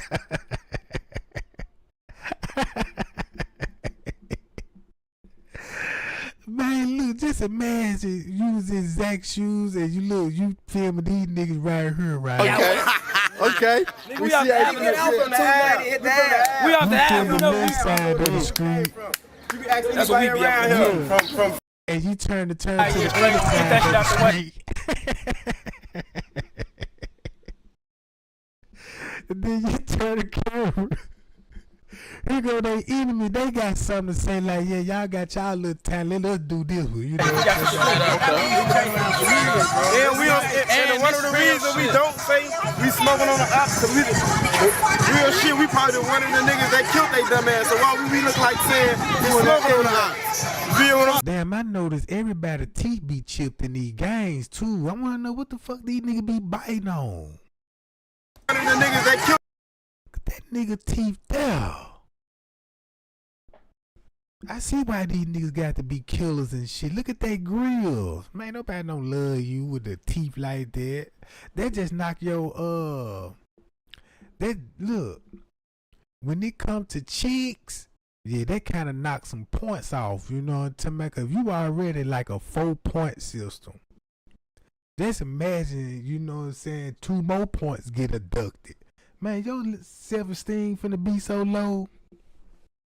You gonna have to have attitude with everybody.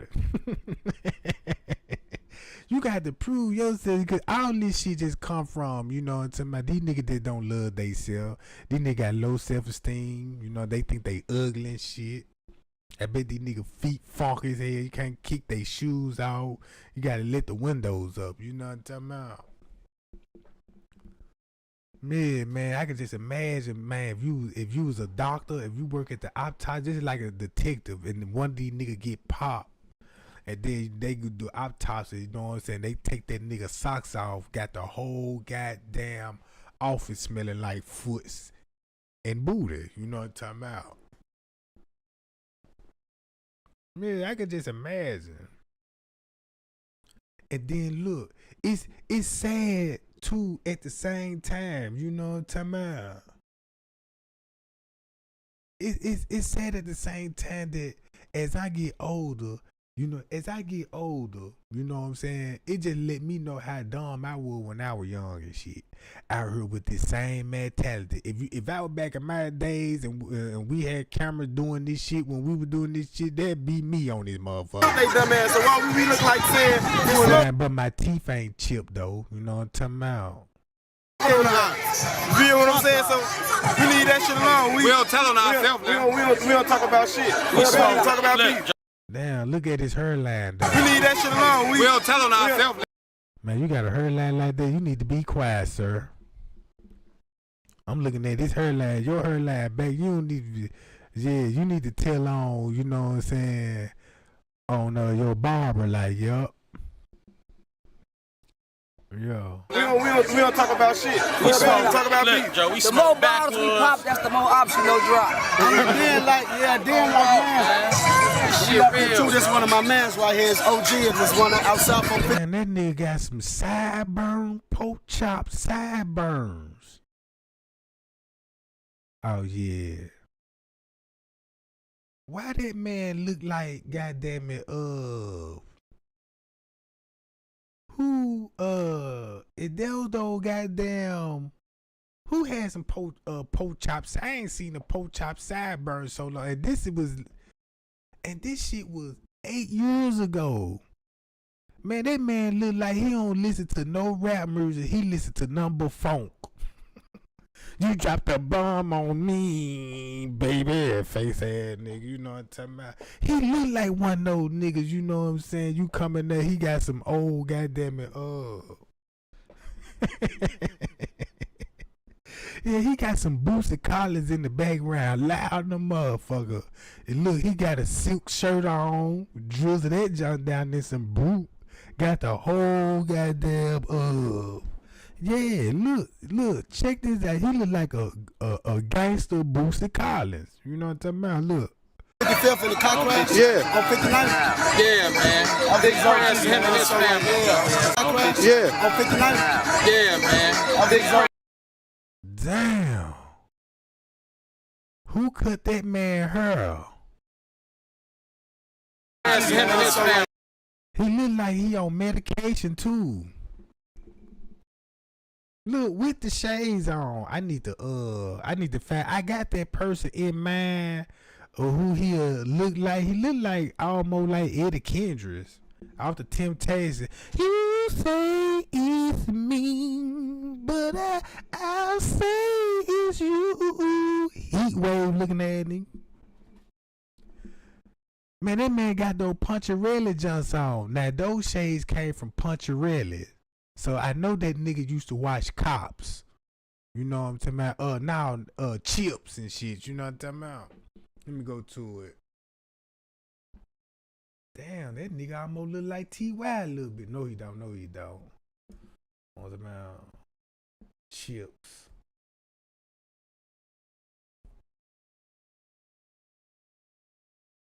Watch this. There go those shades. Same fucking shades. That's the Puncharelli Johns. This how you know this nigga old want to be old in the motherfucker. How you gonna want to be old in a young nigga body? You know, you got the, so you know his favorite, like, yeah, look at those same goddamn shades on. That's the Puncharelli Johns. So this might be the police John. They might got a camera, a microphone, and a chip in that motherfucker. Cause look how he just walked up and, you know, looking all, acting all strange and normal and shit. Cause you know these niggas on another level. Look how he just walked up. 55th. This one of my mans right here is OG. It was one outside from 55th in the car crash. Yeah. On 59th. Yeah, man. Big prayers to him and his family. Man, I'm sorry to hear that, bro. My condolences go out, big dog. For sure. Damn, look at that nigga's shirt. So like now, all last week, we really threw real life shit out here, man. And this the real thing about it, Joe.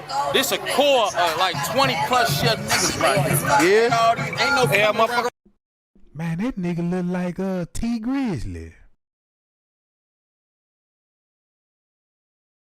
Hold on, let me get this out the way. Hold on, I'm gonna go. Hold on, I go right here, goddamn it. One time out. Hold on, y'all. T Grizzly.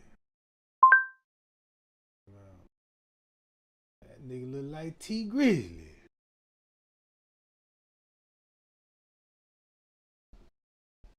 Damn. When I say, man, these motherfuckers could be related, bro, you would never know, cause these motherfuckers, goddamn it, man, look just like that man, bro. Man, look just like that man. Same shit. Man, they can walk together. They look like twins. Same body build and every goddamn thing.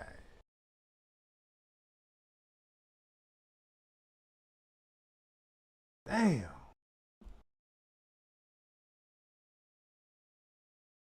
Little fat ass with that tight ass muscle shirt on.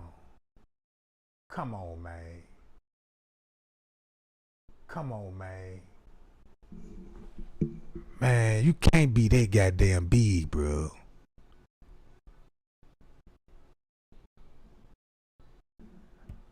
This a core of like 20 plus year niggas right here. Yeah. Ain't no motherfucker around here that grew up. Ain't no new nigga shit. No new nigga shit. Same grammar schools. On my baby. Despite the rumors, we don't do no new nigga shit, bro. No new niggas. Every motherfucker around here. All these 25, 20 year plus niggas right here, bro. We don't I know every motherfucker right here since I was this little on this tall, and I was that little when I met these niggas, yo. My babies, yo. 20 plus year homies, bro. Ain't none of that walk up, shake up, and you gang now. We don't do that shit, bro. Straight up, bro. We got all type of fans. So all of this shit look dumb to me right now. You in the gang, okay, we get that. And guess what y'all just talk? Guess what this whole movement supposed to be? Yeah, man, we so cool. We smoke good weed. Yeah, man, you know what I'm saying? I grew up on this block. Look at me smoking my weed. This my friend right here. I grew up with him. We played on the same basketball court. And fuck the rest of these niggas. And that's some cool ass shit to be putting out. Yeah, we do this to our ops. We kill niggas. We smoking packs on this joint. Oh, look at all this dumb shit. Next tonight, gang warfare in Chicago. Crime, drugs, and gangs go hand in hand. But now the gangs are trying to end the violence in one Chicago community. Elizabeth Brackett reports. Cabrini Green, notorious for being one of the most dangerous housing projects in the country. Now look what happened to the Yummy case. Now remember the story late again? Yummy? Yep, got prospect calls to summarize. You really need to switch to Monday CRM. This week, we'll spend some time 100 blocks south of Grant Park with real people who live in Roseland, a working class neighborhood still mourning the deaths of What?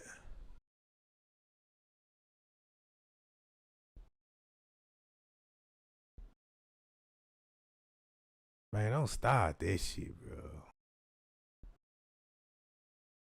Man, don't even start that shit, bro. These folk got me pausing every time.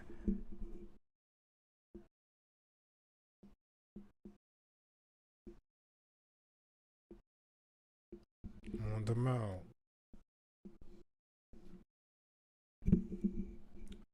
Man, unpause. Why I light your ass up? But yeah, gang, when this junk unpause, I'm gonna get on up out of here and I'm gonna go and crack a joke before I roll, right? I ain't even gonna lie, them niggas in Chicago really scared me now. Since I found out all this shit going on, I'm like, woo-wee. Especially a dude with the shades. Man, I'm finna have a nightmare like a motherfucker. When I seen those sideburn pork chops, yeah, that did it for me. That boy is a Boosie Collins fan, goddamn it. You could, look, I'm telling you, that man, you walk in that man's house, that man probably got a shag rug.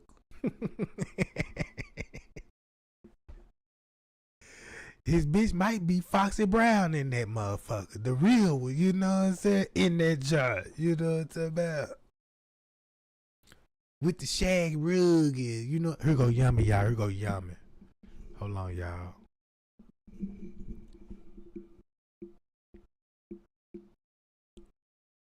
Look, he in that joint. And then look, they got some Al Green playing real loud. You know what I'm talking about? And then you can see how he be talk. You be in there, be like, hey man, everything good? You know what I'm saying? And he be like, yeah, everything's jive turkey around here, Jack. Hey, my man Willie. You know what I'm talking about? And you know, he like to, he don't slap your hand. He, you know, when you hold your hand out, he give you the 5 slide and shit, you know what I'm talking about. Everybody got J's on, but that nigga got on some motherfucking hush puppies, you know what I'm saying? He got some hush puppies on. He the only one that look like, look, when he put his suit on, he look like the deacon in that motherfucker. Siobhan Dean and a kid named Yummy. Going to be so very happy.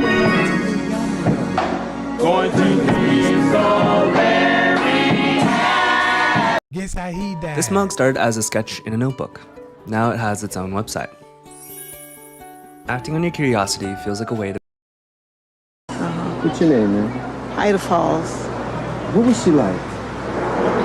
What was Siobhan like? She was a very cheerful young lady, beautiful, outgoing. She was a good girl. Siobhan got killed, right? I believe it was her niece, you know what I'm saying? Because it was another viral video that it was a girl got killed, you know what I'm saying, of a shooting. Real good girl, full of life, and she loved to come outside and play. She loved to do hair. You know, she was beginning to start doing hair. Yeah. And she loved to see beauty. She liked the lots of beautiful things. She wasn't a bad girl. She was a church-going girl. You know, she likes going to church. And she didn't hang with bad groups of girls. Most of the people that she be with was my 2 daughters, her 2 cousins, Delia. Yeah, that might do be those Temu sideburns. I'm gonna go on Temu. I'm gonna give me some. You know what I'm talking about? Because I was thinking about, you know, going on the Temu, buy me some Puncharelli glasses on with a Jackson 5 wig and with a mustache, goddamn. You know what I'm saying? Give me one of those Hitler mustache, one of them little joints. You know what I'm saying? I said I get the one that curl up at the end. I said I get the whole full beard. I might just stick with the sideburn pork chop. Cause way he rocking old John. Every time I see this man, bro, with this outfit on, I just want to sing "Happy Feelings in the Air." You know what I'm talking about? You could just imagine what kind of car he driving. Man, that man probably got a goddamn old ass 64 townhouse Lincoln car. You know, when you see that nigga, you know what I'm saying, he might be on some gangster shit. Y'all remember that song? Be like, shoot, shoot, shoot, shoot, shoot, shoot, shoot. You know, that nigga got his taco meat out, you know what I'm talking about, with his chest greased up. You know when a nigga feeling himself, if he don't button up his whole t-shirt and let that little taco meat hang out, yeah, he trying to get your attention and shit. Man, that man done push extra baby powder on that motherfucker and extra boot on that motherfucker. You know what I'm talking about? Yeah. With some church socks. Yeah, that man finna hit you with some church socks. You know what I'm talking about? And he coming there and he look like he mean business too. He look like he finna come in there and smash and kill some poonan in that joint, bro. With those shades on, and all of it gonna be recorded, cause they them FBI joint. You thought they was, you know what I'm talking about? Yeah, with a soul glow. Yeah, Apollo Creed looking at it. The nigga do look like Apollo Creed without the mustache though. You know what I'm talking about? You know, Apollo Creed is a funny looking ass nigga though, cause you know, to me, I know he a black dude, But I don't just get that black vibe from it. Like, I just can't just see him. He could be an Indian, bro. Cause when I looked at Barack Obama, I think Barack Obama ain't black, man. I believe that nigga Indian, man. You know what I'm talking about? Cause he look just like those people when they dark skinned. But yeah, look. You and Felicia, and she just kind of stayed around in the neighborhood. So after she started kind of getting out the neighborhood, my daughter, she does hair at the beauty shop. And so Siobhan started going with my daughter, you know, doing hair. Right. And she mostly be up to her grandparents' hair. Yeah. My mother is a very strict lady. And when Siobhan go up there, my mother makes them stay in the house. You know, she don't like for them to run around out here like a lost of children. But let's go here though. It's across the street from here. They was shooting over there, and I thought somebody got killed over there. So we ran all outside, and then we couldn't go there because my grandma said don't go over there. Yeah. Is there a lot of shooting around here? Yes. Yeah, especially on the 108th, the 108th Street, 108th. Now, when they tore the projects down and all this, now they spread it out. So now you see they spread it out blocks now. They still in the same hood, but it's all the way down the street now. They ain't shooting in front of the, you know what I'm saying, like how they used to do it back in the day. They could just come out the apartments and gun the other apartments up, run back in. You know what I'm talking about? That's crazy how they living out there, bro. Imagine being able to build. It's crazy. But let me get back to this nigga here, cause he really got me Next to not. All these 25, cause he really got me wanna know what I'm about. Like 20 plus year niggas right here. Yeah. Ain't no motherfucker around here that grew up. Ain't no new nigga shit. No new nigga shit. Same grammar schools on my baby. We don't do no new nigga shit, bro. No new niggas. Every motherfucker around here. All these 25, 20 year plus niggas right here, bro. We don't I know every motherfucker right here since I was this little on this town. And I was that little when I met these niggas, yo. My babies, yo. 20 plus year homies, bro. Ain't none of that walk up, shake up, and you gang now. We don't do that shit, bro. Straight up, bro. We got all type of things. And it's so real. Like I said, it's smoking on the house. You feel what I'm saying? So we leave that shit alone. We don't tell on ourselves. We don't talk about shit. We don't talk about beef. Joe, we the more bottles we pop, that's the more option they'll drop. Then like man.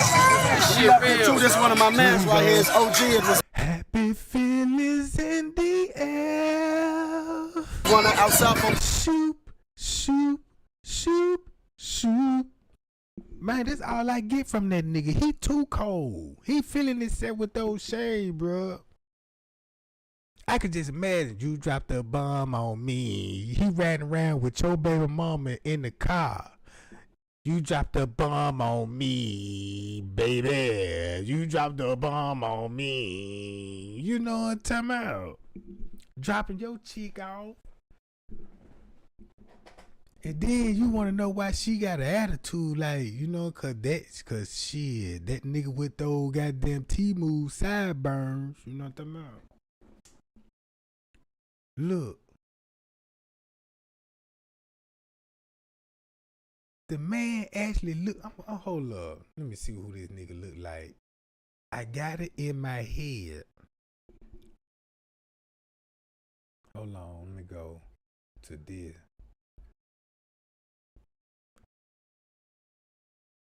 Hold on. Who I need to type in? I just say,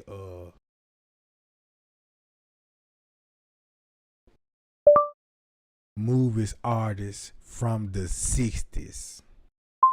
I mean, not movie artists. I mean, black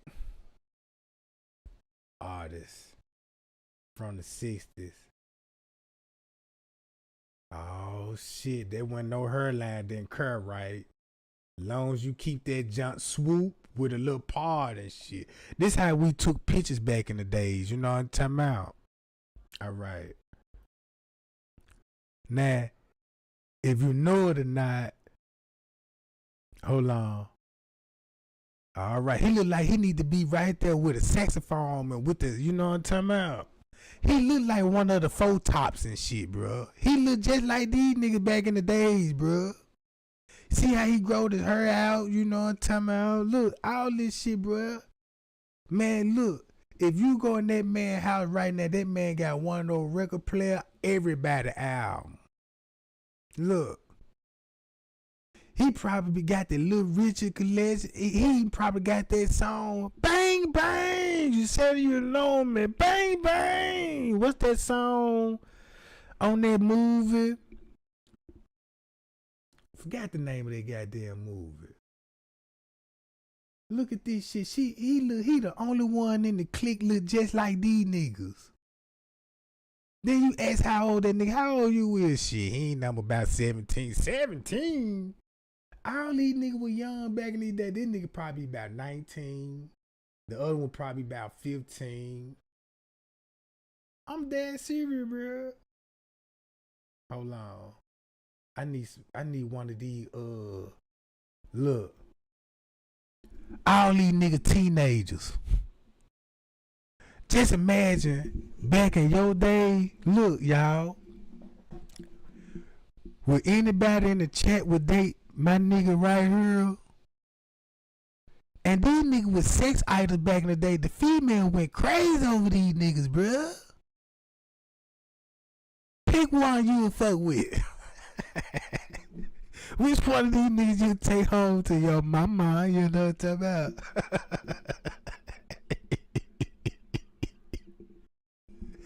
Look, man. Yeah, man, if you do like him, you gonna keep that nigga secret. You see?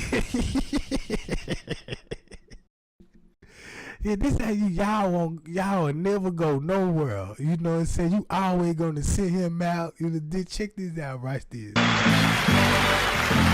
this out. Look. It wasn't no rapping back then. Just imagine, you know what I'm saying? Back in those days, you know, your boo could sing and shit. Be like, yeah. What's the name of your group?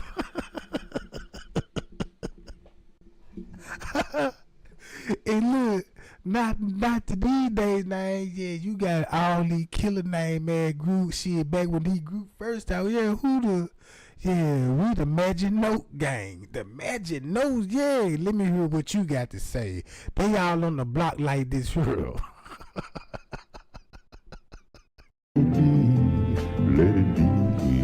And in my hour of darkness, she is standing in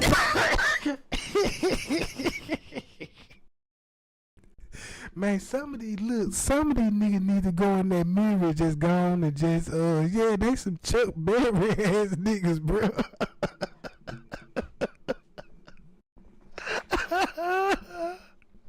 Look. Some of these niggas do got talent out here, man. Put that gun down. Stop screaming on that microphone to my bitch this and bitch that. I bet you can hit this note right here. speaking words of wisdom. That's why I believe the game value went shot up, because these niggas don't want to show their real talent. You see what I'm saying?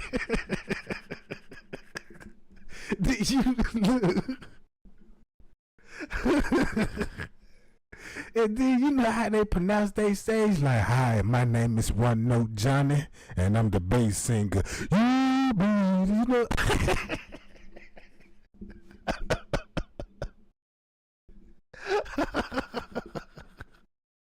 You know, back then you call yourself the lover man, Jack. Yeah, you call yourself 9/11 chitty chitty bang bang, you know what I'm talking about.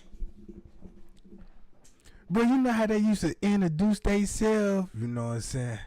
Yeah, my name is Blue, and I'm the lead singer. Boo, boo, boo, boo. You know what I'm saying? Get to singing, and then One Note Johnny come in, you know what I'm talking about? Yeah. Man, look, if I was a music producer, I'll go on the block with Snoop at and be like, hey, man, Man, look, hey, you be rapping and shit, yeah.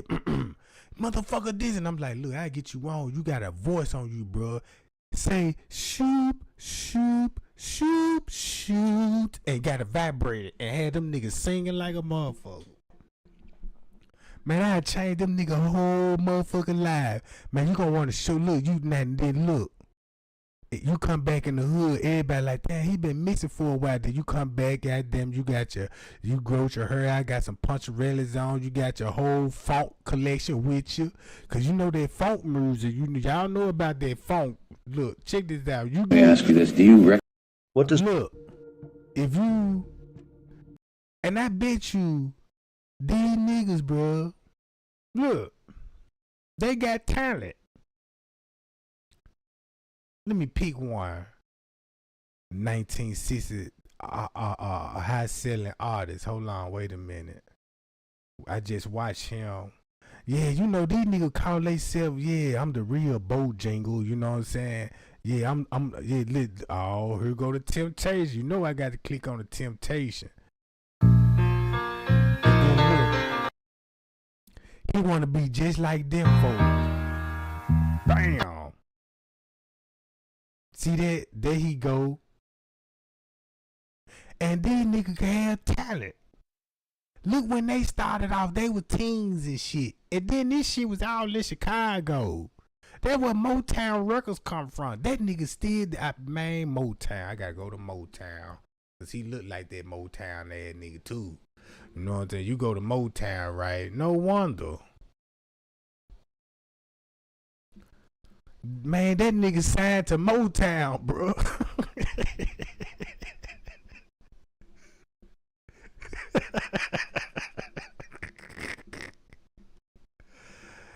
Man, look how that man got it. Look, man, look at them nigga hair, bro. Man, they gonna make me want to grow my hair out, bro. I miss my little, you know what I'm saying, my little hairdo and shit. You know what I'm talking about? Rocking that motherfucker. Damn, he kind of look like Dennis Rodman. Yeah, he on that dope, cause look, he on that dope. I just seen the dope twitch. Yeah.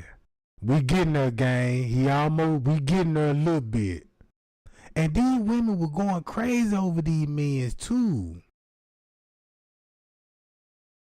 All right, who is this? This Temptation. Look at them niggas when they were young, especially him. Damn. Golly. Look at Barry Gordon and shit. One time out. And then you know what? I want to know, is Smokey Robinson really black? You know what I'm saying? I just want to know, is he really, really black? Yeah, you got, yeah. He be playing that Chuck Berry shit. Johnny B. Good. Johnny B. Bad. You know what I'm saying? Face ass nigga. You know what I'm talking about? Look. We getting close now. Oh, he got his taco meat out. Oh, yeah. That's the OJs right there. That's the OJ. Damn, that's the OJ. I forgot about Gerald Levert when he was young and shit. And these niggas really look funny than a motherfucker. Damn. Man, these folk gonna make me want to part my hair to the side. I want to bring all that shit, man. What's going on? Man, what the hell? See, programming again. See how, man, I'm finna go buy me a shirt. I'm ready to show my body off now. You know what I'm talking about? Gone, and you know what I'm talking about? I ain't even go shave my chest hair no more. I'm finna let my shit grow out. I'm gonna let my shit grow out, goddammit. You know what I'm talking about? Then look how he paused. Hey, that's how you know when you finna get old. That's how you finna start greeting your friend when you ain't seen him. Hey, what you say there, Jack? Yeah, all that, bro. Yeah, man, let me get on know about this, young gang. And I'm gonna go live tomorrow. Well, tomorrow is today. I'll be going live later on today, goddamn.